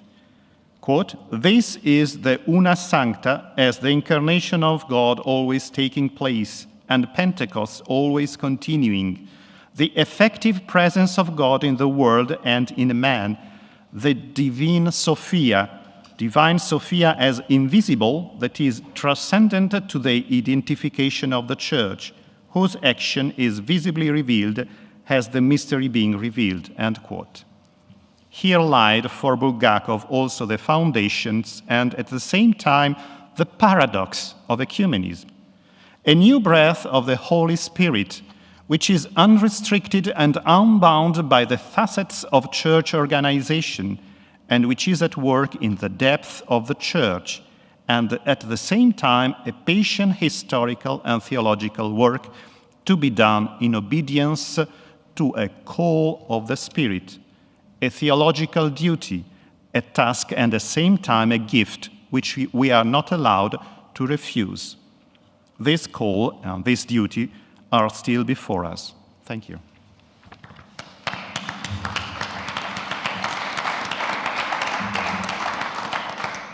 Thank you very much, Adalberto, for your enlightening presentation of the prophetic vision of Father Sergius about ecclesial unity and his obedience to the motion of the Holy Spirit, to cite an expression of Father Boris Bobrinskoy. And we will now listen to the presentation of the respondent, my friend, Professor Pandelis Kalaitsidis, who is the author of many books about the question of the actualization of Orthodox theology. Merci, Michel. Good evening to everyone. Before reading my response, let me thank all three speakers for their interesting and stimulating papers, for their efforts to deal with a wide variety of issues, and also for giving me the opportunity, the possibility to comment and to respond to their papers. Due to time restrictions, I will limit myself to comment on only some concrete points of these presentations. One of the key questions, I will start with Professor Graham McGeet, if I pronounce correctly. If not, I apologize. One of the key questions raised by Graham McGeet, who among other things made a remarkable effort to integrate in his paper the approaches of Greek and Greek-American theologians to Bulgakov's political theology. So one key question is why Latin American liberation theologians who study in France remain totally silent about Bulgakov's work, although it is certain that they didn't ignore his work.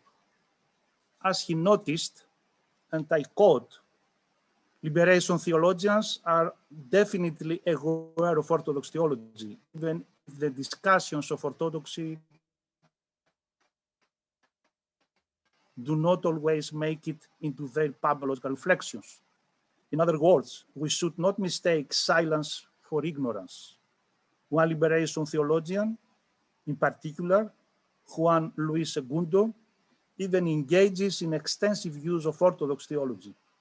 He ignores Bulgakov, but his books all use Nicholas Berdyaev. End of the quotation. McGee did not hesitate to admit being vexed by Segundo's interest in Berdyaev and by his distinct lack of engagement with Bulgakov, particularly as Bulgakov and Berdyaev were intellectually close.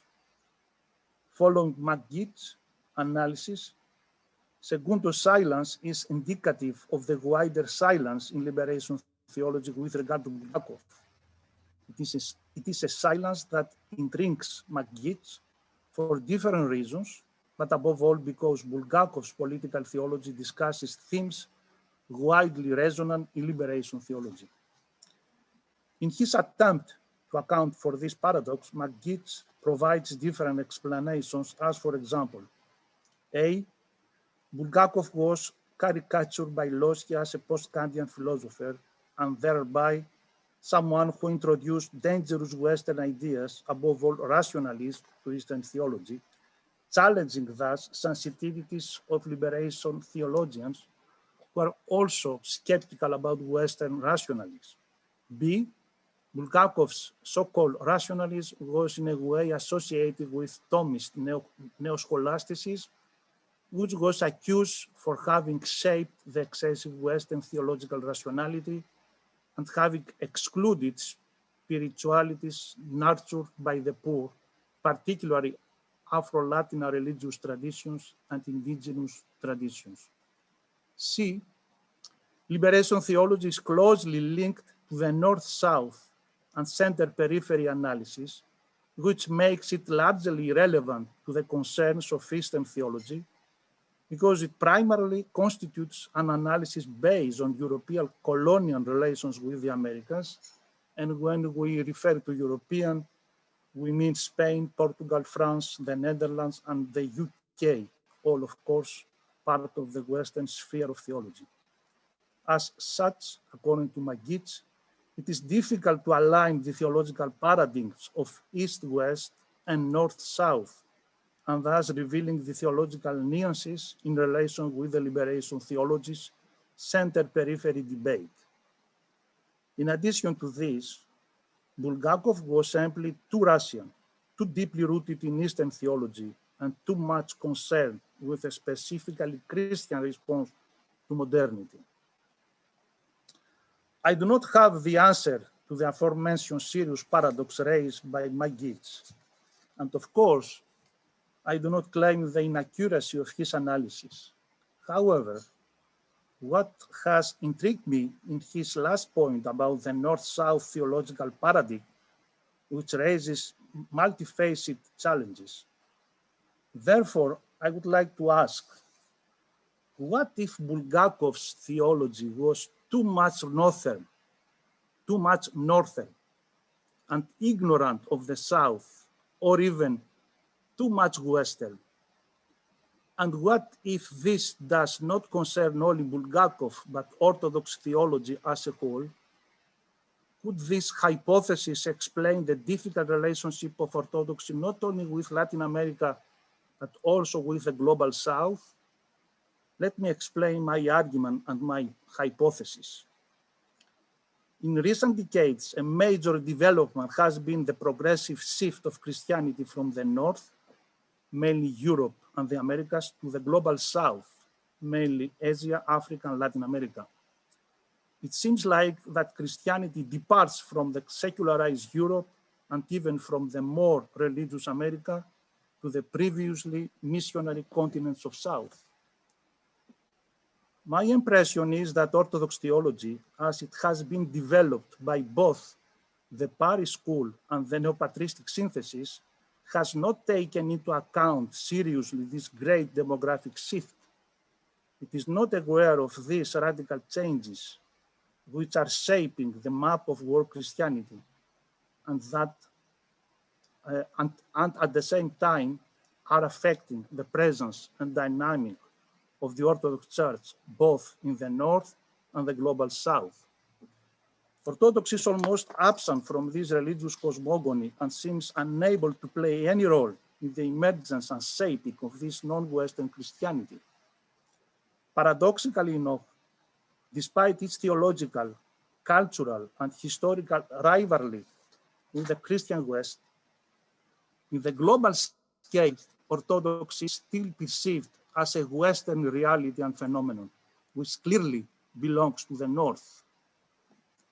Of course, this has much to do with history and politics, but theological language and paradigm had also a key role in this regard, as well as the language of preaching and the liturgical symbolisms.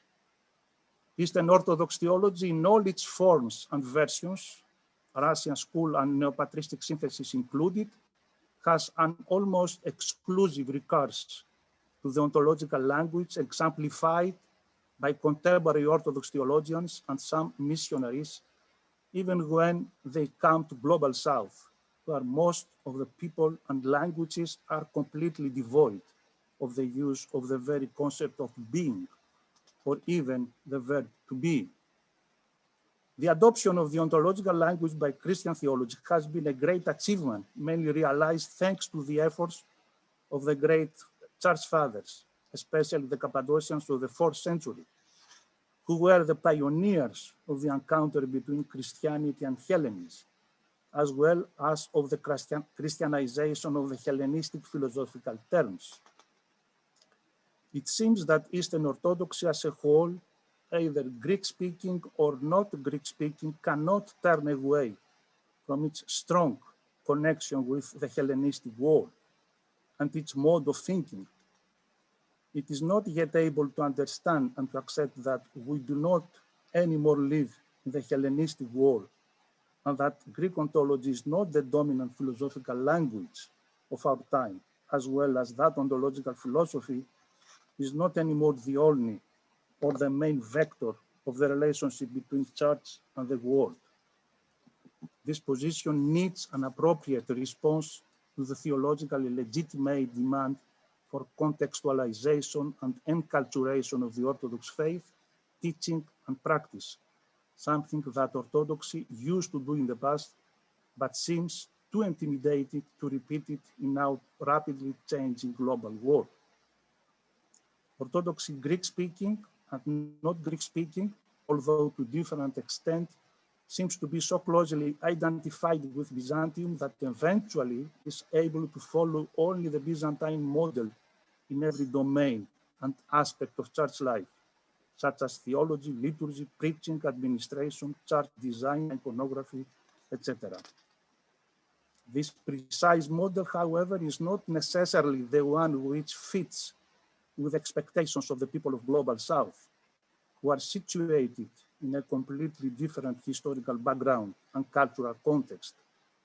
My hypothesis, and I repeat it, it is just an hypothesis, is that this could probably explain the lack of engagement of Latin American liberation theologians with Bulgakov's political theology, and further with Eastern Orthodox theology, since Bulgakov himself, despite his critique to Byzantinism and his effort to transpose Orthodox theology to a new key, that of German idealism, and therefore to de-Hellenize Orthodox theology, he forms, Bulgakov, to a great extent, a part of the wider perspective defined by the agenda of ancient Greek philosophy, as well as of the ontological language of the fathers. In other words, he could be considered as too much Western and Northern.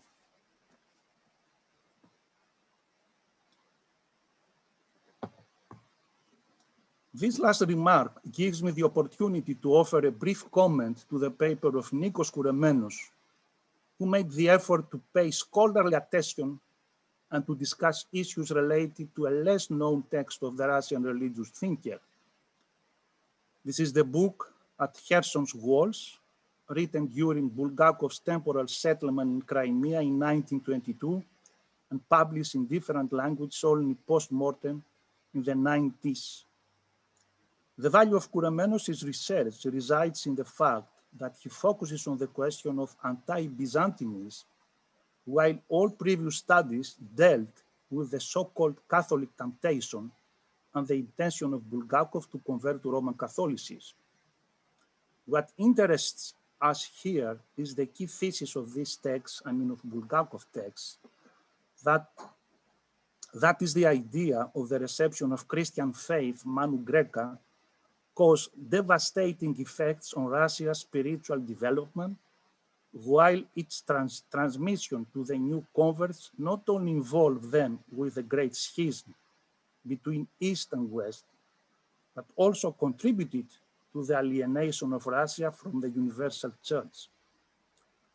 Kouremenos is right when he questions the degree of factual truth of these claims and the originality of Bulgakov's anti-Byzantinism, suggesting Vladimir Soloviev as source of its inspiration, and referring also to the previous cases of Chadev, Pushkin, Khomyakov, and the Slavophiles. In addition, Kouremenos rightly points out that Bulgakov's claims about Byzantium are the outcome of the 19th century intellectual atmosphere, while the renaissance of the Byzantine studies in the course of 20th century personified in our case by John Mengedorf, Dmitry Obolensky, and Alexander Soloviev,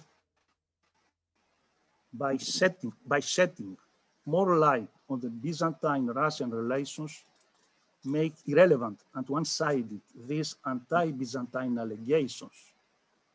However, in the light of the above, I would say that perhaps the more consistent critique of Bulgakov to Byzantinism and to the Hellenistic character of Orthodoxy is implied in his agenda to transpose Orthodox theology into a new key, that of German idealism, a program which provoked the sharp reaction of Florovsky and led the latter to the elaboration of his theory on Christian Hellenism as the studying category of Christian existence and its normative or even exclusive role in theology. The paper by Brother Adalberto Mainardi reminded the importance of Bulgakov's thought for ecclesiology and ecumenism. As he maintains, and I quote, Bulgakov's insights anticipates themes and questions still crucial for the future of Christian unity, end of quotation. Mainardi articulated his presentation in 4 steps. I refer to the written text. In his oral presentation, he limited just to 2. So the 4 steps are the unity of the Church in relation to the historical situation of the Russian Orthodox Church in the aftermath of the revolution, Bulgakov's engagement in ecumenical bodies such as Faith and Order and the Fellowship of St. Alban and St. Sergius, the Mother of God and the Communion of Saints, and the question of the sacramental boundaries of the Church. Brother Adalberto refers to well-known episodes from Bulgakov's life and ecumenical engagement, such as Soloviev's faith in church unity transcending historical divisions and its impact on the ecumenical vision of our theologian, Bulgakov's Catholic temptation and his later disappointment by the Catholics due to their aggressive proselytism practiced in 1920s Constantinople, without, however, giving up his conviction that the problem of the division of the churches should be his task and his mission. Mainardi is right in reminding the opening of Bulgakov's ecumenical interest to the Protestants and the decisive contribution of the latter to the foundation of St. Sergius Institute, and also his conviction that we cannot, we theologians, decide about the limits of the Church. In my opinion, the most important section in his paper is the one dealing with Bulgakov's proposal for partial intercommunion between Orthodox and Anglicans, limited to the members of the Fellowship St. Alban and St. Sergius during the time of their meetings or conferences, a proposal which encountered the reaction of Father George Florovsky. Brother Adalberto analyzed the respective theological background behind the 2 conflicting ecclesiological theses of Bulgakov and Florovsky, and inform us on the final rejection of the proposal by the members of the Fellowship. However, whereas he provides information about the Orthodox reactions, we are missing this information regarding the Anglican side. The same applies, mutatis mutandis, to the issue of the boundaries of the Church, an issue closely related to the previous one. Brother Adalberto gives a substantial account of Bulgakov's position, but it would be much more interesting and beneficial to compare this position to the one adopted by Florovsky, not only because the latter wrote the illustrious paper about this issue, but in addition, because in that paper, he refuses to identify the canonical and the charismatic boundaries of the Church, and also because Florovsky was the one who opposed firmly the proposal by Bulgakov for partial intercommunion between Orthodox and Anglicans in the framework of the Fellowship of St. Alban and St. Sergius. In closing this response paper, I would like to thank all the speakers and the moderator of the session, my friend Professor Michel Stavou from St. Sergii's Institute, where Bulgakov served as Dean and Professor of Dogmatics. Thank you for your attention.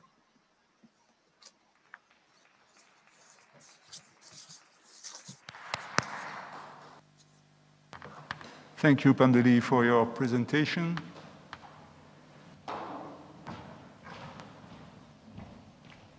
Now, would you want to respond to Pandeli? I don't have to say many things. I totally agree with his opinion that George Florovsky's approach of Hellenized the Hellenization of Christian tradition was a response to all this German idealism incorporated in Russian religious and philosophical thought of 19th century. Part of this thought is reflected also in this text of Bulgakov that I mentioned in my essay. So thank you, panelists, for your remarks, and I can say that I totally agree with you. Graham, do you have some commentary? Sure. Thank you very much for the reflections, the comments. Pantelis read from the first part of my paper, which I didn't address here, and in reading from it, he left out a part that I said that East and West and North and South are academic inventions. Just to say that if liberation theology is not able to engage with Bulgakov because he's a northern theologian, it leads us to ask further questions about why that first generation of liberation theologians have no trouble engaging with Barth, von Balthasar, Metz, Moltmann, Rahner, Lubac, Bonhoeffer. And then if I can switch it the other way, when we look at the patristic sources within Orthodox theology, the patristic sources, of course, come to us from Africa, Asia, the Middle East, all which in the geopolitical invention of the academy would now be the global South. So I think it's an interesting question, but I think it's a little bit more complex than to address straight off. But thank you for the comments. Alberto? Yes, thank you, Pandelis, for your comments on my paper. Yes, of course, there were a lot of answers to Bulgakov's proposals also from the Anglican side, and notably of Ramsey, Michael Ramsey. He said, perhaps it's not good to have partial intercommunion. We still have to strive for complete intercommunion of two churches. We are not a church. We are not just a private organization, a private association. We cannot have this kind of move, but this is good for us to strive for a fuller communion. However, I did not touch this side in my paper because, as I said, it was already assessed by notably Brandon Gallagher in his two articles on the intercommunion, and recently by Nicholas Aidan, who assessed the history of the journal of St. Alban St. Sergius, which reports a lot of these debates publicly, and the archives of the fellowship have been studied by Dimitri Salapatas in his thesis, and now in an article which is forthcoming in the history of desire of Christian unity. Of course, there were different sides of the question, but what was important for me was the ecclesiological issue that underlied this dispute. So what's not just a canonical dispute, can we have intercommunion or not? But for Bulgakov was a sort of spiritual call. If we have spiritual communion, that is, we have common prayer, and the name of God is a sort of sacrament, and we have a great spiritual communion among us, can we refuse each other the communion? And he was perhaps sort of Eucharistic ecclesiology, not that of Afanasiev, but a local church can authorize the Eucharist and receive other Christians. So he elaborated also a liturgy for the blessing of the priest who has to administrate Eucharist to the Orthodox either or Anglicans. And so he saw it not in contrast with the canons, but as charismatic call, and this was the shift between the sacramental and canonical and mystical boundaries of the church. There is nulla salus extra ecclesia, but there is also ecclesia extra ecclesias. And in this perspective, I think this controversy is very important also for us, and also for the development it has also after Vatican II in the proposal of intercommunion between Pope Sis and Athenagoras. Okay, thank you. We have to conclude this panel in only 3 minutes, and so we have time for only one question. Please. Okay. Well, one of the things that I'll say at the end is, and I so much appreciate your papers, is because they bring up, and I've said this to many friends, one of the things in talking about Bulgakov is you can have conversations that you wouldn't have been able to, from Gregory Palamas to liberation theology. But I just wanted to make a comment on, thank you very much for the paper on intercommunion. I'm just wondering, practically speaking, everything has been set, the agenda to do with ecumenism, by George Florovsky's pushback. So it would seem, at least from my Orthodox perspective, that it would be impossible to, but how do you think one can learn from his proposals for intercommunion in the present ecumenical climate, which, as you probably know, is not very good for the Orthodox. The Orthodox are quite negative. Even those that are pro-ecumenical are negative. So I'm wondering if you had some ideas that you could throw out there from, towards the Orthodox. Okay, thank you. Yes, I think that this... We have no time. Excuse me, we have no time because we have only 1 minute to conclude. Yes, just, it's an open and no idea, but I think that this word of Athenagoras, that patriarchs do things and theologians may think over things that has been done. So I think the proposal is please do things that hierarchs and the people of God has to do things to approach at different levels, and maybe for the leaders of the church to have be more courageous to have prophetic move and not be too afraid that people will not follow them if they do in the right direction. And the last Thank you. No, I will be short. It's just 2 comments. First of all, I think Segundo didn't understood Berdyaev. This is what we should have in mind, that Segundo was interested much more by Hegelianism than by personalism. This is my first remark. And second remark concerning Adalberto's speech, which is really interesting. You insisted on the fact that for Bulgakov, church is not only institutional and hierarchical, but it's a mystical body. And our common connaissance, Nicolas Losky, was always insisting on the first sentence of the book, of Bulgakov's book, Orthodoxy, Pravoslavie. The first sentence, Orthodoxy is not only an institution, it is life in Christ within the Holy Spirit. And I think the ecumenical movement didn't integrate the consequences of this, didn't integrate that church is not only body of Christ, is not only the temple of the Holy Spirit, it is also the arch of salvation, it is also the house of the Father, it is also the bride of the Lamb. And if this church is all this also, then it means that at ecumenical gathering, we need to meet not only church hierarchs, but also artists, but also, different people from different currents of the church.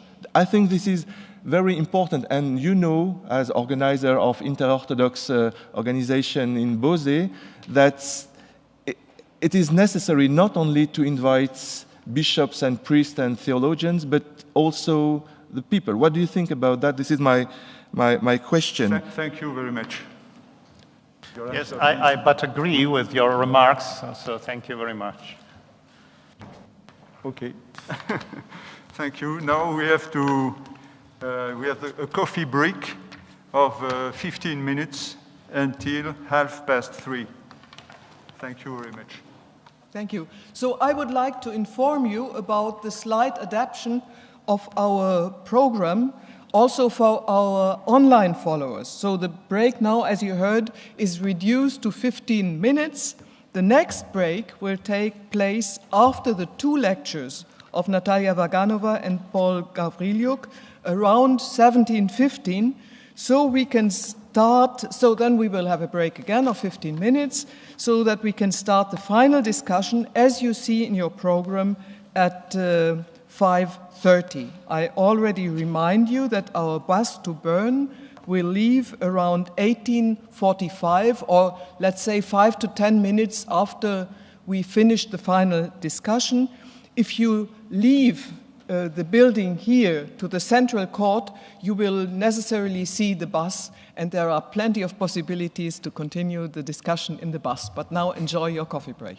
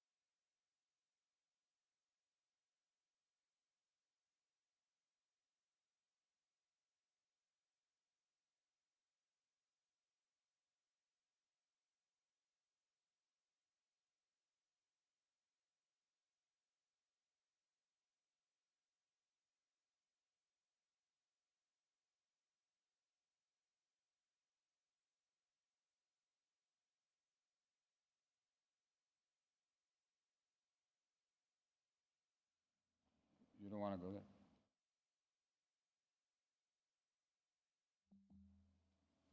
So we are ready to start. Hello, everybody. We now have the two lectures. And the first lecture will be given by Natalia Vaganova, who is lecturer of philosophy at the theology faculty at St. Tikhon's Orthodox University, Moscow, Russia.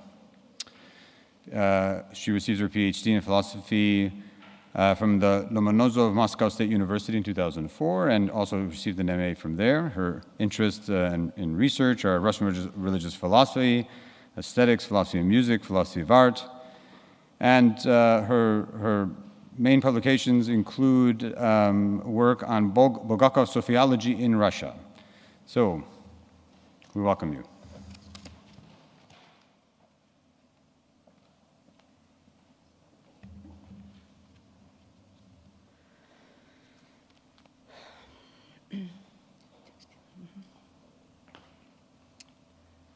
Уважаемые коллеги, свой доклад я сделаю на русском языке, текст английский вы видите на экране. И если будут вопросы, я попрошу отца Тихона мне помочь. Тема доклада обозначена следующим образом: неоконченный спор, как возможна критика софиологии Булгакова в настоящее время. Итак, действительно, полемика по поводу софиологии Булгакова продолжается уже больше 100 лет. И самое первое серьезное критическое наступление на эту доктрину задолго до известного парижского спора предпринял Евгений Трубецкой. В 1918 году, вслед за выходом книги Булгакова «Свет не вечерний», Трубецкой в смысле жизни указывает на основную, с его точки зрения, ошибку Булгакова. Он мыслит Софию погностически, изображает ее в виде самостоятельного эона. Никакого обмена мнениями вслед за выступлением Трубецкого, по-видимому, не последовало, и вряд ли это было возможно в связи с известными историческими обстоятельствами. Критика Трубецкого носила философский характер и была обращена к главному философскому сочинению Булгакова в эмиграции после перехода отца Сергия к богословию и дальнейшему развитию его учения уже на этой почве. Спор, соответственно, приобрел богословский характер. Этот этап прекрасно документирован, хорошо известна его хронологическая канва, существует значительная исследовательская литература. Недавнее исследование Андрея Клементьева представляет историю парижских споров с документальной исчерпывающей полнотой. Через 30 лет после смерти отца Сергия протоиерей Иоанн Мейндорф заявил, что софиологическая проблематика как научная тема является исчерпанной, и у новых поколений исследователей никакого интереса вызвать уже не сможет. Этот вывод, как мы видим, оказался преждевременным. Не только доктрина Булгакова, но и софиологический проект в целом в последнее время вновь пользуется вниманием. Исследования софиологии вышли на новый этап, интерес к ней растет, свидетельством чего является вот наша конференция. Тем не менее, на этом религиозно-философском учении лежит подозрительная тень ереси. Поэтому необходимым предоставляется новое обращение к той критике, которая была направлена в адрес учения Булгакова. Нужен критический пересмотр самой критики софиологии, то есть нужна критика критики, тех позиций, аргументов и обвинений, которые звучали прежде.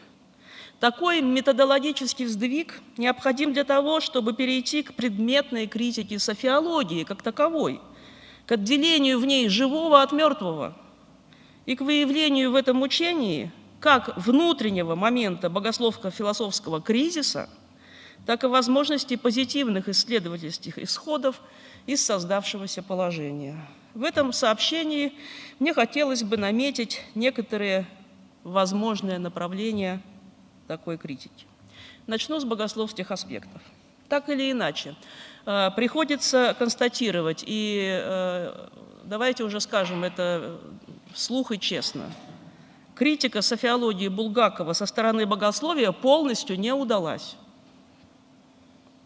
Подавляющее большинство ее ударов было нанесено мимо цели. Поэтому, несмотря на ряд весьма тяжких обвинений, содержательно она не нанесла доктрине Булгакова ни малейшего урона, кроме разве что репутационного. Надо признать, что оппоненты Булгакова, что называется, ломились в открытую дверь, не затрагивая существа доктрины.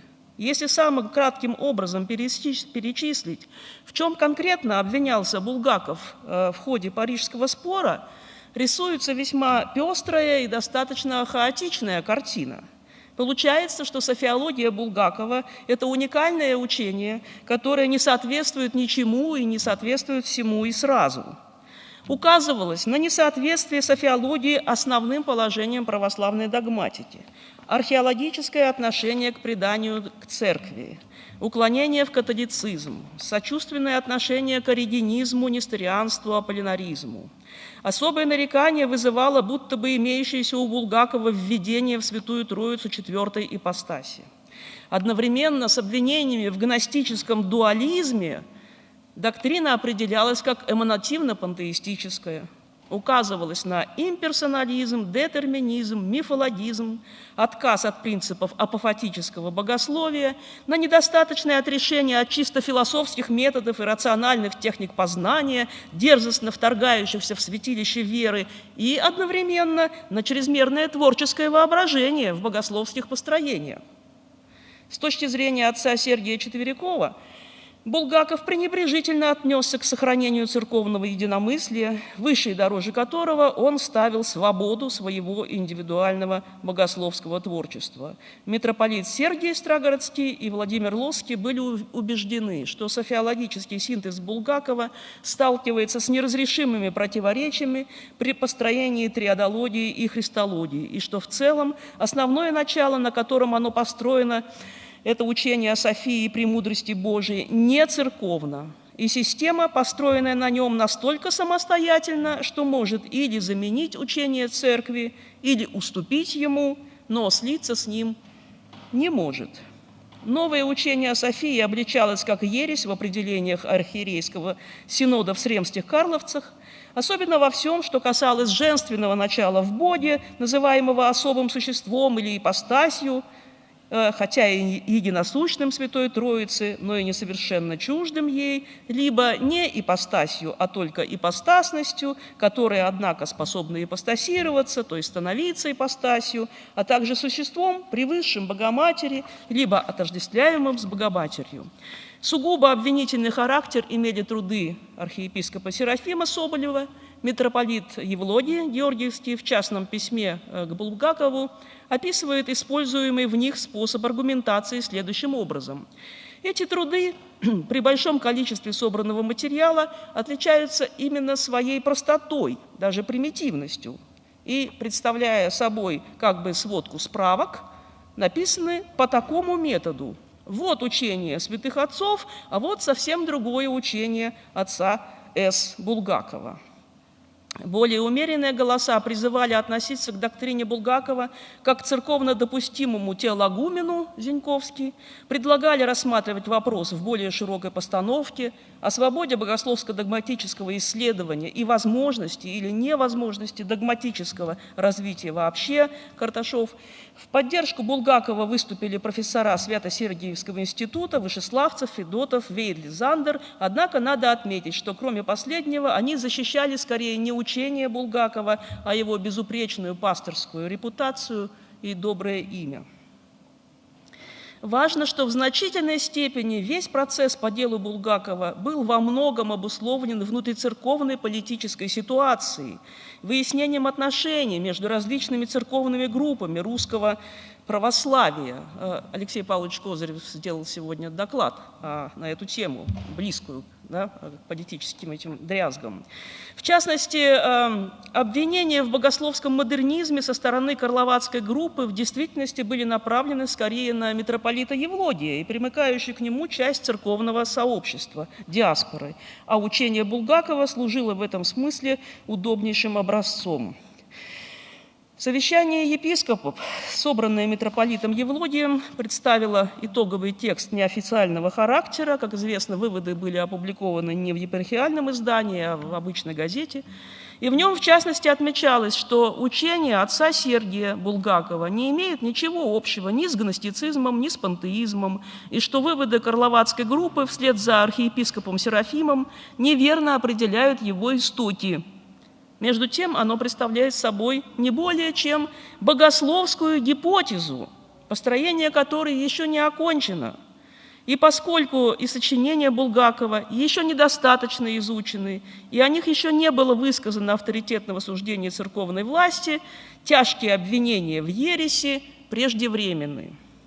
Булгакову было рекомендовано со всей тщательностью пересмотреть свое богословское учение о Святой Софии, в ясных, общедоступных формах разъяснить пререкаемые места своего учения, приблизить их к православному пониманию и изъять из них то, что порождает смущение в простых душах, которым недоступно богословско-философское мышление. Ничего из этого, как известно, отец Сергий не сделал.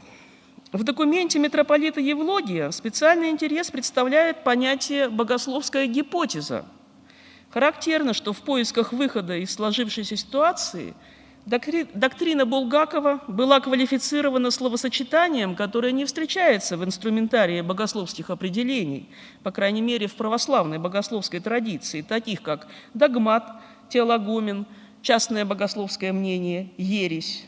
Это определение, являясь, по-видимому, уникальным новшеством, было, по сути, предложением компромисса. Не означая ничего из известного, оно в этом смысле может быть рассмотрено в качестве удачной, достаточно остроумной находки, но является ли оно продуктивным? В каком-то смысле да, поскольку в нем верно отражена основная интуиция учения Булгакова, а именно богословствование не из богословских источников. Указание на неверные квалификации истоков учения Булгакова схватывало очевидное, как сейчас представляется, положение. Богословская критика учения Булгакова на этом этапе была заведомо обречена на неудачу, поскольку она не была в состоянии подорвать его основы. Такое положение дел определяется вовсе не слабостью богословия, а другими факторами. Хотя доктрина Булгакова в эмиграции приобрела богословское направление и соответствующее жанрово-стилистическое оформление, она при всем ее масштабе явилась лишь логическим и онтологическим продолжением его философской системы. Поэтому критика от имени богословия здесь вынуждена была играть на чужом поле. Указание на нецерковность софиологии опирается на какую-то общую богословскую интуицию, но последняя никак не может разрешиться в адекватных формулировках, поскольку не располагает инструментами для вскрытия имевшихся противоречий. Речь идет не о частных несовпадениях, а о положениях основополагающего характера.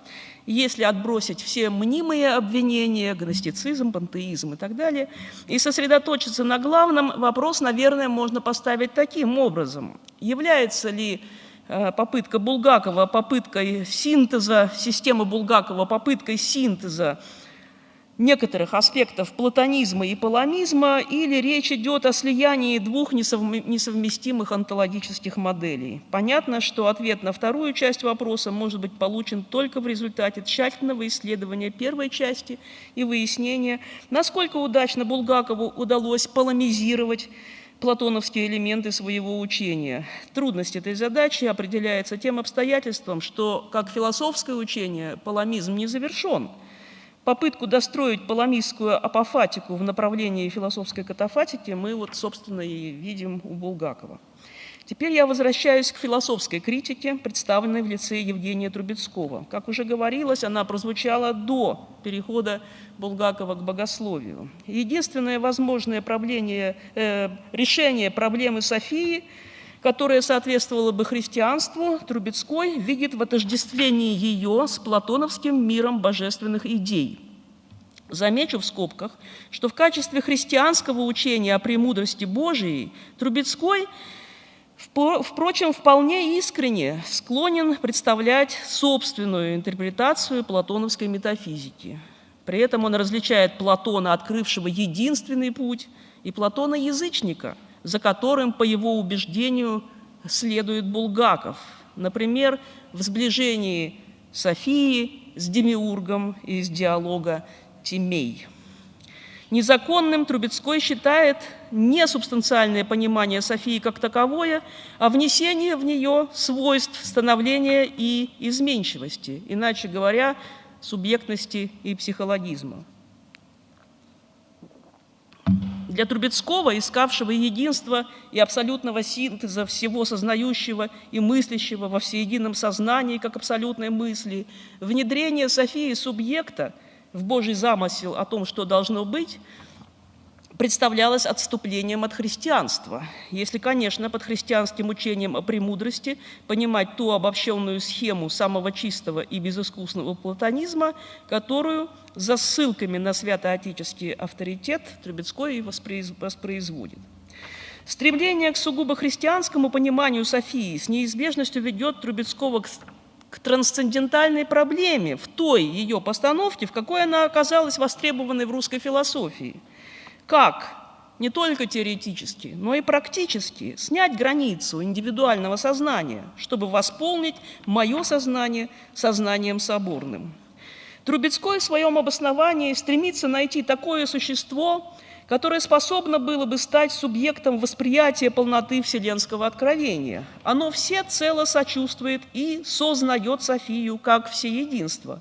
Однако в том варианте развития метафизического идеализма, к которому был привержен Трубецкой, такого субъекта он не мог бы обнаружить ни при каких обстоятельствах. Булгаков же, отчасти уже в философии хозяйства и тем более в свете невечернем, осознав, что понимание Софии как особой метафизической сущности в божественном универсуме бесперспективно, как раз и занялся выяснением ее статуса в качестве субъекта познания, деятельности, культуры, хозяйства и ее отношением к кантовскому трансцендентальному субъекту.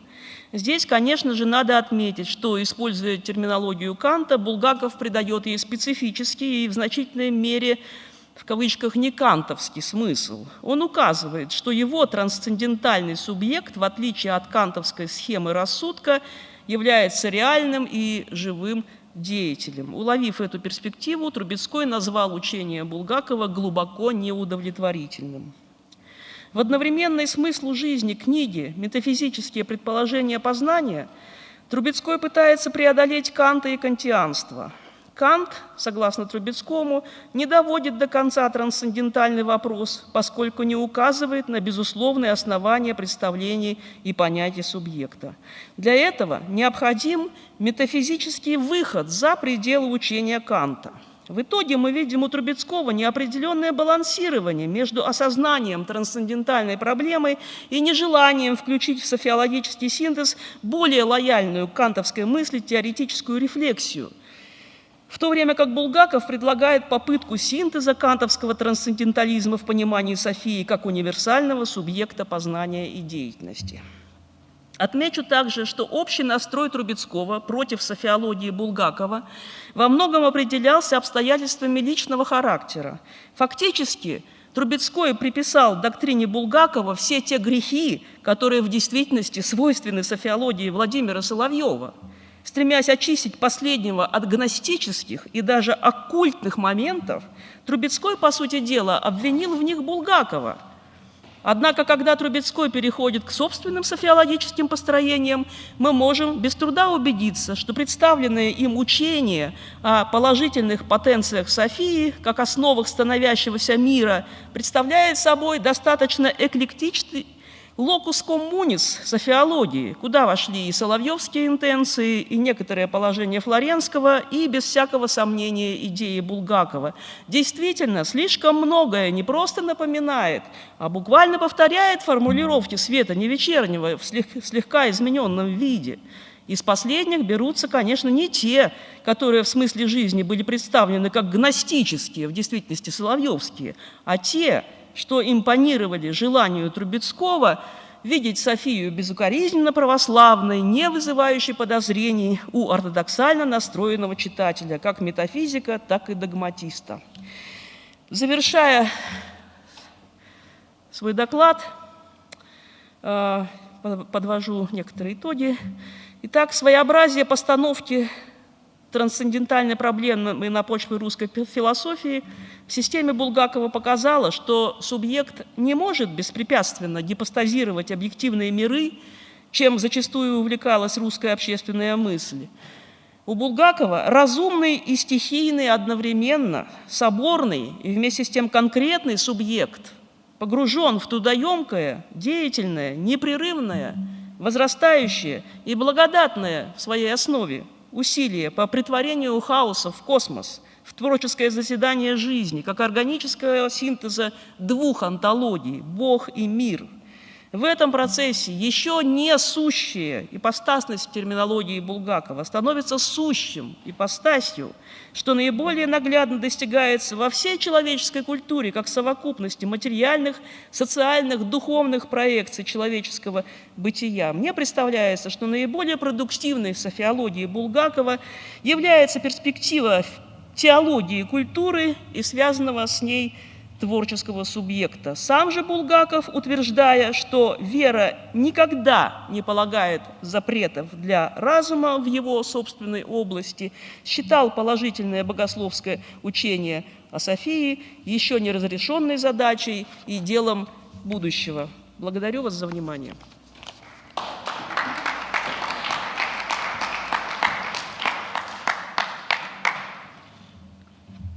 Thank you, Professor Nagabona, for that very informative talk of the criticisms leveled against Bulgakov and your own conclusions of the constructive contribution that really Bulgakov makes, especially to thinking about ways in which we enculturate. So anyway, the floor is open for questions. I think we have a translator. So, yeah, please.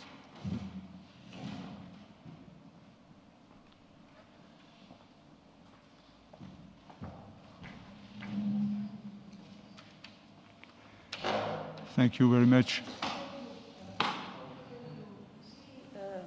A little part. Not all questions. Okay. It's very difficult for the Tikhon. Thank you very much for your very interesting and very suggesting presentation. My question is about what you said about Palamism. What is this Palamism? Because you say it's a philosophical system. What I know about the doctrine of Saint Gregorius Palamas is not a philosophical system. The doctrine of Palamas is in the Orthodox tradition, is not a philosophical system. So, what is this Palamism that you said is a reconstruction of the 20th century? It's, I think, a very big question about this problem of interpretation of the thought of St. Gregory Palamas, because he had the unction of 3 councils of Byzantine Church, 3 synods have sanctified the doctrine of Gregory Palamas. Is not a philosophy. Thank you.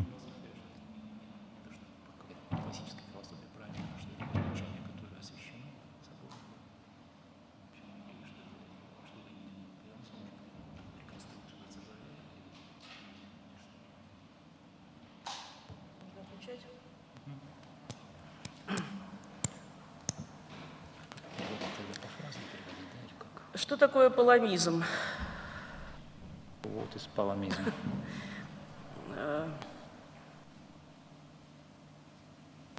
В контексте булгаковской софиологии паламизм как я его понимал, вот с моей точки отец Сергий, не как я его понимаю, да, а как отец Сергий надеялся его понять. Вероятно, он пытался представить себе, что сказал бы Палама, оказавшись на месте Булгакова. То есть как бы вот это вот учение, да, освященное, конечно, собором, да, как бы оно могло бы быть достроено, да, до системы, включающей катафатическое богословие,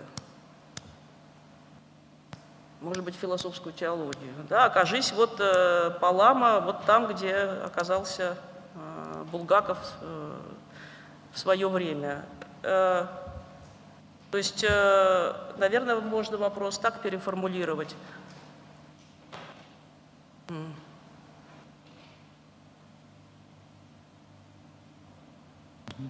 Сейчас, секунду.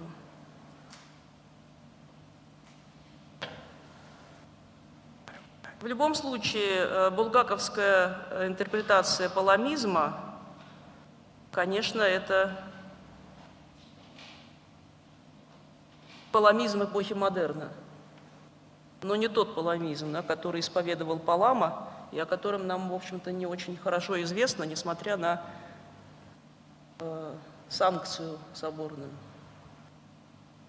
Вот философского паламизма не существует, Булгаков пытался его, значит, вот эту философскую проекцию, да, дополнить паламизм философской проекции в текущих условиях.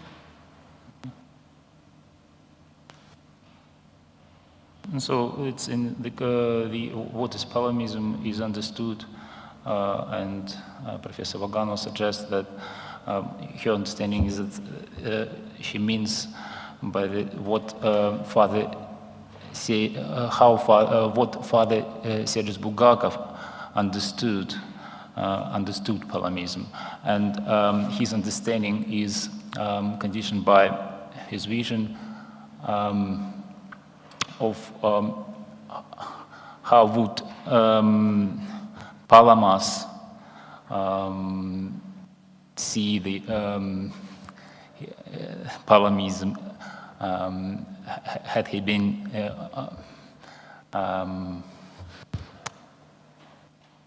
in the time of in the place of Bulgakov. So. Паламизм Булгакова — это не тот паламизм, не аутентичный паламизм эпохи модерна. Bulgakov's Palamism is not the authentic Palamism which was blessed and confirmed by the Church, but it's the Palamism of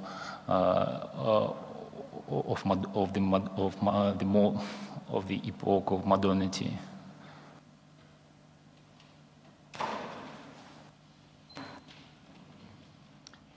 Thank you very much for your paper, and thank you for your book, which is an important.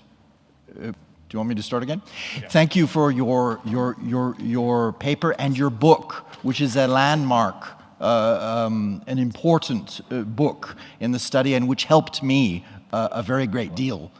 My question is what is the attitude in Russia today to Bulgakov?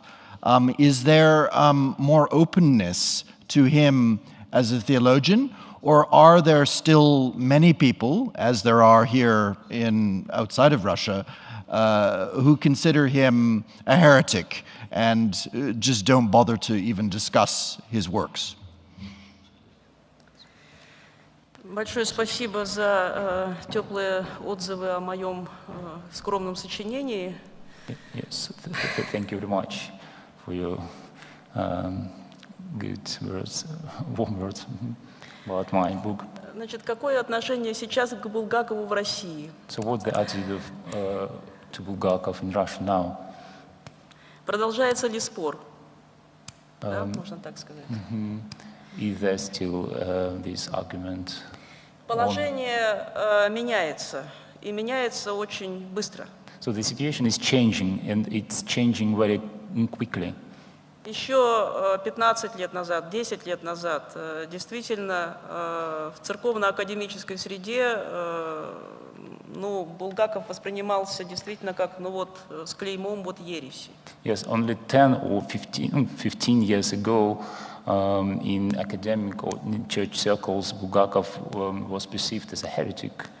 Но во многом благодаря усилиям наших историков философии, специалистов, людей, которые издавали тексты, вот Алексей Павлович здесь присутствует, в частности, проводили конференции, да, продолжали вот эту дискуссию. Ну, я о себе могу сказать, что я сама тоже организовывала не раз подобные дискуссии и на почве, на фундаменте нашего православного университета у нас были конференции, посвященные Булгакову, достаточно такие значимые. Да? So due to substantial efforts made by our colleagues, and some of them, Alexei Pavlovich Kozyrev, Professor Kozyrev is present here, and so due to our efforts, we published books, we also convened conferences and roundtables, so the situation is changing. Мало-помалу в этой мрачной картине начали появляться островки света. Стало понятно, что, я вот помню, еще 15 лет назад вот Анна Игоревна Резниченко на одной из конференций заявила, что, ну, примерно 15 лет, что Булгаков — это великий человек, да, и вот сейчас это уже как общее место, это великий, так сказать, представитель нашей отечественной, значит, культуры, богословия и так далее, и что место, значение Булгакова не только в русской культуре, но и в мировой культуре и в богословии, оно огромно, вот наша вот эта вот конференция это показывает. Вот сейчас это, в общем-то, понятно, но, разумеется, вот есть академическая дискуссия о наследии Булгакова, да? So on the, I missed. Анна Игоревна Резниченко заявила, что... Okay, no, 15 years ago it was like something, so little by little the situation is changing, and only 15 years ago Anna Reznиченко at a conference said that, claimed that Bulgakov is a great theologian, great personality, so it was unusual at that time. So now it's not unusual, as far as I understand. И поэтому есть все спектры полемики. Есть академическая дискуссия, есть споры, есть полемика, ну и бывает и до драки доходит. Вот, например, мои студенты на лекциях, особенно взрослые студенты, иногда, ну, в общем, готовы подраться. Одни защищая Булгакова, другие объявляя, что это еретик и что его книжки надо сжечь. Такое тоже бывает. Okay, so there is an academic discussion now. It's absolutely normal. Lots of discussions and debates and so on. And sometimes even the actual fighting happens. When at some seminars, my students arguing whether Bulgakov is heretic or not, even started fighting each other. 10 лет назад в нашем университете была организована конференция, которая была посвящена двум синтезам — софиологии и неопатристическому синтезу. So 10 years ago, about 10 years ago, in our in St. Deacon's University, we organized a conference dedicated to two syntheses, so sociology and neo-patristic synthesis. И к нам на конференцию пришли отец Николай Азолин и тогдашний ректор Сан-Серж. So we invited Father Nikolai Ozolin, at that time rector of St-Serge. И причем пришли они с явным желанием разгромить конференцию. И первый вопрос был, как мы посмели сопоставить Булгакова, его софиологию и неопатристический синтез. Это же совершенно несовместимые вещи. And so the appearance was very decisive.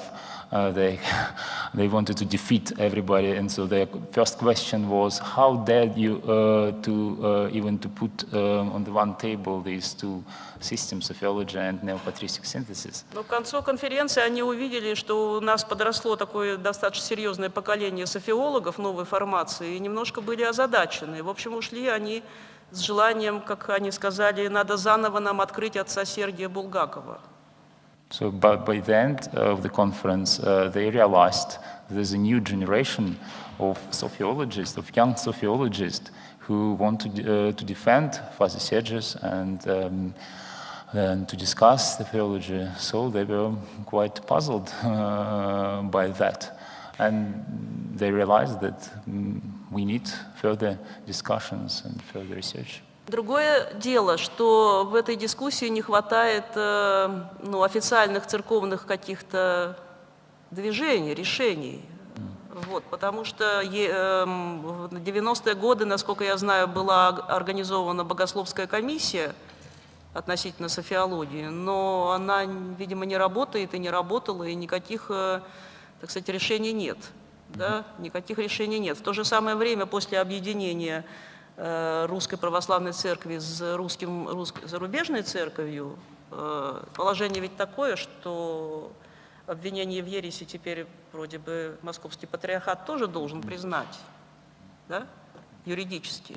So, however, there is a lack of the presence of official church. So there is no official church presence in these discussions. Although there was a commission which was formed back in the 90s, but in my opinion, it hasn't produced anything so far. So if it ever was convened, and although after the uniting with the church abroad, Russian church abroad, apparently we now also adopted their condemnations of Bulgakov, so something needs to be done with that. Ясно одно, произошел огромный сдвиг, огромная перемена в осознании значения отца Сергия, в перемене отношения к его наследию, да, и, по-видимому, надо ждать каких-то дальнейших позитивных изменений. So it's clear that there was a shift, a very huge shift in the attitude, and so we now expect and hoping for some positive changes. Это, конечно, не означает, что должен быть немедленно принят или там через некоторое время софиологический догмат, но какое-то церковное отношение, да, вот такое позитивное к доктрине Булгакова должно быть сформировано. И в качестве примера я приведу отношение к Льву Толстому. Okay, so it doesn't mean, I mean, these changes which we hope for, it doesn't mean that immediately we should confirm and adopt the dogma of sociology, but some sort of church attitude should be expressed and adopted. And as an example, I wanted to say a few words about the church attitude to Leo Tolstoy. Благодаря покойному, к сожалению, отцу Георгию Ореханову, значит, его работам, посвященным отношениям Толстого и церкви, эта проблема, этот вопрос был выведен на совершенно другой уровень вообще понимания, осмысления и осознания такого, что такое Толстой. Да, это не значит, что надо снимать с Толстого, значит, обвинения, да, известное постановление относительно его религиозно-философского учения, но это значит, что мы имеем возможность говорить, думать, и богословие развивается в результате вот таких изменений, очень позитивных. И это, конечно, мощнейший просто такой, как бы такая сила, да, которая позволит, я думаю, вот и богословие, богословско-философское, религиозно-философское мысли вот выйти на какой-то, так сказать, новый этап, такой нормальный, позитивный этап творческой работы. Due to the efforts of late Father Georgi Arikhanov, a professor of St. Tikhon's University.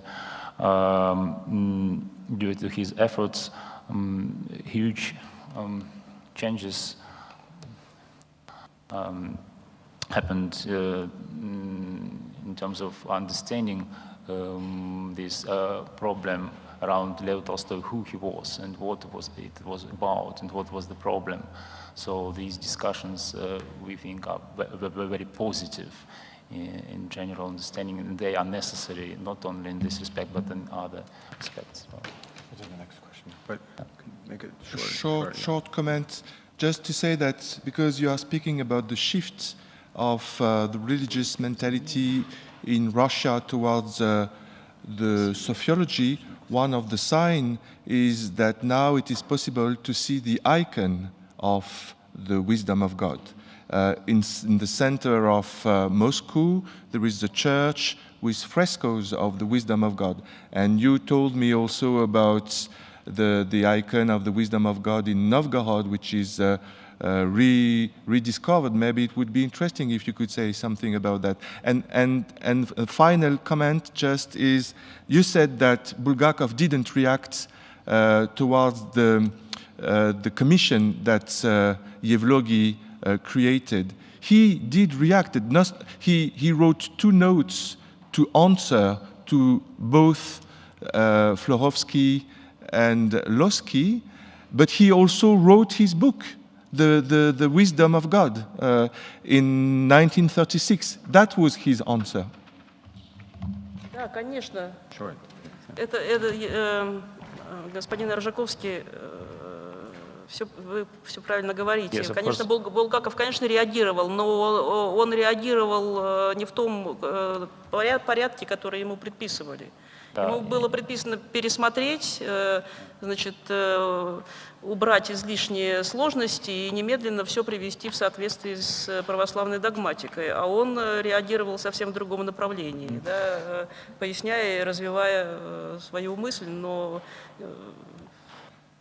So, yes, Mr. Zhakovsky is right that Bulgakov, of course, reacted, but he reacted in a different direction. They suggested that he would revise his teaching, but he didn't revise anything. Instead, he developed his doctrine. Во всяком случае, его эта критика, конечно, наверное, уязвляла, но он был абсолютно непоколебим, он был уверен в своей правоте. Of course, he was hurt by the critique, but he was convinced that he was right. Мое время истекло. Благодарю вас. Thank you very much.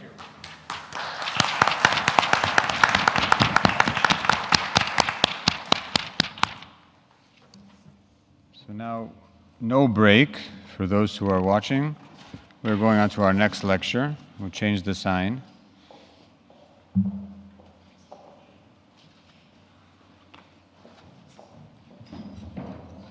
now I have the great pleasure to introduce someone who doesn't really need an introduction. My good friend, Paul Gavrilyuk, who is the Aquinas Chair in Theology and Philosophy at the Theology Department of the University of St. Thomas in St. Paul, Minnesota. Expertise in Greek patristics, modern Orthodox theology, the philosophy of religion. Paul was born in Kiev, Ukraine. He studied physics at Moscow Institute of Physics and Technology in Russia between 1988 and 1993. He was one of the first scholars from the former Soviet Union to come to the United States to pursue graduate work in theology. In 2001, he received his doctorate in patristics from the graduate program in religious studies at Southern Methodist University in Dallas, Texas. He's also the founding president of the very successful International Orthodox Theological Association, which I commend to all of you and to their website and the many things that they do. And it's an organization that includes 150 scholars from 30 countries. He's published in 9 languages.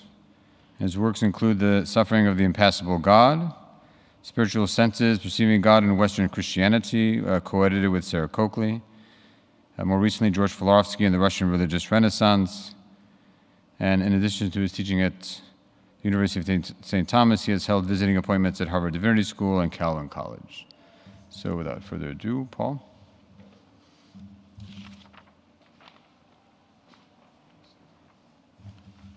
Thank you very much, Telly. Two substances are required to endure the marathon of conferences. It's caffeine in the morning and the afternoon, and alcohol in the evening. Now, if you have reversed the order of these substances and have by any chance imbibed alcohol prior to my lecture, this will actually assist you in understanding what I have to say. The reason for this is that my subject is admittedly quite dark. And it's dark because as an Eastern European, I wake up every morning, think about death, and this is what keeps me cheerful throughout the day. Now, for something entirely different, courtesy of Monty Python, Telly has already mentioned the International Orthodox Theological Association, and I was simply heartened to hear that this conference was born, or at least the idea of the conference, the nuggets of the insight were born actually on the plane from IOTA's inaugural conference, and this is very much an answer to our prayers as to what IOTA could become. And so simply a very quick commercial about what we're now doing vis-a-vis publications, and simply an open invitation to the speakers of this conference to consider publishing with IOTA. And as you can see, we can deliver on many points, including the fact that we would be able to produce your work relatively quickly and also sell it at a price of a very nice lunch in Switzerland. So let me move on then to the immediate subject of my presentation. I have no quibble about the central interpretation of the intellectual core of sophiology. And as we have heard again and again at this conference, the central intellectual nugget or intuition of sophiology is the Chalcedonian Christology turned into a metaphysical vision. There are other elements in the story, but they're nice to have. However, in this presentation, I will contend that Bulgakov's scholarship has overlooked what could be called the existential core of Bulgakov's sophiology. In other words, what is it that drives us to write? And this is a question for all of us. And so if you set aside such conditions as the diarrhea of a pen, and if you set aside the necessities of academic climbing, what is it that drives the mind in terms of emotions and in terms of will? So I will marshal evidence for a claim that this existential core is represented by a number of revelatory experiences of confronting death and dying in various forms. I will demonstrate how these experiences were ego-orienting for Bulgakov from his early childhood until his final struggle with throat cancer. My contention is that Father Sergii's central theological intuition that all things are in God stems from his profoundly tragic experiences of witnessing the death of those close to him that were accompanied by an equally profound sense of the reality of eternal life and resurrection. In order to make my case, I look at the sources that are often neglected in the discussions of Bulgakov's theology: his autobiographical notes, spiritual diary, and the essay, The Sophiology of Death. Having established the importance of memento mori theme in Bulgakov's spirituality, I consider its implications for his theological system. I reach a conclusion that eternity revealed through death is an existential core or axle of Bulgakov's sophiology. As most of us know, Bulgakov grew up in a family of a Russian priest who was attached to a cemetery chapel in a provincial town of Livny, and whose livelihood depended upon officiating at funeral services. As a boy, Sergii would find himself regularly participating in the joyous Easter procession singing "Christ is Risen" outside the cemetery chapel amidst the old graves. The encounters with death and dying, sanctified by the solemnity of the Orthodox services for the departed, were a part of young Bulgakov's everyday life. Years later, Bulgakov would write about the household in his childhood. I do not recall many weddings, but I do recall numerous funerals. In this house, one by one, most members of his large extended family expired, beginning with his grandfather. As Bulgakov reminisced years later, and I quote, "With my grandfather's departure, death for the first time entered into my young mind. I was only 12. I was, on the one hand, mystically shaken, and on the other hand, defended myself with animal self-love. Funerals in Livni were done right. I would actually say, generally speaking, Orthodox funerals are really done right. It was some sort of an Egypt. And first of all, there was no fear of death. The relatives, first of all women, arrived to dress the departed, to pray for him, and to help with the household chores, with a joyous, solemn feeling. Then came the funeral in the church, with the carrying of the coffin around town, accompanied by the ringing of the bells, the giving of the body back to the earth, the veneration of the tomb, and prayer-filled memory. They bury well in Livni. If it is possible to speak of the Sophianicity of a funeral, then it could be said that the burial was Sophianic, bearing a spark, a mark of eternity, a triumph of life, and a union with nature. Dust thou art, and into dust thou shalt return." Now, while these words reflect Bulgakov's much later interpretation of his childhood encounters with the reality of death, it is plausible that even as a child, he could experience as vague calls of the heart those things that would with time grow into deeply rooted convictions. The liberation from the fear of death, the awareness of the presence of God, the triumph of eternity over time, and the great sense of unity of the departed with all creation. After the death of his grandfather, the angel of death unceasingly stood in front of our house, remarks Bulgakov, reflecting on the deaths of 5 of his siblings. 2 dying in infancy, 1 in early childhood, 1 in adolescence, and 1 in young adulthood. Perhaps the most profound impact was that of the death of his younger brother Mikhail of consumption. Even now, after 40 years, my eyes are filled with tears when I recall his wholly beautiful death. Before he departed this world, he was sent like an angel to pour the treasure of his death into my soul. This was at night. It was evident that his agony had begun. All stood up, surrounded him, and my father began to read the service for those about to die. And everybody felt that it was quite natural. Is this a service for those about to die? Asked Mikhail and began to say farewell to everybody, kissing everyone for the last time. He kissed me so. He particularly wanted me to be near him when I was so full of myself, only of myself. He left peacefully, and the mystery of death was filled with light. His hands, as the hands of those dying of consumption, were white. The sun was breaking out. My brother Lelia and I went into the garden, and my heart was filled with heavenly music, with a celebration that made possible by tender, quiet, faithful death, which opens up the heavens and angels. Yes, death was our educator in this household so full of death. Now, not all deaths in Bulgakov's family caused him to humbly acquiesce in the inevitable. Bulgakov's recollection of the death of his infant brother Kosma was quite chilling.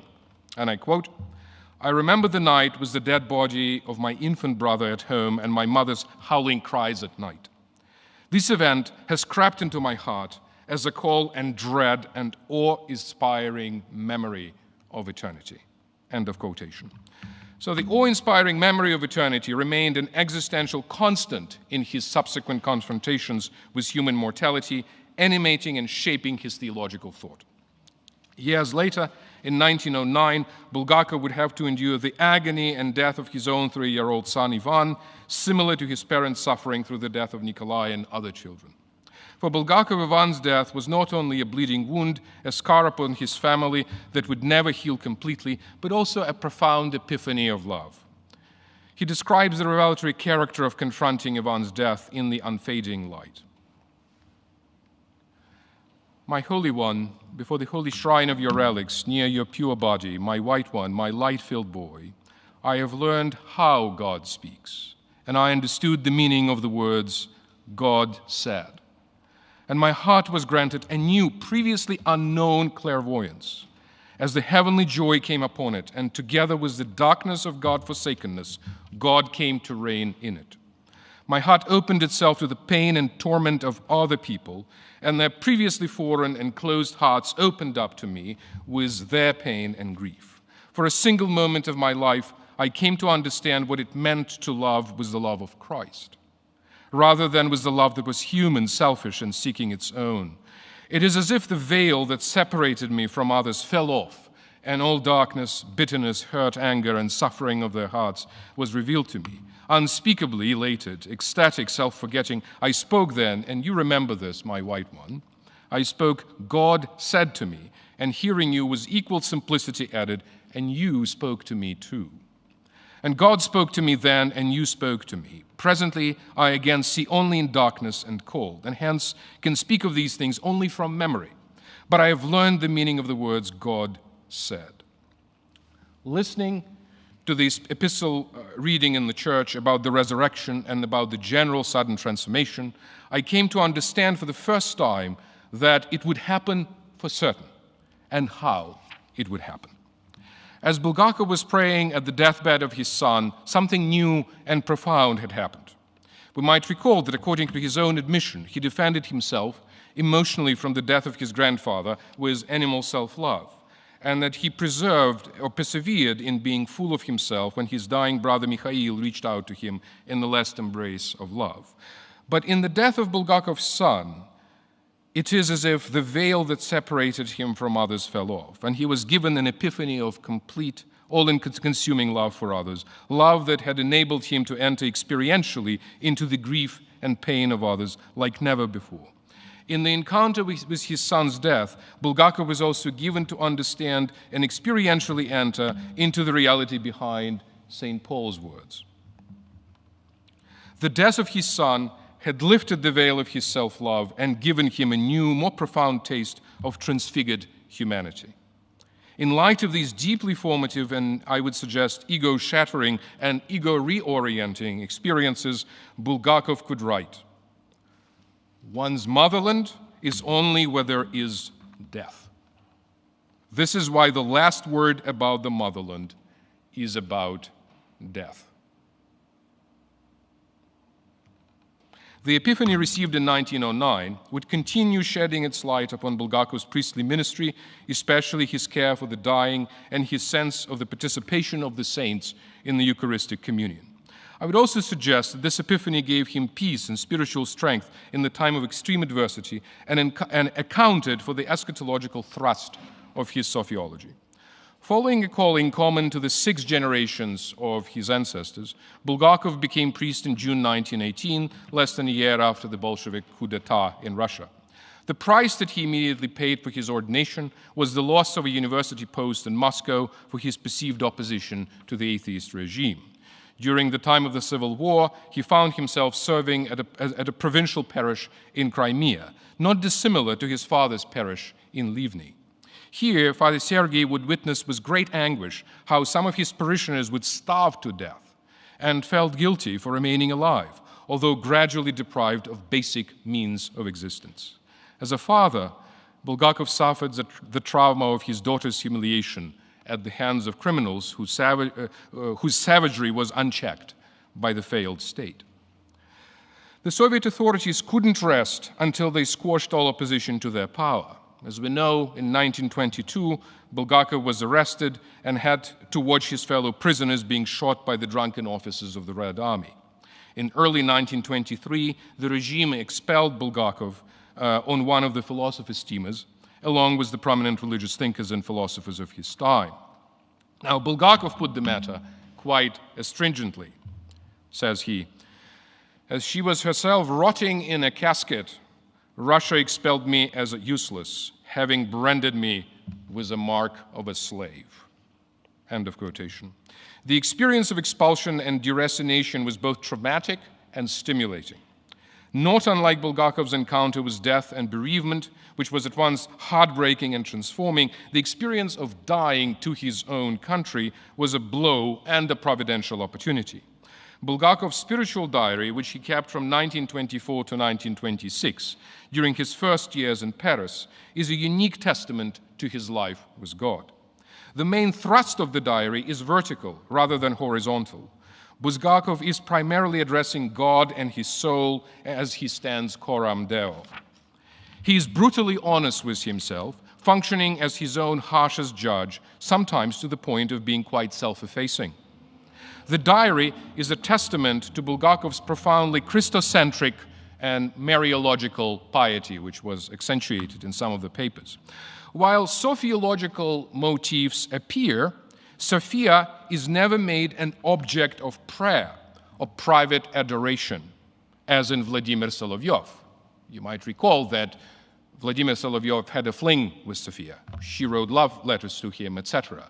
There's nothing of that sort that we find in Bulgakov, and there are really no Sophianic prayers that I am aware of. Despite Bulgakov's self-professed theological modernism, his spiritual life was profoundly grounded in his childhood experiences of death and dying, as well as his attendance at the Orthodox services, especially those of the feasts of days of Easter and Dormition of the Theotokos. The diary contains Bulgakov's own akathistos, hymn of praise to Theotokos, in which he speaks of her as, I quote, bringing consolation at the hour of death and making death a joyous feast by her light. Bulgakov is strikingly traditional and conventional, even pre-modern in his piety, especially if one considers the prominence of the memento mori theme in the diary. In fact, his observation that life must be a constant dying to the Lord could serve as the diary's epigraph. And actually, Pauline motifs in his work, I think, really need to be explored, and that hasn't been done yet. Bulgakov reflects on mortality in the context of dying and parting with the dead in several diary entries. For example, in the entry dated October 7, 1924, he writes, "We are created for eternity. It is not here below that we are called to live. This becomes evident when the most precious person departs for the other world, but the lover remains here in this world." How does one save love from powerlessness? How does one save the soul from despair? This is an interesting moment of an attempt, at least, I think, to overcome the kind of inherent romanticism of the idealist tradition. One can do so only by God and in God, only through prayer. The wings of prayer will carry us into another world. They will give us an invisible connection with the beloved. They will carry us closer and closer to him until the hour of our own call and until the light of our eyes goes out too. In his capacity of father confessor and parish priest, Bulgakov attended to the needs of those approaching the hour of death, following in the steps of his own father. In Bulgakov's own life, two experiences that left him hovering on the brink of death were profoundly transformative. The first occurred during a serious illness in January 1926, to which Catherine Yevtukhov has already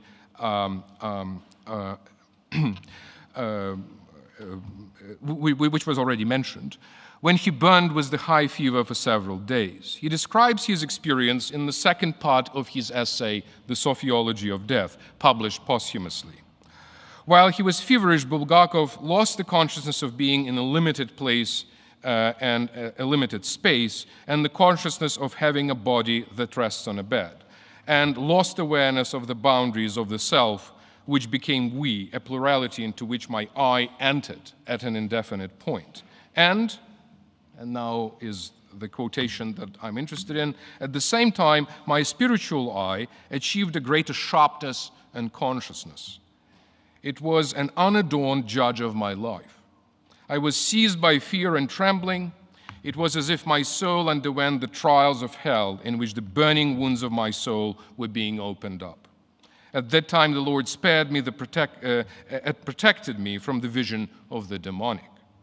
But fever, coupled with the spiritual pangs, created a fiery furnace. This experience taught me the meaning of burning in the furnace of blazing fire without burning down. I think, by the way, that Bulgakov's eschatology and his universalism needs to be explored also against the background of this particular experience. The transformation brought about by the hellish experience was actually most extraordinary. Suddenly, after this burning, cool and consolation penetrated the fiery furnace of my heart. How can I relate this miracle of God's mercy, of forgiveness? With all my being, I felt its boundless joy and lightness. My guardian angel, who was with me ceaselessly, put it into my heart. I suddenly felt that nothing separated me from the Lord, for I had been redeemed by the Lord. Even during confession, I felt that I already had forgiveness. I had a feeling that my sins had been burned away and that they were no more. But this mystery of forgiveness was revealed to me only in conjunction with the mystery of death. For I felt at the same time that my life had ended and that I was dying. But where was the fear of death? Only the joy of death was there, the joy of the Lord. Heavenly joy, which cannot be expressed in human language, filled all my being. Now, Bulgakov goes on to say that during his illness, he had periods of being terrified of death, primarily because he despaired of leaving his family without his care. But this feeling was a passing weakness, which was soon replaced by the sense of entering into the communion of the saints and of the breaking of the boundaries between the living and the dead. This experience was accompanied by an equally potent feeling of being reunited with his diseased son, Ivan, and of the presence of God reigning over everything. I have learned forever that only God and His mercy exist, that we must live only for God, love only God, and seek only the kingdom of God, and that everything that blocks God is a delusion.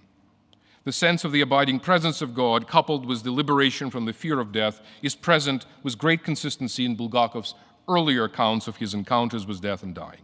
The novel element in the experience of 1926 is that of profound assurance of forgiveness. In 1939, Bulgakov was diagnosed with throat cancer and endured a second encounter with death during his surgery.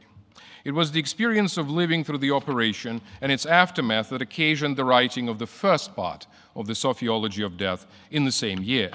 In this essay, Bulgakov's description of his near-death experience reaches a new level of immediacy. His description is more direct, sober, and free from rosy sentimentality. He paints on the canvas of his soul with the assurance of a man who has glimpsed into eternity and who no longer has anything to hide, either from others or from himself.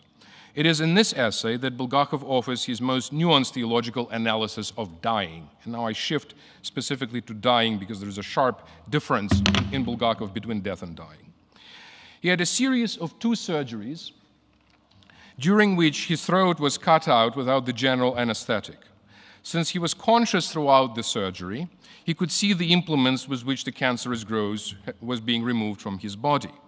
So Bulgakov was hovering on the brink of death and was exhausted by the sufferings of his body to the point of being unable to experience what he had previously experienced on several occasions, namely the joy of death, as entering into the light-filled life of God. Instead, this experience in the surgery was a new revelation of co-suffering and co-dying with the crucified Christ. Christ died our human death in order to accept through it the death of the God-man. And this is why our dying, as co-dying with Him, is a revelation about Christ's death, although not a revelation about His glory. I've come to know the meaning of the apostles' words, quote, always carrying in the body of the death of Jesus, so that the life of Jesus may also be made visible in our bodies. For while we live, we're always being given up to death for Jesus' sake, so that the life of Jesus may be made visible in our mortal flesh. So death is at work in us, but life in you. End of quotation. And also, quote, the whole creation has been groaning in labor pains until now. And not only the creation, but we ourselves, who have the first fruits of the Spirit, groan inwardly while we wait for adoption, the redemption of our bodies. And that's Romans 8:22-23. So pondering the matter further, Bulgakov notes, dying was not resolved in a death, but remained a revelation about the way of death, which after Christ awaits each man, whether he wishes it or not. Mortality is contained in the fallen human nature that was assumed by Christ in his mortal human being. Each illness is an awareness of mortality, its revelation which nobody can avoid. Its measure is determined by the strength of illness, by how close it brings us to death. Objectively, I was at a hair's length from death during the first part of my illness. Subjectively, I was nearly completely enveloped by mortality and came to know it for this reason. I came to know my mortality. This is one of his latest experiences, last experiences towards the end of his life. I came to know my mortality as the Lord's cruciform dying in his God-forsakenness. Even to death, from why have you forsaken me, to into your hands I commend my spirit. Dying doesn't contain a revelation about the death itself. Such revelation is given only to those who have tasted death and thereby have left this world without return. Behind the threshold of death, there follows a revelation of life after death as the beginning of new existence. The experience on this side of death has nothing to tell us about this reality. Dying knows nothing, emphasizes Bulgakov, of the revelation of the life after death and of the resurrection. Now, it's remarkable that Bulgakov's last recorded and analyzed experience of confronting his mortality was a revelation of his co-dying with Christ, rather than the revelation of entering into the communion of the saints and the life with God. While the two revelatory experiences were closely related and followed one upon the other, Bulgakov sought to differentiate them as clearly as possible, for this very differentiation was not solely a matter of theological speculation, but the content of a divine disclosure. In the same essay, he admitted that even in dying it was possible, by the grace of God, to receive a foretaste of the joy of the resurrection, as he himself has done during the purgative illness of 1926, and as he had received on other occasions when he witnessed the death of those dear to him. But in the revelatory experience of 1939, it was the sorrow of God-forsakenness, rather than the joyous foretaste of the resurrection, that was disclosed to him. So I now turn to the theological interpretation of these experiences. Such a profound and frequent confrontation with mortality had a deep impact on Bulgakov as a churchman and as a theologian. However, it would be naive to assume that his experiences influenced his theology in a unidirectional way, so I certainly make no such a claim. Rather, the relationship between beliefs and experiences was more complex. Bulgakov came to interpret his experiences in light of his theological assumptions, and his theological views were in turn shaped and deepened by experiences. One undisputable example of Bulgakov interpreting the phenomenological core of his childhood experience in light of his later theological views is his discussion of the Sophianic nature of death in the autobiographical notes. Obviously, as a 12-year-old child, he couldn't possibly think of the solemn acceptance of death received within the context of the Orthodox funeral service in terms of his later sophiology. It is also significant that during the period when he lived through the deaths of his grandfather and his 5 brothers, he turned away from the faith of his parents, rebelled against traditional Christianity by embracing nihilism and materialism in a Marxist form. But his 15-year-old rebellion, lasting approximately from 1888 to 1904, which we haven't really explored fully at this conference, doesn't surface in his much later recollections of 1938. He sort of edits it out, of how he reacted to the deaths of his relatives. Now, was the trauma of so many deaths in the family also a factor in his temporary loss of his childhood faith? Now, one would search in vain for any such connection in Bulgakov's writings. His existential crisis seems to have been caused by the nominal character of his theological education rather than by the anguish of his losses. What was then the relationship between Bulgakov's sophiology and his experiences of death and dying? Did such experiences factor at all into his theological thinking? What existential impulses gave birth to his thought? So the principal point, my principal contention is that the core intuition of sophiology, and that is the intuition that all things find their eternal ground in God, and that God is present in all things, that particular core intuition has a crucial existential dimension conveyed by the experiences of death and dying. Now, this claim becomes more plausible if we examine how the earth-shattering experiences of his son's death is introduced in the unfading light.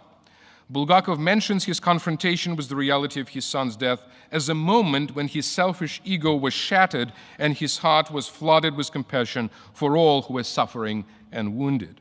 More importantly, he received these truths not upon reflection, but as a prophetic word, as God speaking directly into his heart.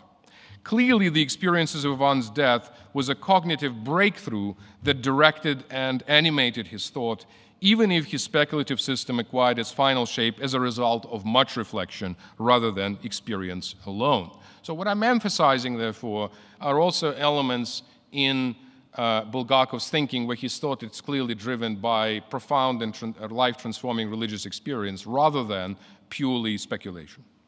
Put differently, Bulgakov regarded the sense of the abiding presence of God in all of creation, eternity underlying time, to be the final truth of human existence, and that any understanding of the world that ignored that truth was a profound distortion.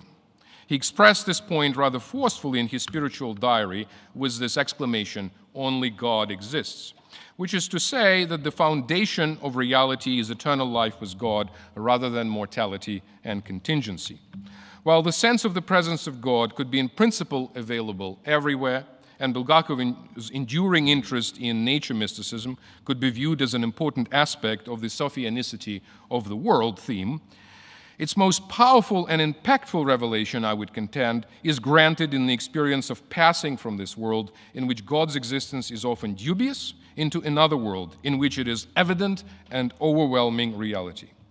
Death itself, as distinguished from dying, was for Bulgakov a revelation of love and joy precisely because death marked an entrance into the communion of the saints and, more importantly, into the communion with God. For these reasons, I would propose that the world-orienting experience underlying sophiology was that of the encounter with death.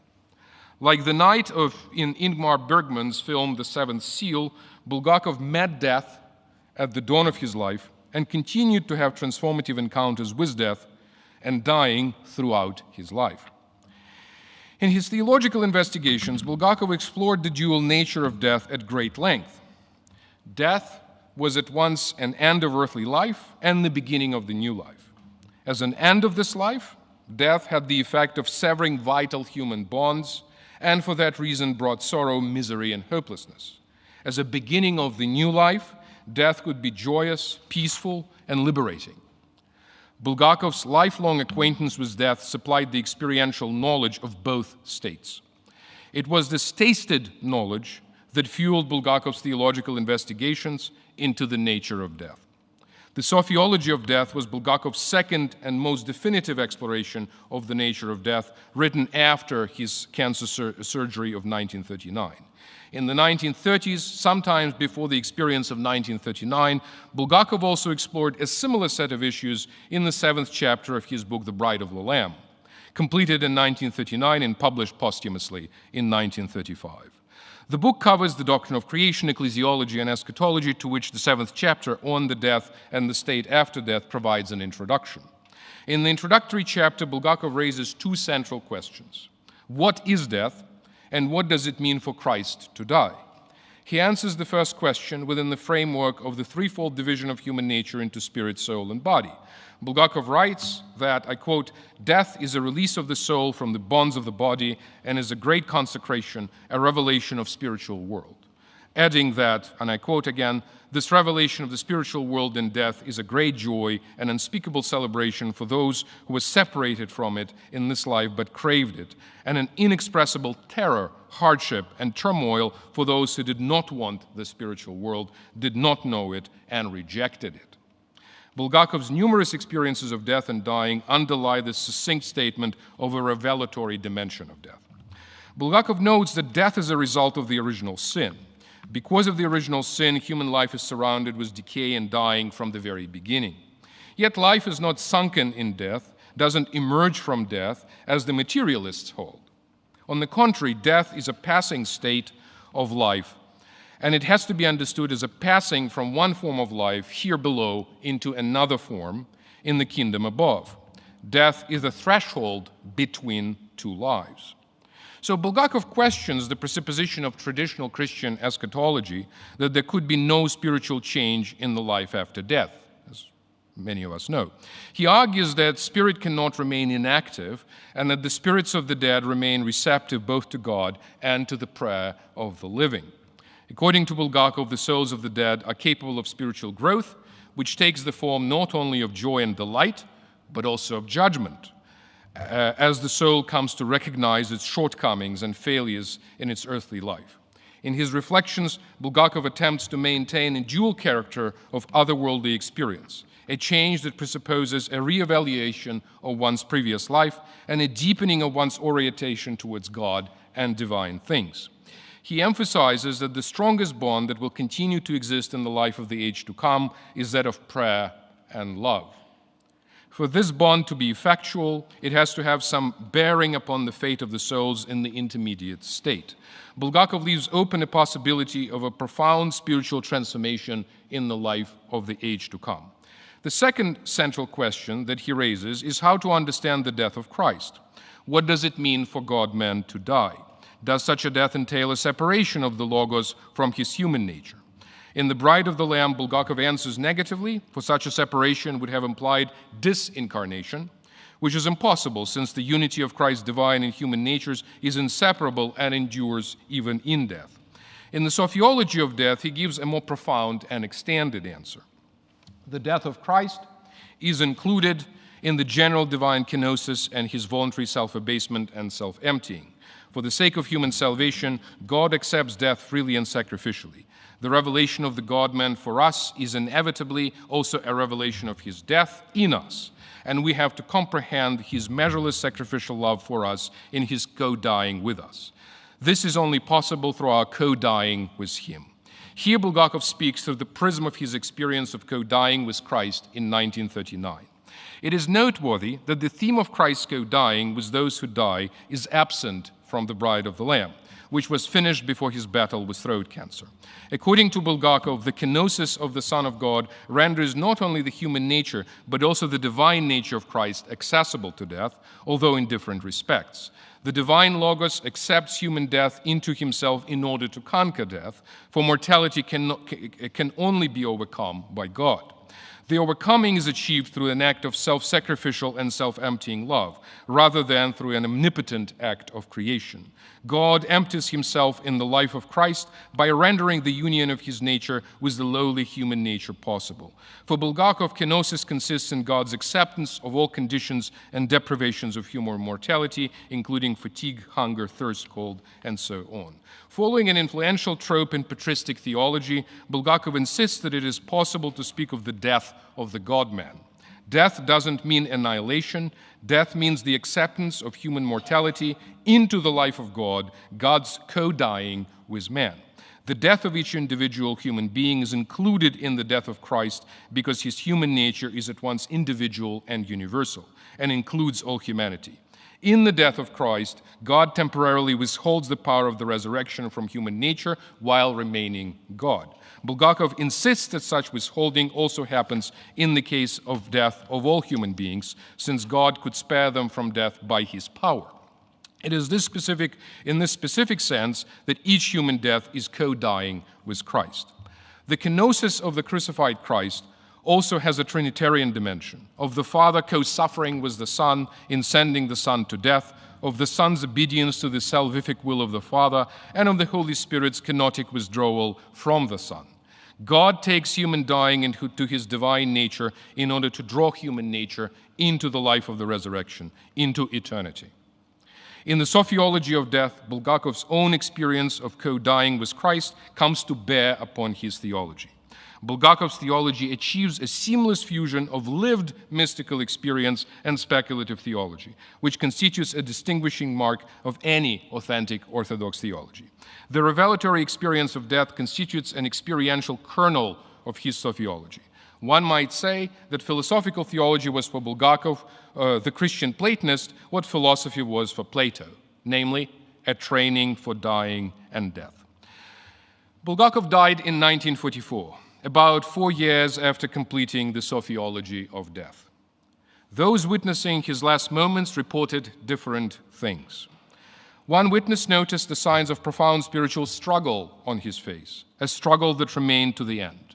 But another witness, and none present at his deathbed, saw an expression of unutterable joy on his face and exclaimed, "Father Sergii is approaching the throne of God and is being surrounded by the light of his glory." Thank you very much.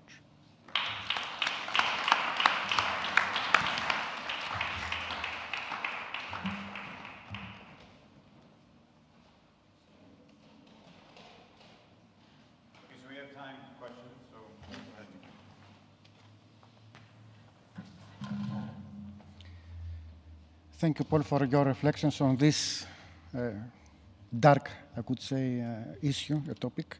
My question is this.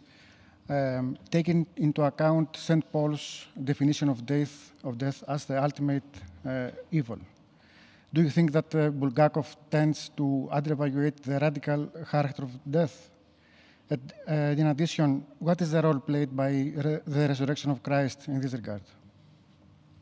No, that's certainly an excellent question. Of course, the resurrection of Christ becomes then the death of death. Ultimately, it becomes the kind of resolution of what death is. Does he? I mean, it's in light of what I have, in light of the evidence that I've marshaled, I think it would be very cavalier of me to say that somehow that he underestimates the tragic nature of death. What you can see is that he locates tragedy in dying, and he distinguishes between dying and death quite sharply, and I would say, I dare say, quite consistently. And I think there are reasons for that, and my position in this paper is that the reasons for that have to do with the fact that at least two first childhood experiences, and I don't know how significant the experiences of death are for you, of people who are very, very close, but the childhood experiences tend to be immensely, it seems to me, kind of soul-building, if you will, or soul-orienting, or soul-destroying. I mean, they could be that too, to be sure, or soul-testing. There's a variety of verbs that one could use. So I think in light of that, and in light of his distinction, I would simply tend to honor his distinction and again claim that. And another significant point is he really struggles with the Pauline material. I think, as I've shown, Corinthians and Romans is constantly on the back of his mind. And I think the biblical Bulgakov, and especially Pauline Bulgakov, is a Bulgakov that certainly needs to be explored. The fact that we Orthodox are not particularly attuned to this material doesn't surprise me.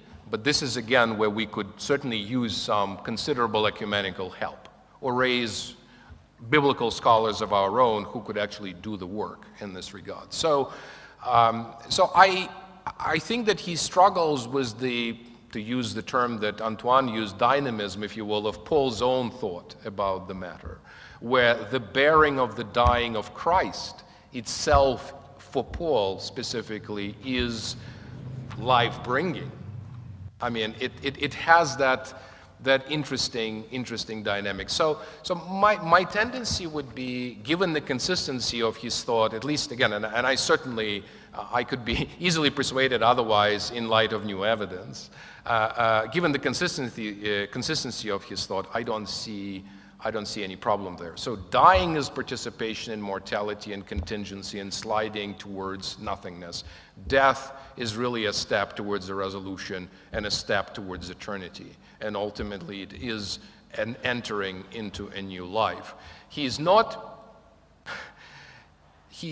inventing anything in this regard. My point, rather, is that the understanding of all of human life, and indeed of all the world as something that is in God, my claim is that what grounds that claim is not, let's say, purely that he simply overdosed, let's say, on various pantheistically sort of tinged forms of idealism, but rather there is also a significant experiential component to that.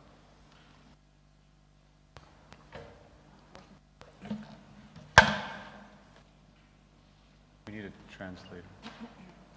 I could translate.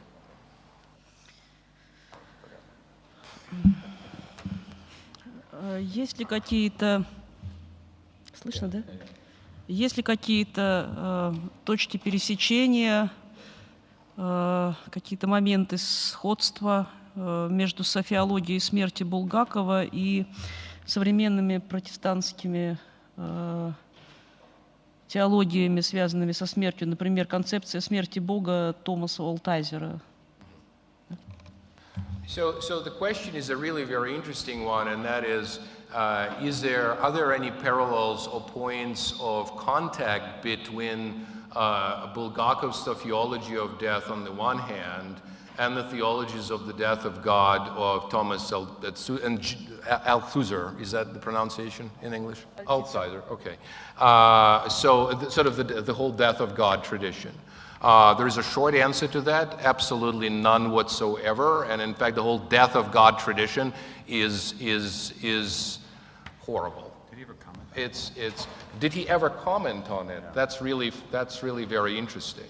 But I mean, the death of God tradition is just downright apostasy. Let me just lay it out as simple as well, no, but if I can intervene here just a second on this point. I mean, it is fascinating that he deals with, Schelling, Fichte, but he doesn't say anything about Nietzsche. So Nietzsche, right? Yeah. So Nietzsche. Does anybody know if he says? Well, Regula would know. He's not necessarily. Does he ever talk about Nietzsche? He's not oblivious to Nietzsche. Does he ever talk about Nietzsche? He does. He does talk about Nietzsche. He does, but the question was specifically, of course. No, I know, but I guess it's provoking this question about why Nietzsche doesn't really figure into. Well, I mean, the principal reason here, of course, the death of God in this case really means the annihilation of God, and he intends nothing of the sort. So let's just keep this as clearly distinguished as possible. I realize that in the Bulgakov conference there would be a tendency to fudge just about everything, but in this particular point, I really do not want to budge. He's the great theological fudger. Well, exactly. Yeah, that is what I'm saying, actually. That's what I'm saying. And again, that might be a case of a genius who is misunderstood. It might also be a case of muddled thinking. And I am simply giving, as a historian, I'm simply giving people those choices. All right, we're going to have one more question, and then a very short break. But before this break, I have an announcement, so don't leave. Well, thank you, Paul, for, as usual, your magnificent historical scholarship. I actually knew Althusser, and I could even say I was a sort of a friend.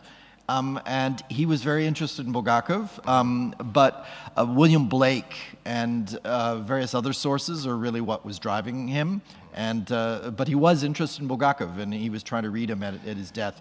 But that's beside the point. Okay, so for me, in the theology, in the death of God movement, there are actually elements that are verging on the demonic. And if you know your literature well, you would know what they do with that material.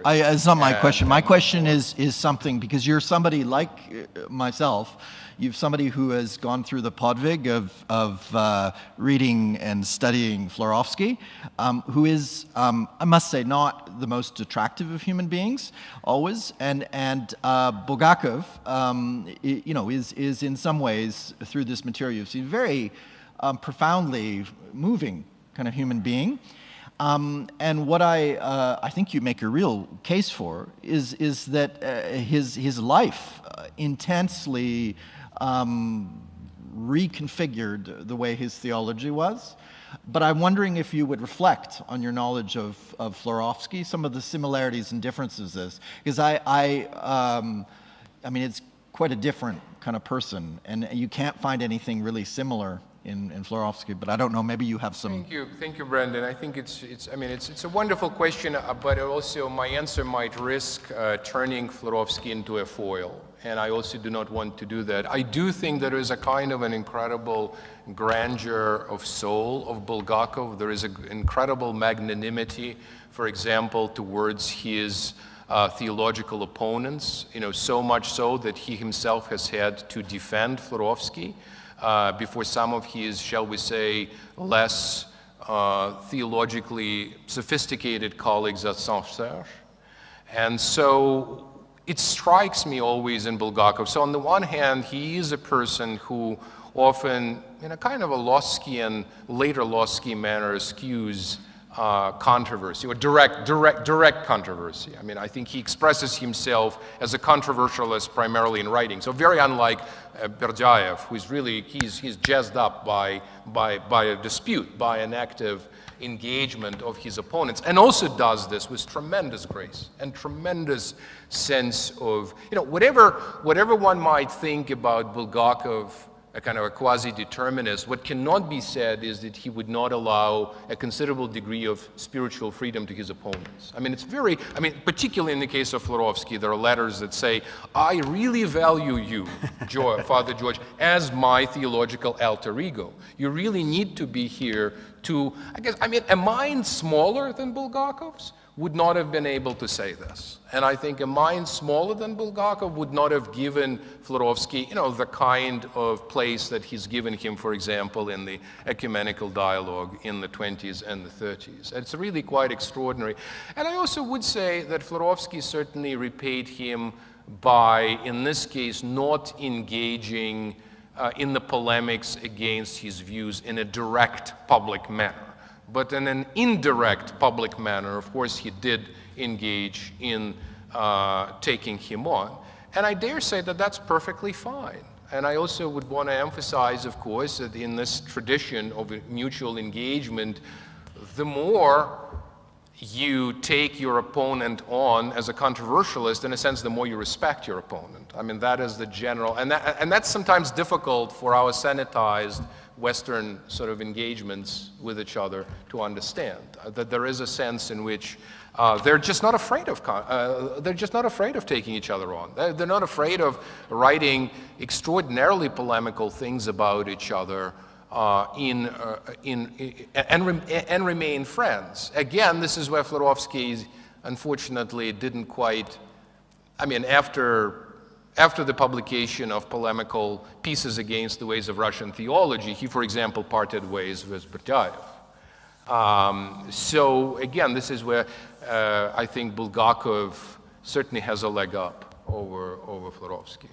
Well, if I could just end with a slight comment. I mean, what you're presenting is really crucial because, I mean, Bulgakov is framed always in terms of his drive towards speculation, which obviously that can be interpreted as sort of not having a grounding in experience. But I mean, what you're showing, because I guess it's important for the Orthodox tradition in the sense that the Orthodox are known for saying, oh, you know, theology is grounded in experience, but what they mean by that is, oh, the divine energies and the saints, and only the saints can tell us, and so on and so forth.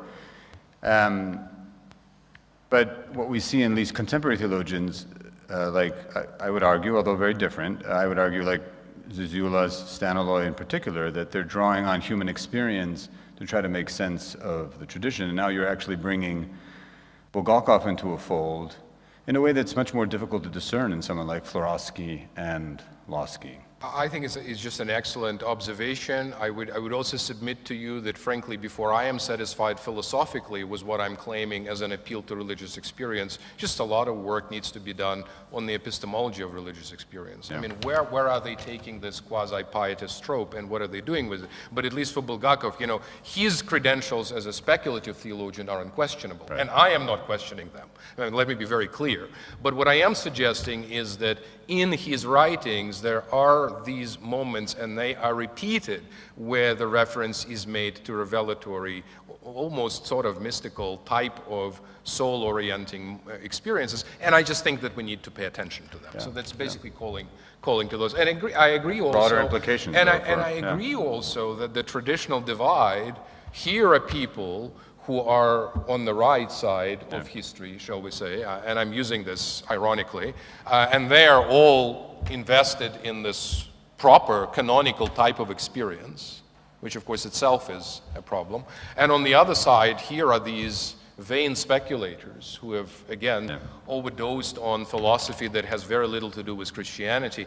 I mean, that divide, of course, that would just not wash. Rhetorically, it's a powerful argument, but unfortunately, it's also false, as many powerful rhetorical arguments are. Well, that was just the icing on the cake, I guess. I mean, it was just really great, just a great way to somewhat end the formal presentations. I mean, ending on such a great note after a series of days of really consistently excellent papers. Just a quick announcement that one last chance to buy books in the back there. One last chance to buy books in the back. A very short break. Very short break, so don't go too far. And then we'll come back for the final 1 hour final discussion, which I think will be very fruitful. And then at 6:45 exactly, we have to be at the bus. Okay? All right. Thank you.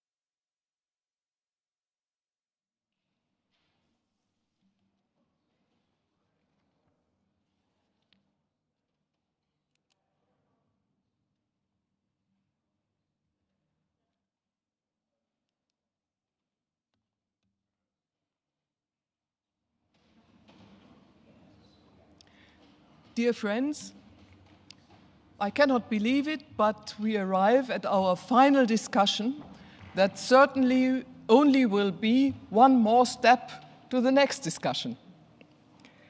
In order to have a good documentation also of these final remarks, we decided to proceed in a little bit a formal way.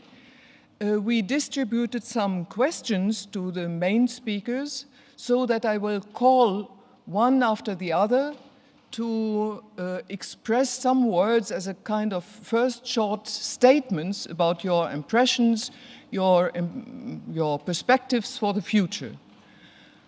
If we will have time, we can open the discussion for others. Of course, we will conclude with some words of gratitude. I will also already mention the names so that you have a little bit an idea of the order of speakers in the way I will call you. We will start with Brandon Gallagher, then Catherine Yevtukhov, Antoine Arjakovsky. We hope that John Milbank will be with us again, Nikolaos Asproulis, Antonio Bergamo, Alexei Kozyrev, Natalia Vaganova, Paul Gavrilyuk, and we hope that Aristotle will conclude this list. I start by recalling to our mind and also to those who did not receive the list, the questions that we formulated.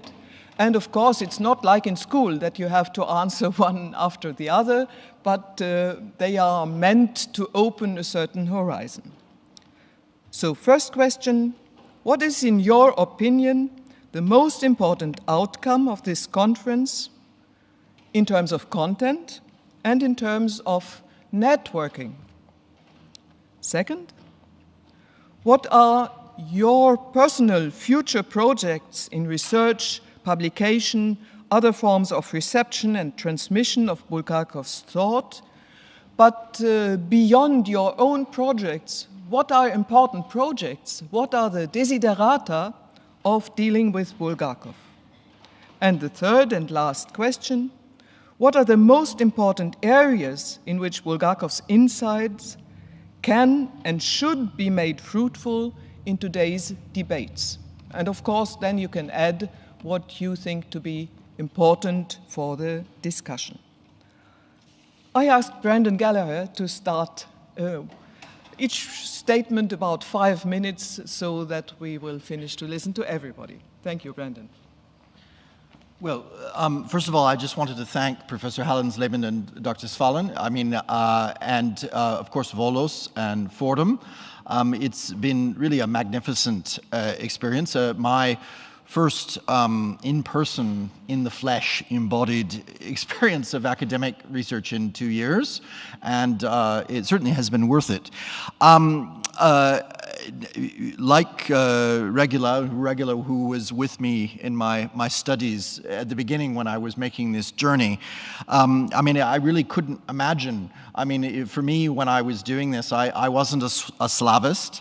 I was an academic theologian, and I had to teach myself this. I had to go to Ukraine and Russia, and this is, I think it's quite a groundbreaking conference because it is the first, to my knowledge, conference held in English, and maybe there's been something in Italy, but in a Western European country. The first time that there has been such a conference. All the conferences that I've attended of this sort have been in the former Soviet Union, in Ukraine and in Russia.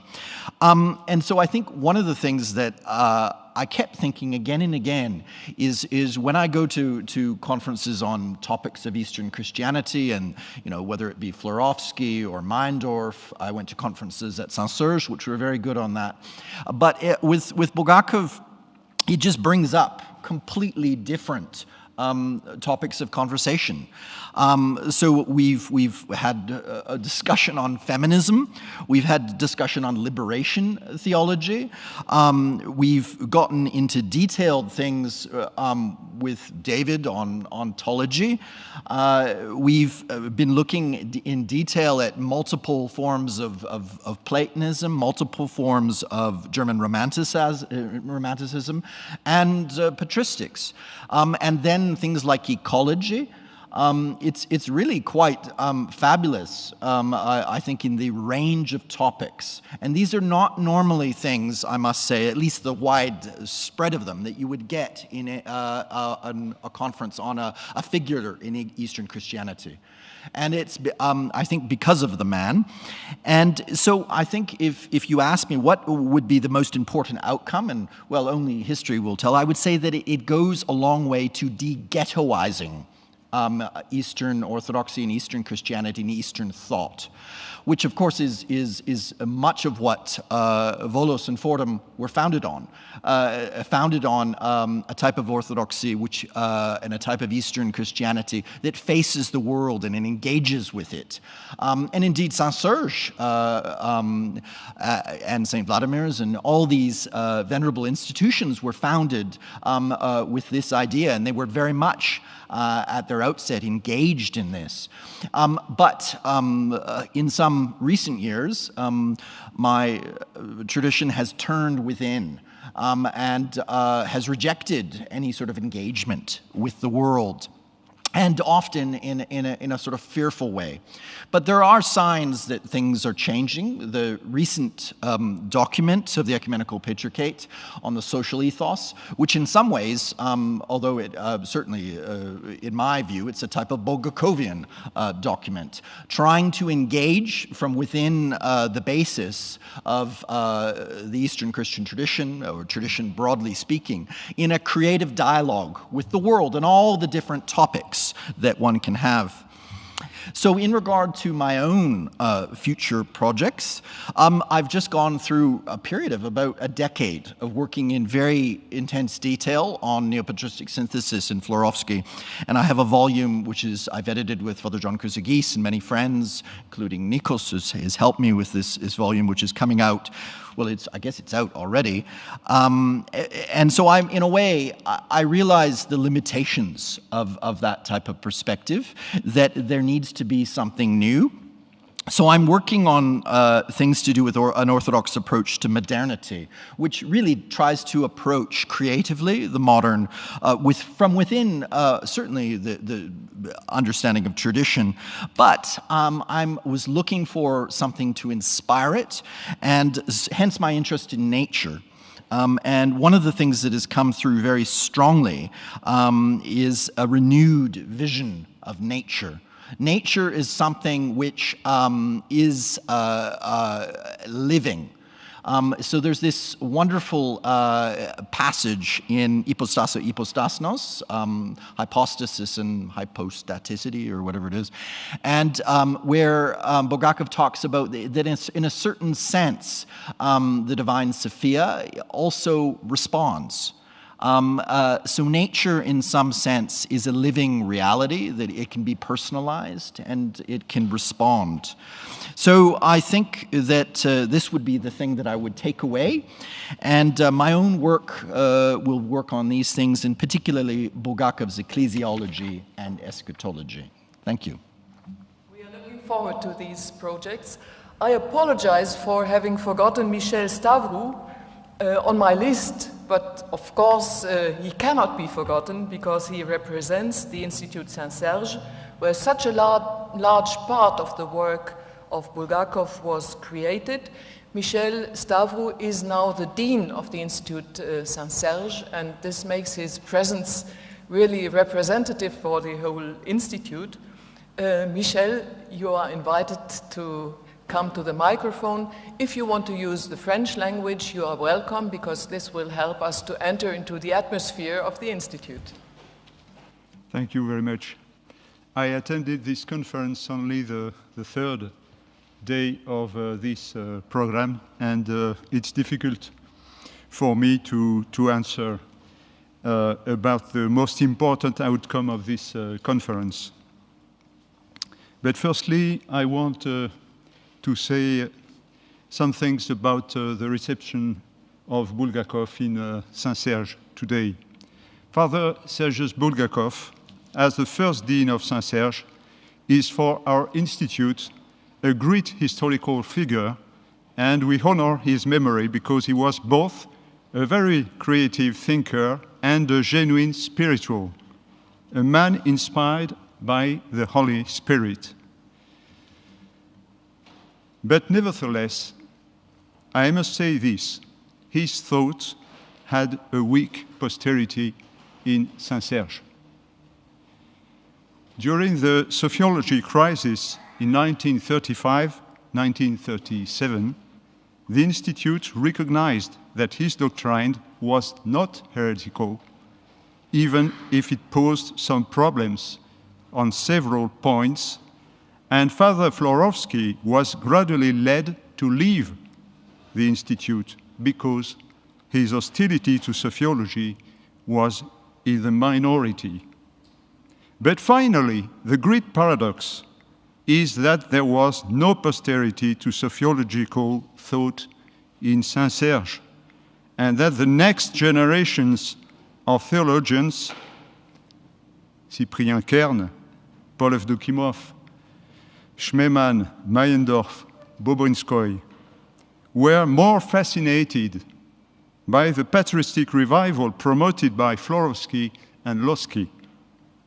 So that explains why we didn't develop intensive studies about sociology and more generally about the philosophical doctrine of Bulgakov. Quelques mots en français maintenant.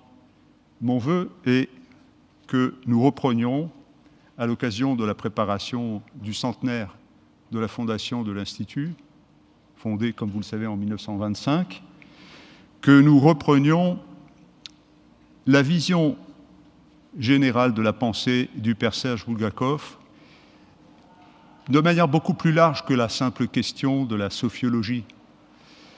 Parce qu'il me semble que, de ce point de vue, et certains intervenants l'ont bien souligné au cours de cette journée, la pensée du père Serge, dans son effort pour opérer une synthèse actualisée du message chrétien dans le monde d'aujourd'hui, me semble tout à fait exemplaire.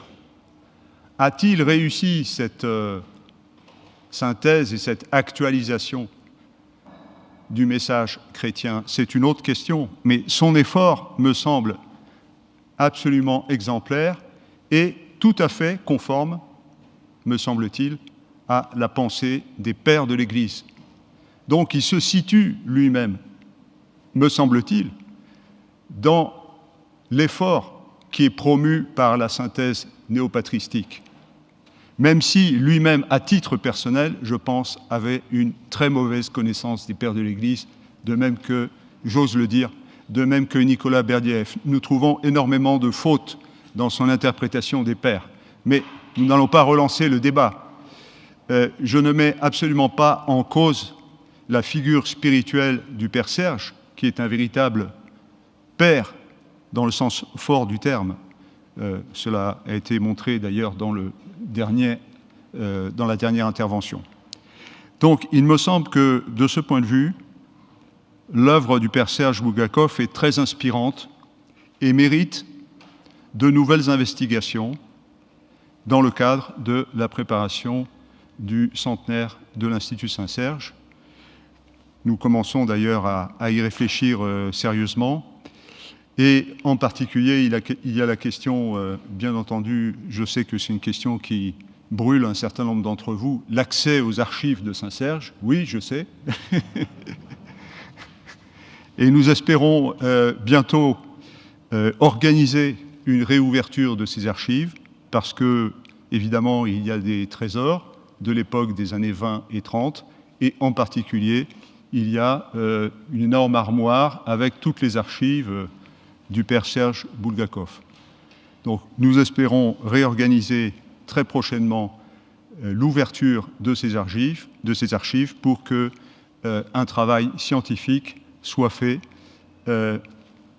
en collaboration, bien entendu, avec l'équipe de l'Institut. Voilà ce que je voulais dire en vous remerciant chaleureusement pour l'organisation de ce colloque qui nous a tous profondément touchés à l'Institut.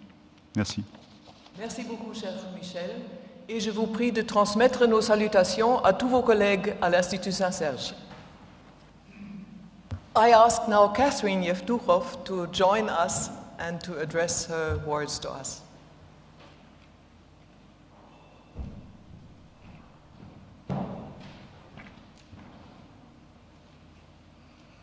Thank you, Barbara.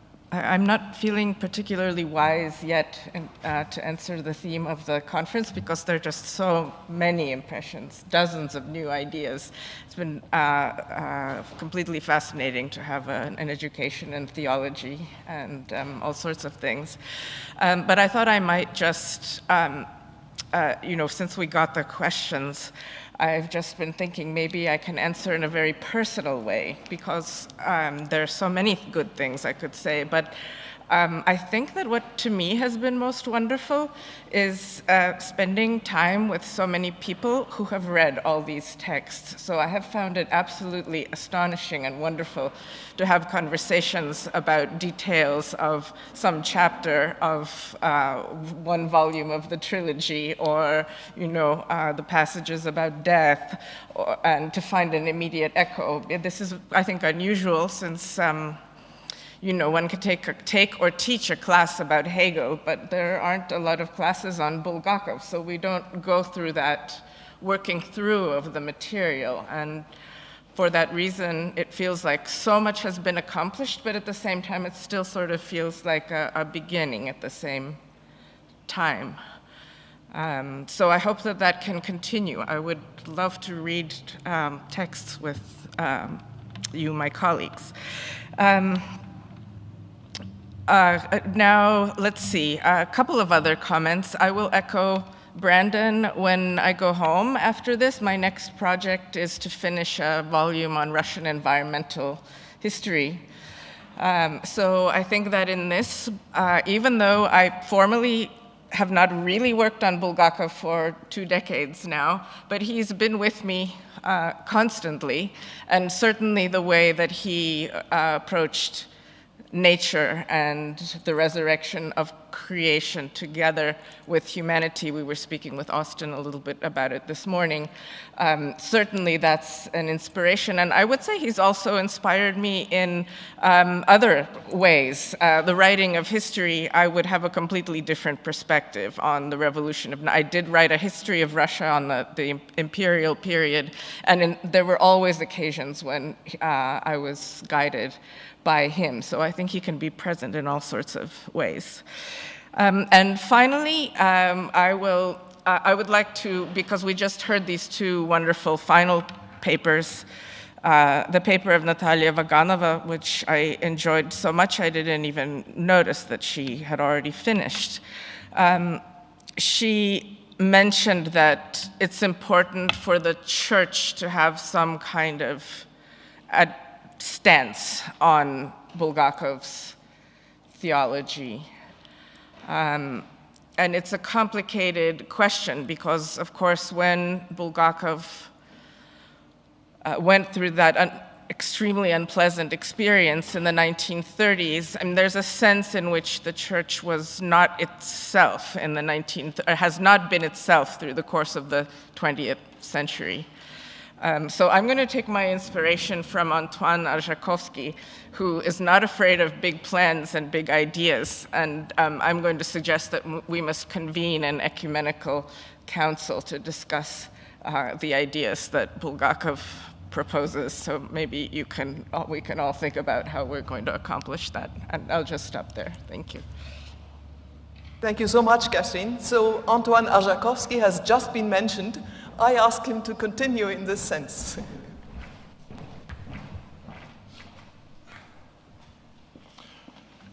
Well, first of all, I would like to thank the University of Fribourg, Fordham University, the Volos Academy. The organization was perfect, and I think because the organization was perfect, it helped us to have good discussions, good papers, without polemics. And this is what we need today, to have serious discussion beyond, little polemics, which are not useful at all. Sociology, for me, is really a major problematic for the 21st century. And so here are the people who are the specialists of this, and that was very useful for me. So I am very thankful. Concerning myself, I planned this year two or three projects connected with sociology and Bulgakov. The first one is the publication of the book I mentioned, The Ecumenical Metaphysics, which is a 600 pages book, which is based on personalism and sociology. And this book will be published in French, aux éditions du Cerf, but also in English at the Angelico Press in New York, and also in Ukrainian and I hope other languages. And for me, that will be an opportunity to develop what I presented about a new political and moral science that is based on the eschatological metaphysics of Bulgakov and Berdyaev and the others. For instance, the connection between sociology and peace building. I think today also it is urgent to speak about peace, not only inside the churches, but also in the world. So sociology can help for this, and the presentation of my book could be an opportunity to speak about that.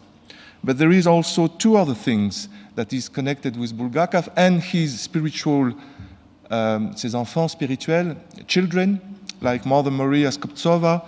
We are planning at the Collège des Bernardins in February next year an exhibition on the martyrs of the 20th century, from communism and Nazism. As you know, there is a big polemic today between Putin on one side and the European Union on the other side on the memory of the Second World War. And the idea that the Christians together from Eastern, Central, Western Europe can say is that totalitarianism was a reality that persecuted Christians through communism and through Nazism. And the martyrs had shown that there is a way to overcome totalitarianism. And this is why that will be not easy, even in Paris today. For instance, the Jewish community doesn't want to relativize the Holocaust, for instance, and put the persecution of the communism at the same level as the persecutions of Nazism. So it needs discussions. And during this, and just before this exhibition, there will be another exhibition on the angels. And we will do a special seminar event, public event on the angels also. And the latest project is the canonization, the glorification of Father Sergii Bulgakov. I know that it is not a discussion for academic circles, but it's, you remember the words of Mother Maria Skoptsova, who said that in 100 years he will be a saint. Metropolite Yevlogi also spoke about Father Sergii Bulgakov as the father of our time. Un père de l'Église de notre époque.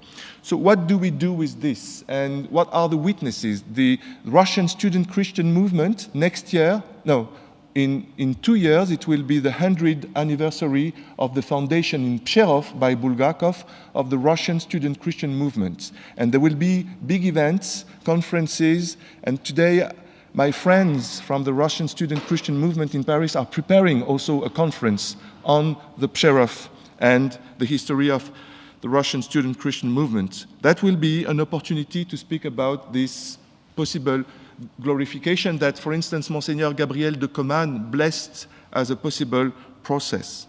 And to finish, you spoke about the possible insights in today's debates. I appreciated the title of the conference, Building the House of Wisdom. And I have the impression that we didn't go enough in this understanding of the House of Wisdom.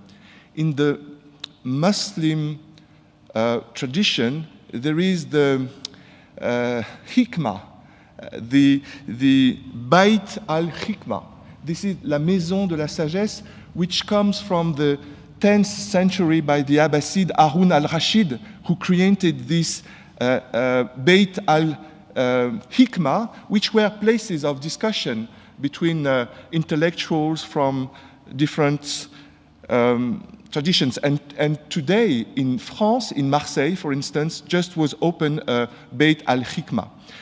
I speak about that because there is a specialist in Canada. His name is Adi Fakouri.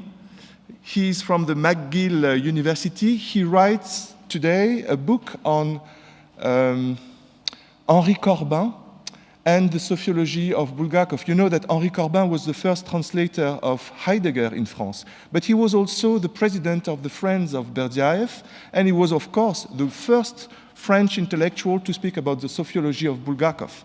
And he had a big influence.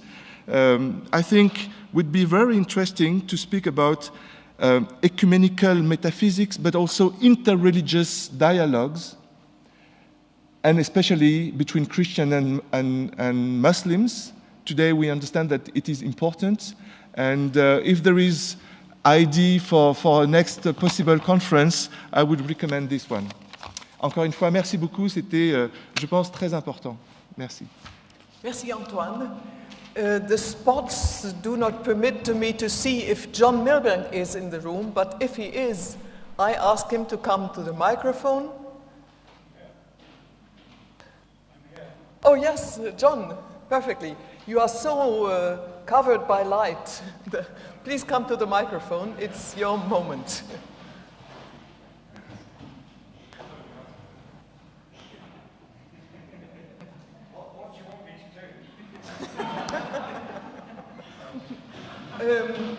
If you listened, you heard I repeated the questions for the final statement, but I think you will be perfectly able, without knowing these questions, just to give your evaluation and your perspectives in 5 minutes about what happened and about what will happen and about what should happen. Okay. Thank you. Thank you. Well, it's been completely wonderful for all the reasons that everybody has been saying, and we're enormously grateful. I think suddenly the Russians are at the center of theology in the 21st century. I mean, they're not the only important current, but they're certainly one, I think, of the most important currents now. And suddenly, from being recherche, they've become very, very central. And so I think it's important to take it away from simply a sort of inner orthodox consideration, if you like, and to start to talk more about, you know, it's rather as Antoine has indicated, you know, how does this tradition relate to contemporary theology, other theological traditions, and even other religious traditions. I think that this is now very, very important. And after all, we're only being true to these Russians, the sociologists, and all the people who surrounded them, you know, many people, including Losky's father and many other people that are going to come into the light, I think, more and more, and haven't been translated yet. We're only being true to their legacy if we see this in the grandest possible terms intellectually, because those were precisely the Russians who said, look, we've got to put orthodoxy in dialogue with the Western tradition. And after all, sophiology comes from the Western tradition. Bulgakov is absolutely clear about that. You know, it comes from Jacob Boehme and through the English readers of Boehme, actually from Anglicans who tended to purge Boehme of the more heterodox elements, so that Bulgakov is completely clear about the importance of John Portage's book, Sophia, for example. And I think it would be important to follow Michael Martin in looking at those sort of Latin sources of Sophiology. And earlier things like the 12th century concern with the Natura, who's often talked about specifically as a goddess. And, you know, even in the case of Augustine, his treatment of Jerusalem and so on, and his possible belief in a world soul that remains very controverted, all that, I think, needs to come into it. So my most candid remark would be, I'm not sympathetic to some of the papers here that, to my mind, have sanitized Bulgakov and tried to make him acceptable to the neo-patristic synthesis, because, or to make him, you know, just a slightly more interesting version of that. Because, again, I think that's to betray anything that's interesting about Bulgakov. You know, the whole point is that he's not simply repeating the patristic legacy, but that he's trying to radicalize and deepen that legacy, both in terms of things in the Bible that haven't been properly thought through, and in terms of the entire question of the human relation to nature, historicity, human creativity, our ability to transform nature, the questions that come from the Renaissance. And it's clear that that's exactly what the sophiologists were seeking to grapple with. I mean, it's absolutely correct to say that certainly he's got some positive relation to the Palamite tradition, but I think he's both criticizing that, quite rightly, for its apparent formal distinction, betrayal of divine simplicity, and radicalizing it at the same time. So that the papers I found most enjoyable are the papers that, certainly those that have insisted on his political importance, his ecological importance, but especially the papers that have stressed the philosophical and metaphysical side of Bulgakov, and that a real importance of sophiology is that they just don't separate theology and philosophy at all. They simply don't have that distinction, because the Russian legacy didn't have that distinction. And in that sense, looks right back to you know, something like the 12th century, where again that distinction didn't really exist in the Augustinian Boethian tradition in the Middle Ages. It sort of begins to exist in the 13th century. And I think we now don't need it at all. I agree with people like Jean-Yves Lacoste on this point, that we're moving into an era of the merging of philosophy and theology. So it's a question of a biblically formed philosophy that I think is really going on with Bulgakov. And I think also the turn back to sophiology resonates with the return of metaphysics in the 21st century, which is, it's striking that in both analytic thought and phenomenological thought, there seems to be a turn back to fully fledged metaphysics. And even people saying, look, let's just try beginning with objective reality instead of with the subject. I think that's a slight mistake, object-oriented, and I agree with Catherine Pickstock in her book, Aspects of Truth on this. I think we need a philosophy that is able to integrate the subjective with the objective, you know, a fully rounded realism. And again, I think that's very much what Bulgakov does offer us. And I think, you know, Joshua's paper, Rowan's paper, David Hart's paper, and I hope my paper were very firmly focused on this question of the propositional or predicamental account of subjectivity. John, I'm so sorry to interrupt you. I'm about to stop. Yeah. Because you should not open the next conference now. Oh, but okay. you will be present, I'm about to that's stop. for So. sure. So I think that focus and the question of the relationship of that Trinitarian ontology to sociology is terribly central. So maybe the next thing is Bulgakov relating to other currents of contemporary thought. But it's well registered. Yes, we will not forget it. Thank you so much. Thank you very much. John. Sorry, that was just a bit off the cuff. So I ask Nikolaos Asproulis to continue.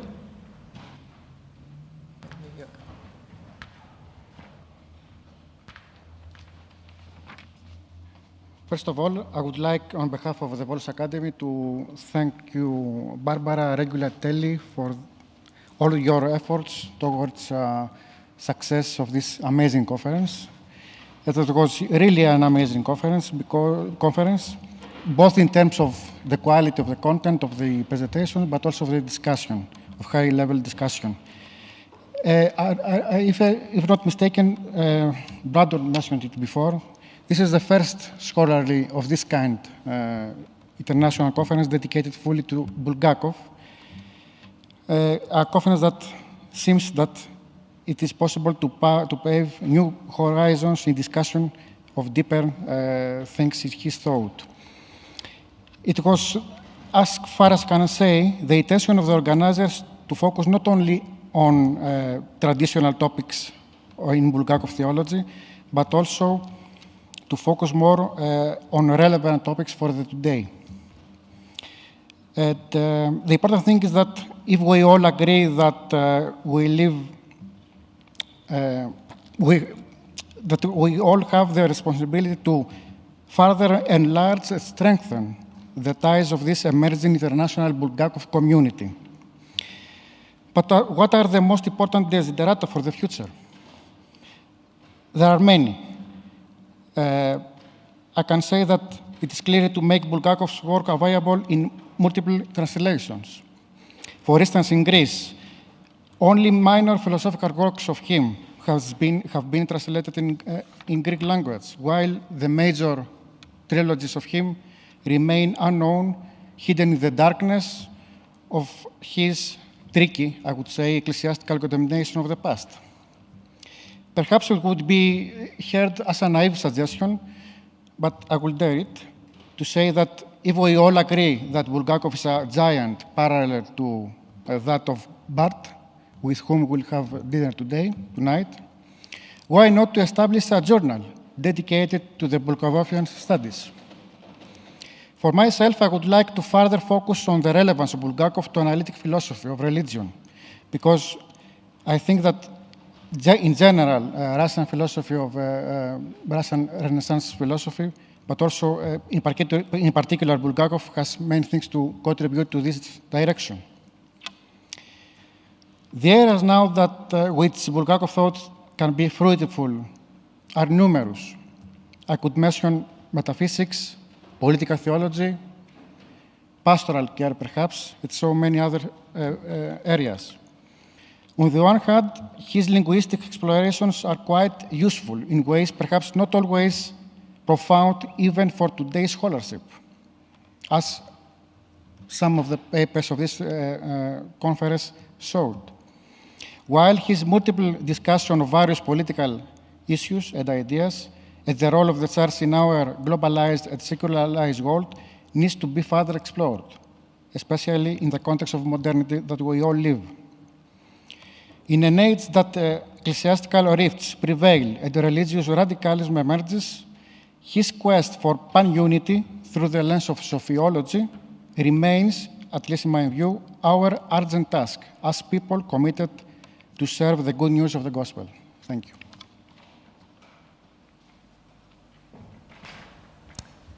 Thank you very much. We advance, and I invite Antonio Bergamo to come to the microphone.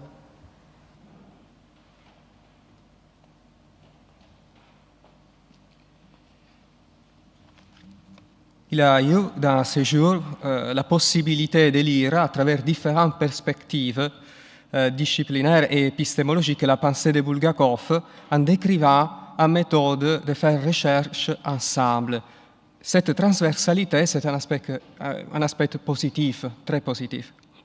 Je pense que la pensée de Bulgakov peut donner une grande contribution à une herméneutique de la complexité qui est une exigence dans l'âge de la postmodernité et qui demande l'effort collectif et personnel ensemble de viser à thématiser une ontologie de la personne.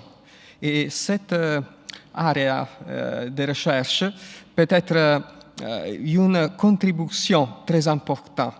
Lire l'ontologie de la personne ouverte à la réalité dans l'horizon de la relation avec Dieu et avec les autres en lui. Et rien, c'est tout. Merci. Un grand merci d'avoir été présent et de vos paroles. Maintenant, j'invite Alexei Kozyrev, qui pourrait décider s'il préfère parler russe ou français. Nous sommes à votre écoute.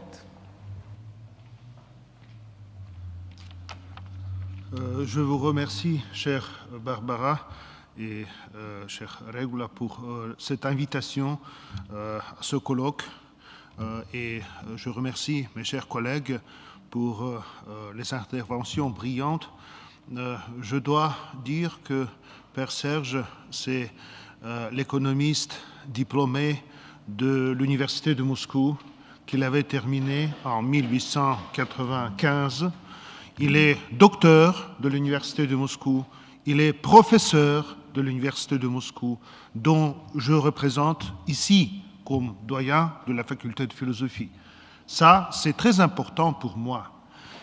Et je vois que la pensée de Père Serge est actuelle aujourd'hui et même plus actuelle à l'Occident et aux États-Unis qu'en Russie. Parce qu'en Russie, il y a un petit problème avec des valeurs traditionnelles. On rassemble un peu le chevalier avare de Pouchkine qui garde un grand coffre où il y a des valeurs traditionnelles et on ne sait pas quoi faire. Bulgakov opposait à ce concept l'idée de la tradition vivante. La tradition vivante, c'était le nom de la revue qui était éditée à Saint-Serge avec Père Serge et ses collègues, l'école parisienne, comme on le nomme, et dans l'histoire de la philosophie et de la théologie, c'est l'école parisienne, avec toutes les connotations positives, négatives, etc. Et aujourd'hui, il me semble, c'est très important, non seulement d'étudier cette école, mais de réanimer son apport dans la pensée.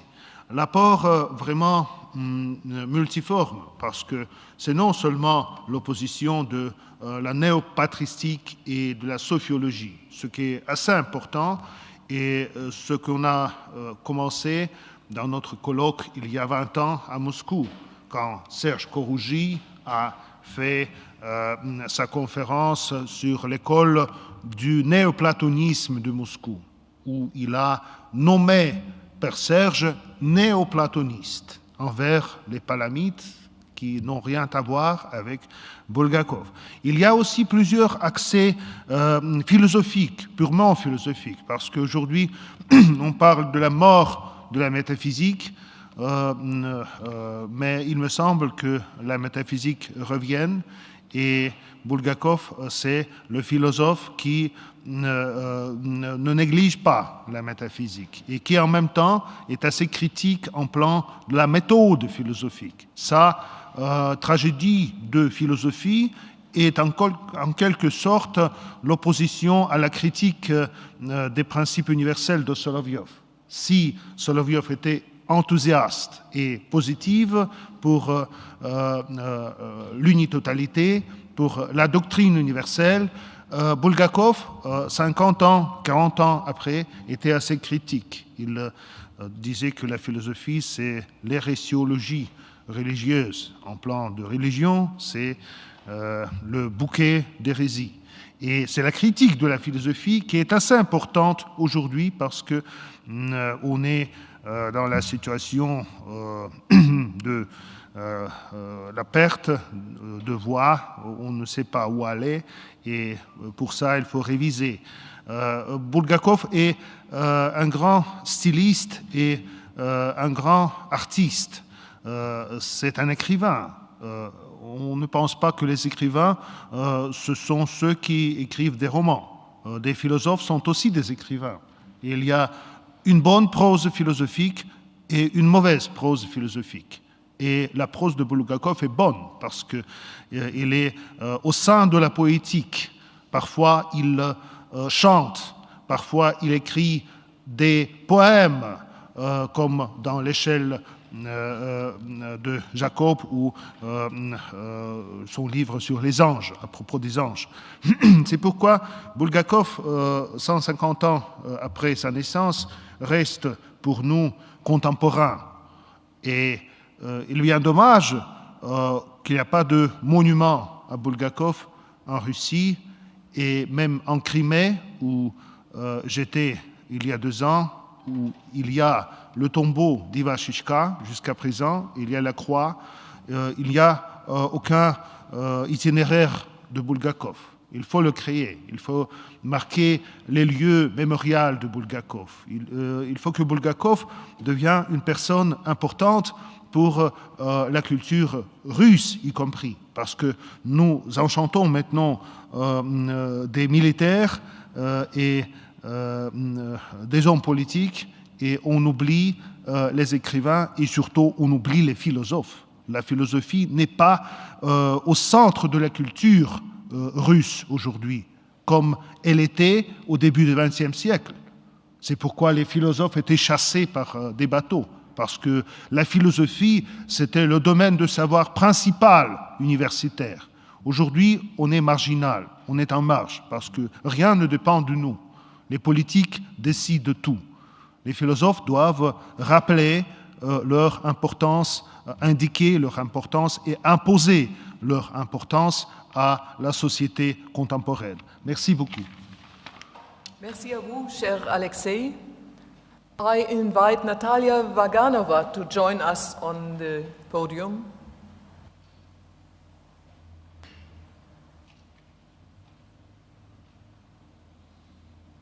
Of course, you are free to use the language you prefer.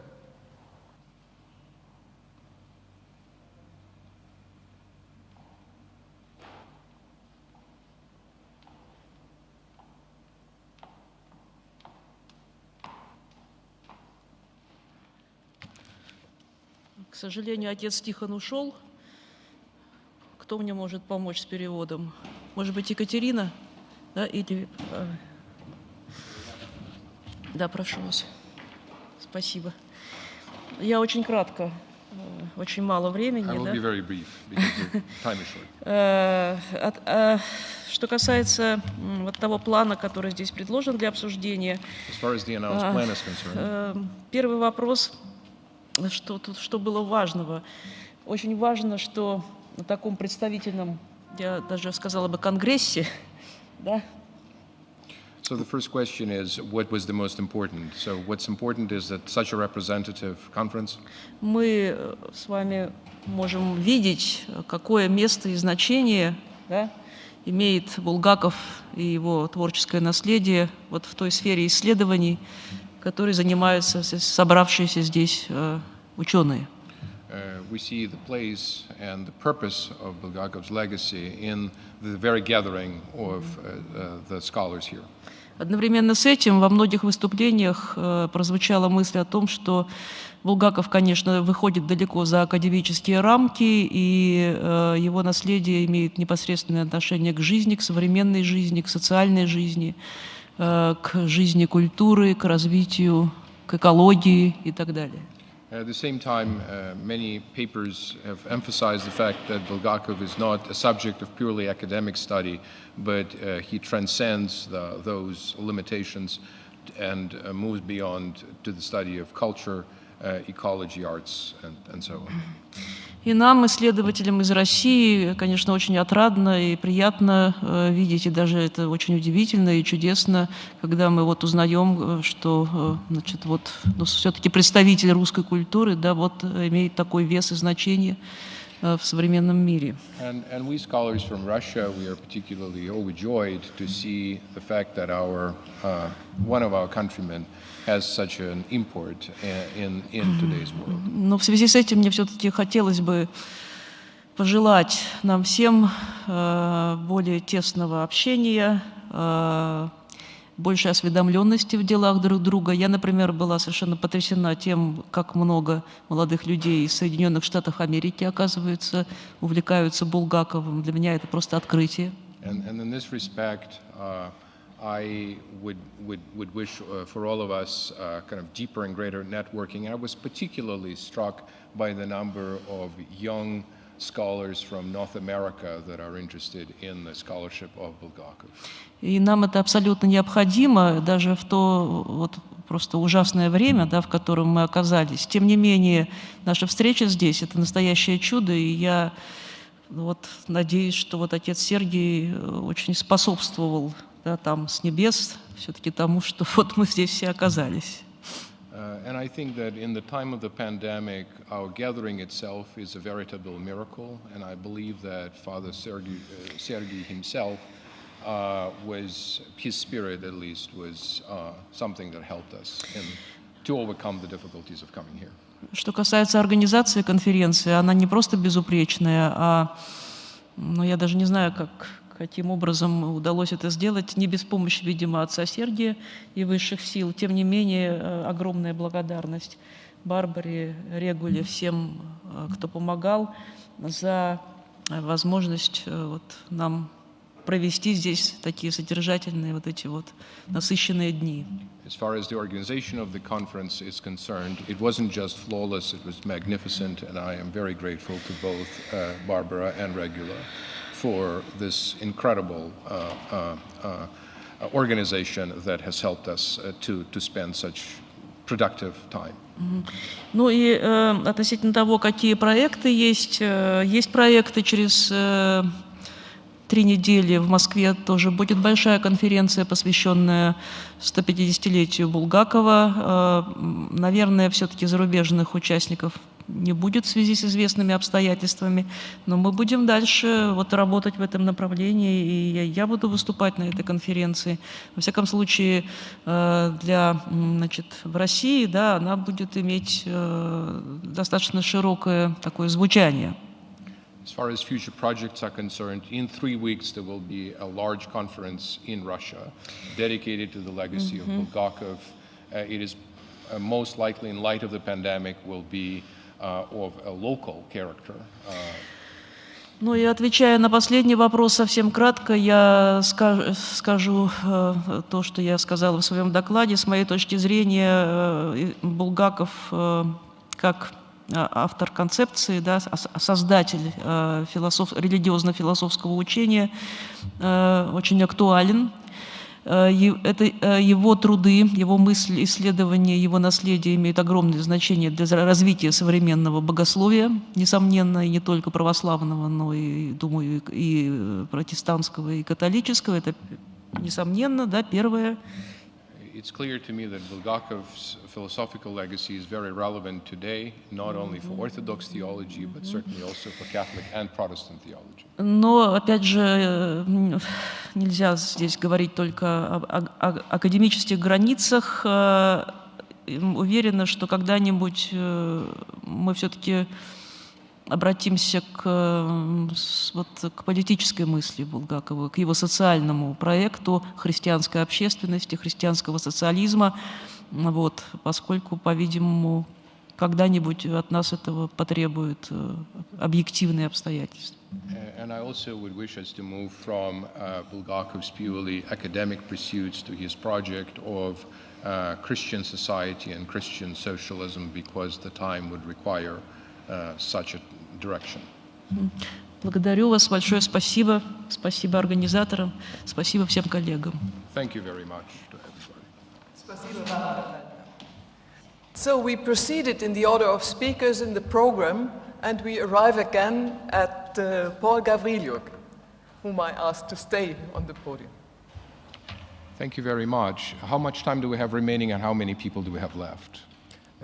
You are the last one among the official speakers, then the words of gratitude will follow. Maybe Aristotle will add some words of conclusion by Fordham University. So you take your 5 minutes. Very good. Thank you. Thank you so much. I will not repeat the eloquent words that have been said, but I would like simply to add a few things. I think that the Center for Bulgakov Studies at Freiburg University is something absolutely unique. And I think that it's precisely the existence of such a center that makes this discussion possible. And it was just extraordinary to learn about the center. It's one thing to learn about the center when you see its website online, but it's very different when you could put essentially faces and publications together. And I think what this gathering gives us is an opportunity to move forward. We're asking a question, what's an important element in the reception of Bulgakov? Well, this conference clearly is a landmark in this process. I think what we say immediately after the conference is probably not as important as what we will bring with us to our home countries, wherever those are. I also think that in light of this, we need to show more support for our very fragile intellectual institutions. We Orthodox in the 21st century have not been capable of producing the institutions of learning and the institutions of intellectual engagement as robust as our ecumenical brothers and sisters. And what would that support look like? I think the most important element is this. Instead of looking very narrowly at a particular theological position and finding it or not finding it orthodox, what we need to look at is whether a given institution, be it Volos or Fordham or, for example, the present center, whether that center gives an expression to faith and renders faith important for the culture at large. One of the elements that I hope will happen, and this is where I think there's still, I mean, in my judgment, the matter to me is not a fait accompli, and I think simply triumphalist statements about the way in which, let's say, metaphysics can fund and produce the future politics are really not enough, because the fact of the matter is that Christianity today, any forms of it, are a shrinking subculture.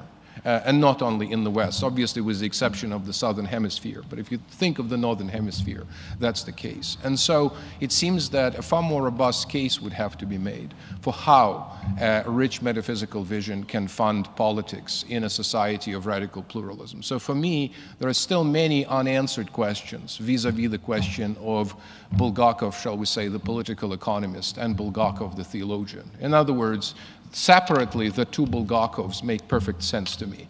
But to put them together, far more is required than simply the speculative unpacking of his vision. Because what's lacking in the speculative unpacking are lots of questions that today's secular culture asks, and for which it doesn't find the kinds of answers that we provide yet. It doesn't provide them conclusive. So I would love for Bulgakov to be read by non-specialists, for Bulgakov to be read by non-theologians, non-historians like yours truly, non-philosophers, etc. And it's at that point that I think the aspirations of the Russian religious renaissance could be rendered truly productive. As far as the projects are concerned, I think if we wanted kind of a next step in the larger discussion, we certainly could have a significant shall we say, module of the discussion of Bulgakov's legacy at the next IOTA conference, which would be in January 2023. And so there will be, of course, a larger audience, therefore, for his heritage. And I would rely on the leadership here to perhaps think strategically about the sessions at that conference. I think, to me, what is incredibly precious and the takeaway from this conference is also just the junior talent, especially doctoral students and the postdocs, and the opportunity to see what they're working on and the freshness of their insight.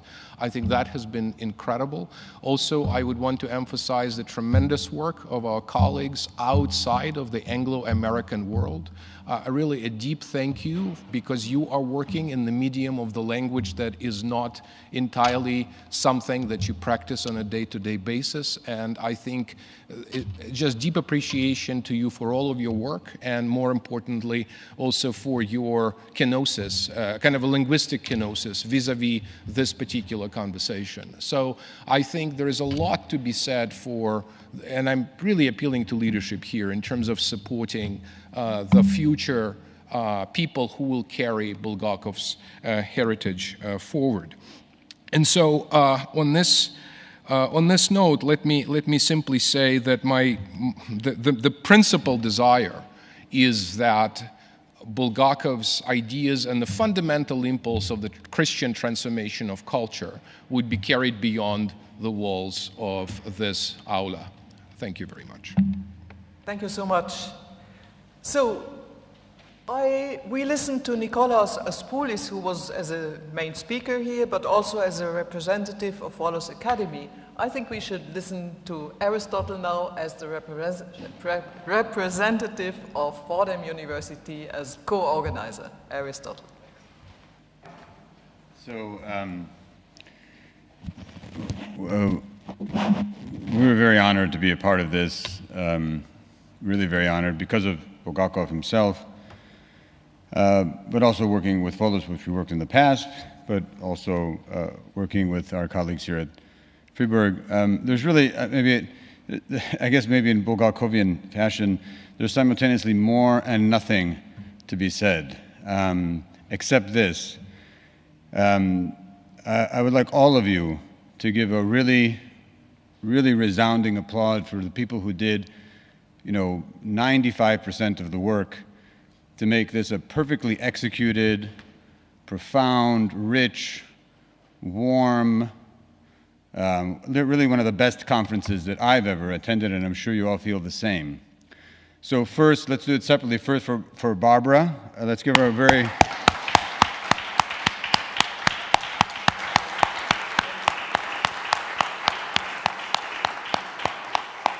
And of course, we cannot forget Regula.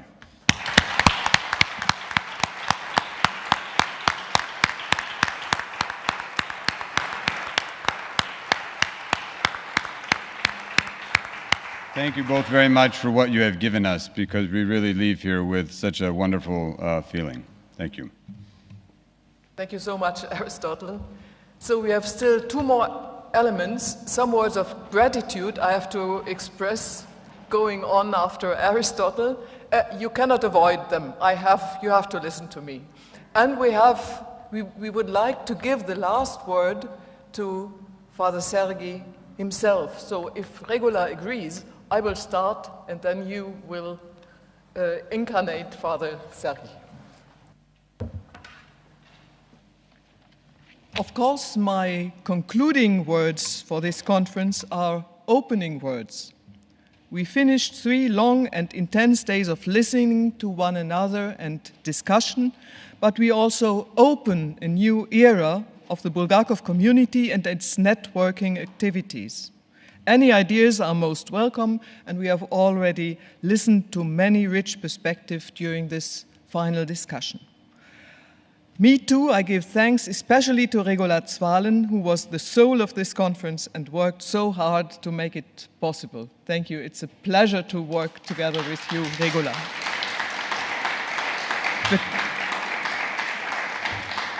The co-organizers from Fribourg University in Switzerland, Fordham University in New York, United States, and Volos Academy in Greece worked well together for preparing and, don't forget it, financing the event. I especially mention Aristotle, Pantelis Kalaitsidis, who managed to be present at least via Zoom, and Nikolaos Aspoulis, who was with us. We are grateful to other institutions that sponsored this event and whose names you can read in the program. Rowan Williams, as the patron of this conference, honored us by his presence and by his keynote address. He already had to leave, but he shared our work with a strong commitment that strongly inspired all of us. Thank you, dear Rowan, and I'm sure that Joshua Heath will transmit our gratitude. We are most grateful to all the speakers of the main conferences, to the speakers during the panels, to all the moderators and respondents for their high-quality presentations and contributions, as well as for their engaged discussions on the podium during the breaks, even during the meals.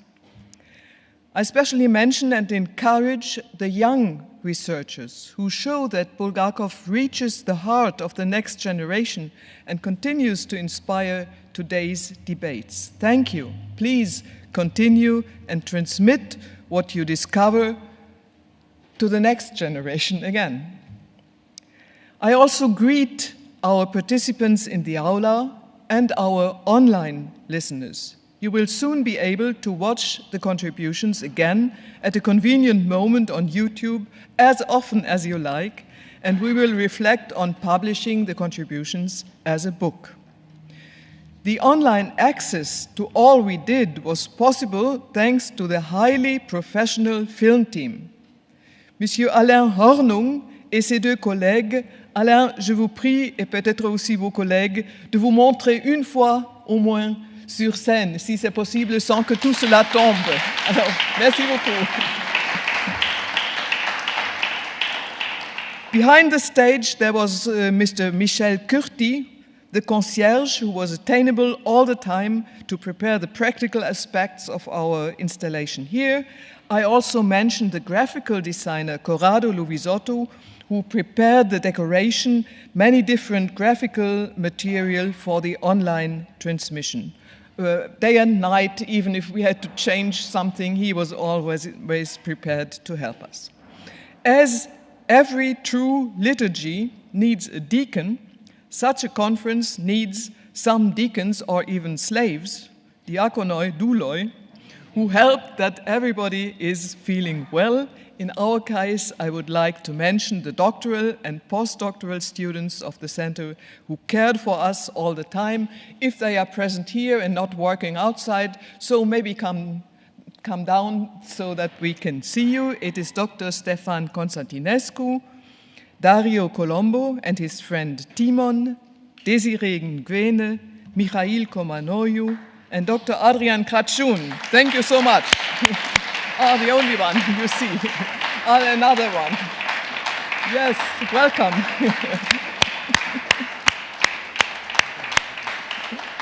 So, of course, the circle is, yes, come in the center, because here you are not on the film.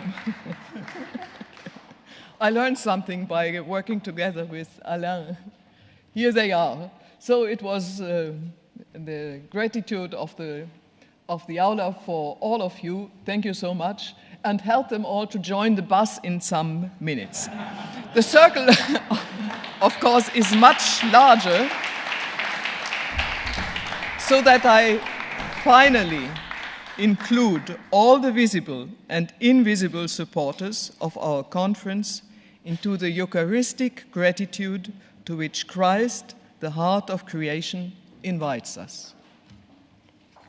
Regula, please join us.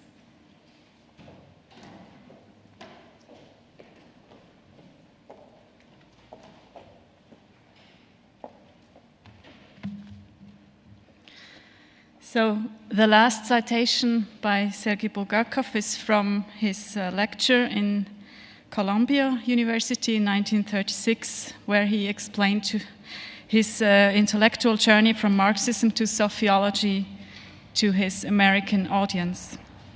He said, "Every step of my intellectual journey I not only personally experienced, but I philosophically investigated and logically justified it.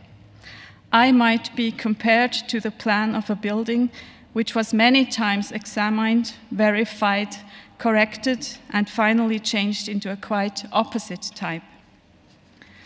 So that is, of course, referring to our title of this conference. And it is the constant dynamic intellectual rebuilding of Bulgakov's personal house of wisdom that is keeping us all so busy. This conference has shown that the message in the bottle he threw in the raging abyss of history, as he told us, and is being found and explored by more and more philosophers and theologians and other thinkers, still inspires creative debates. So thank you all for being here. It was a pleasure for us.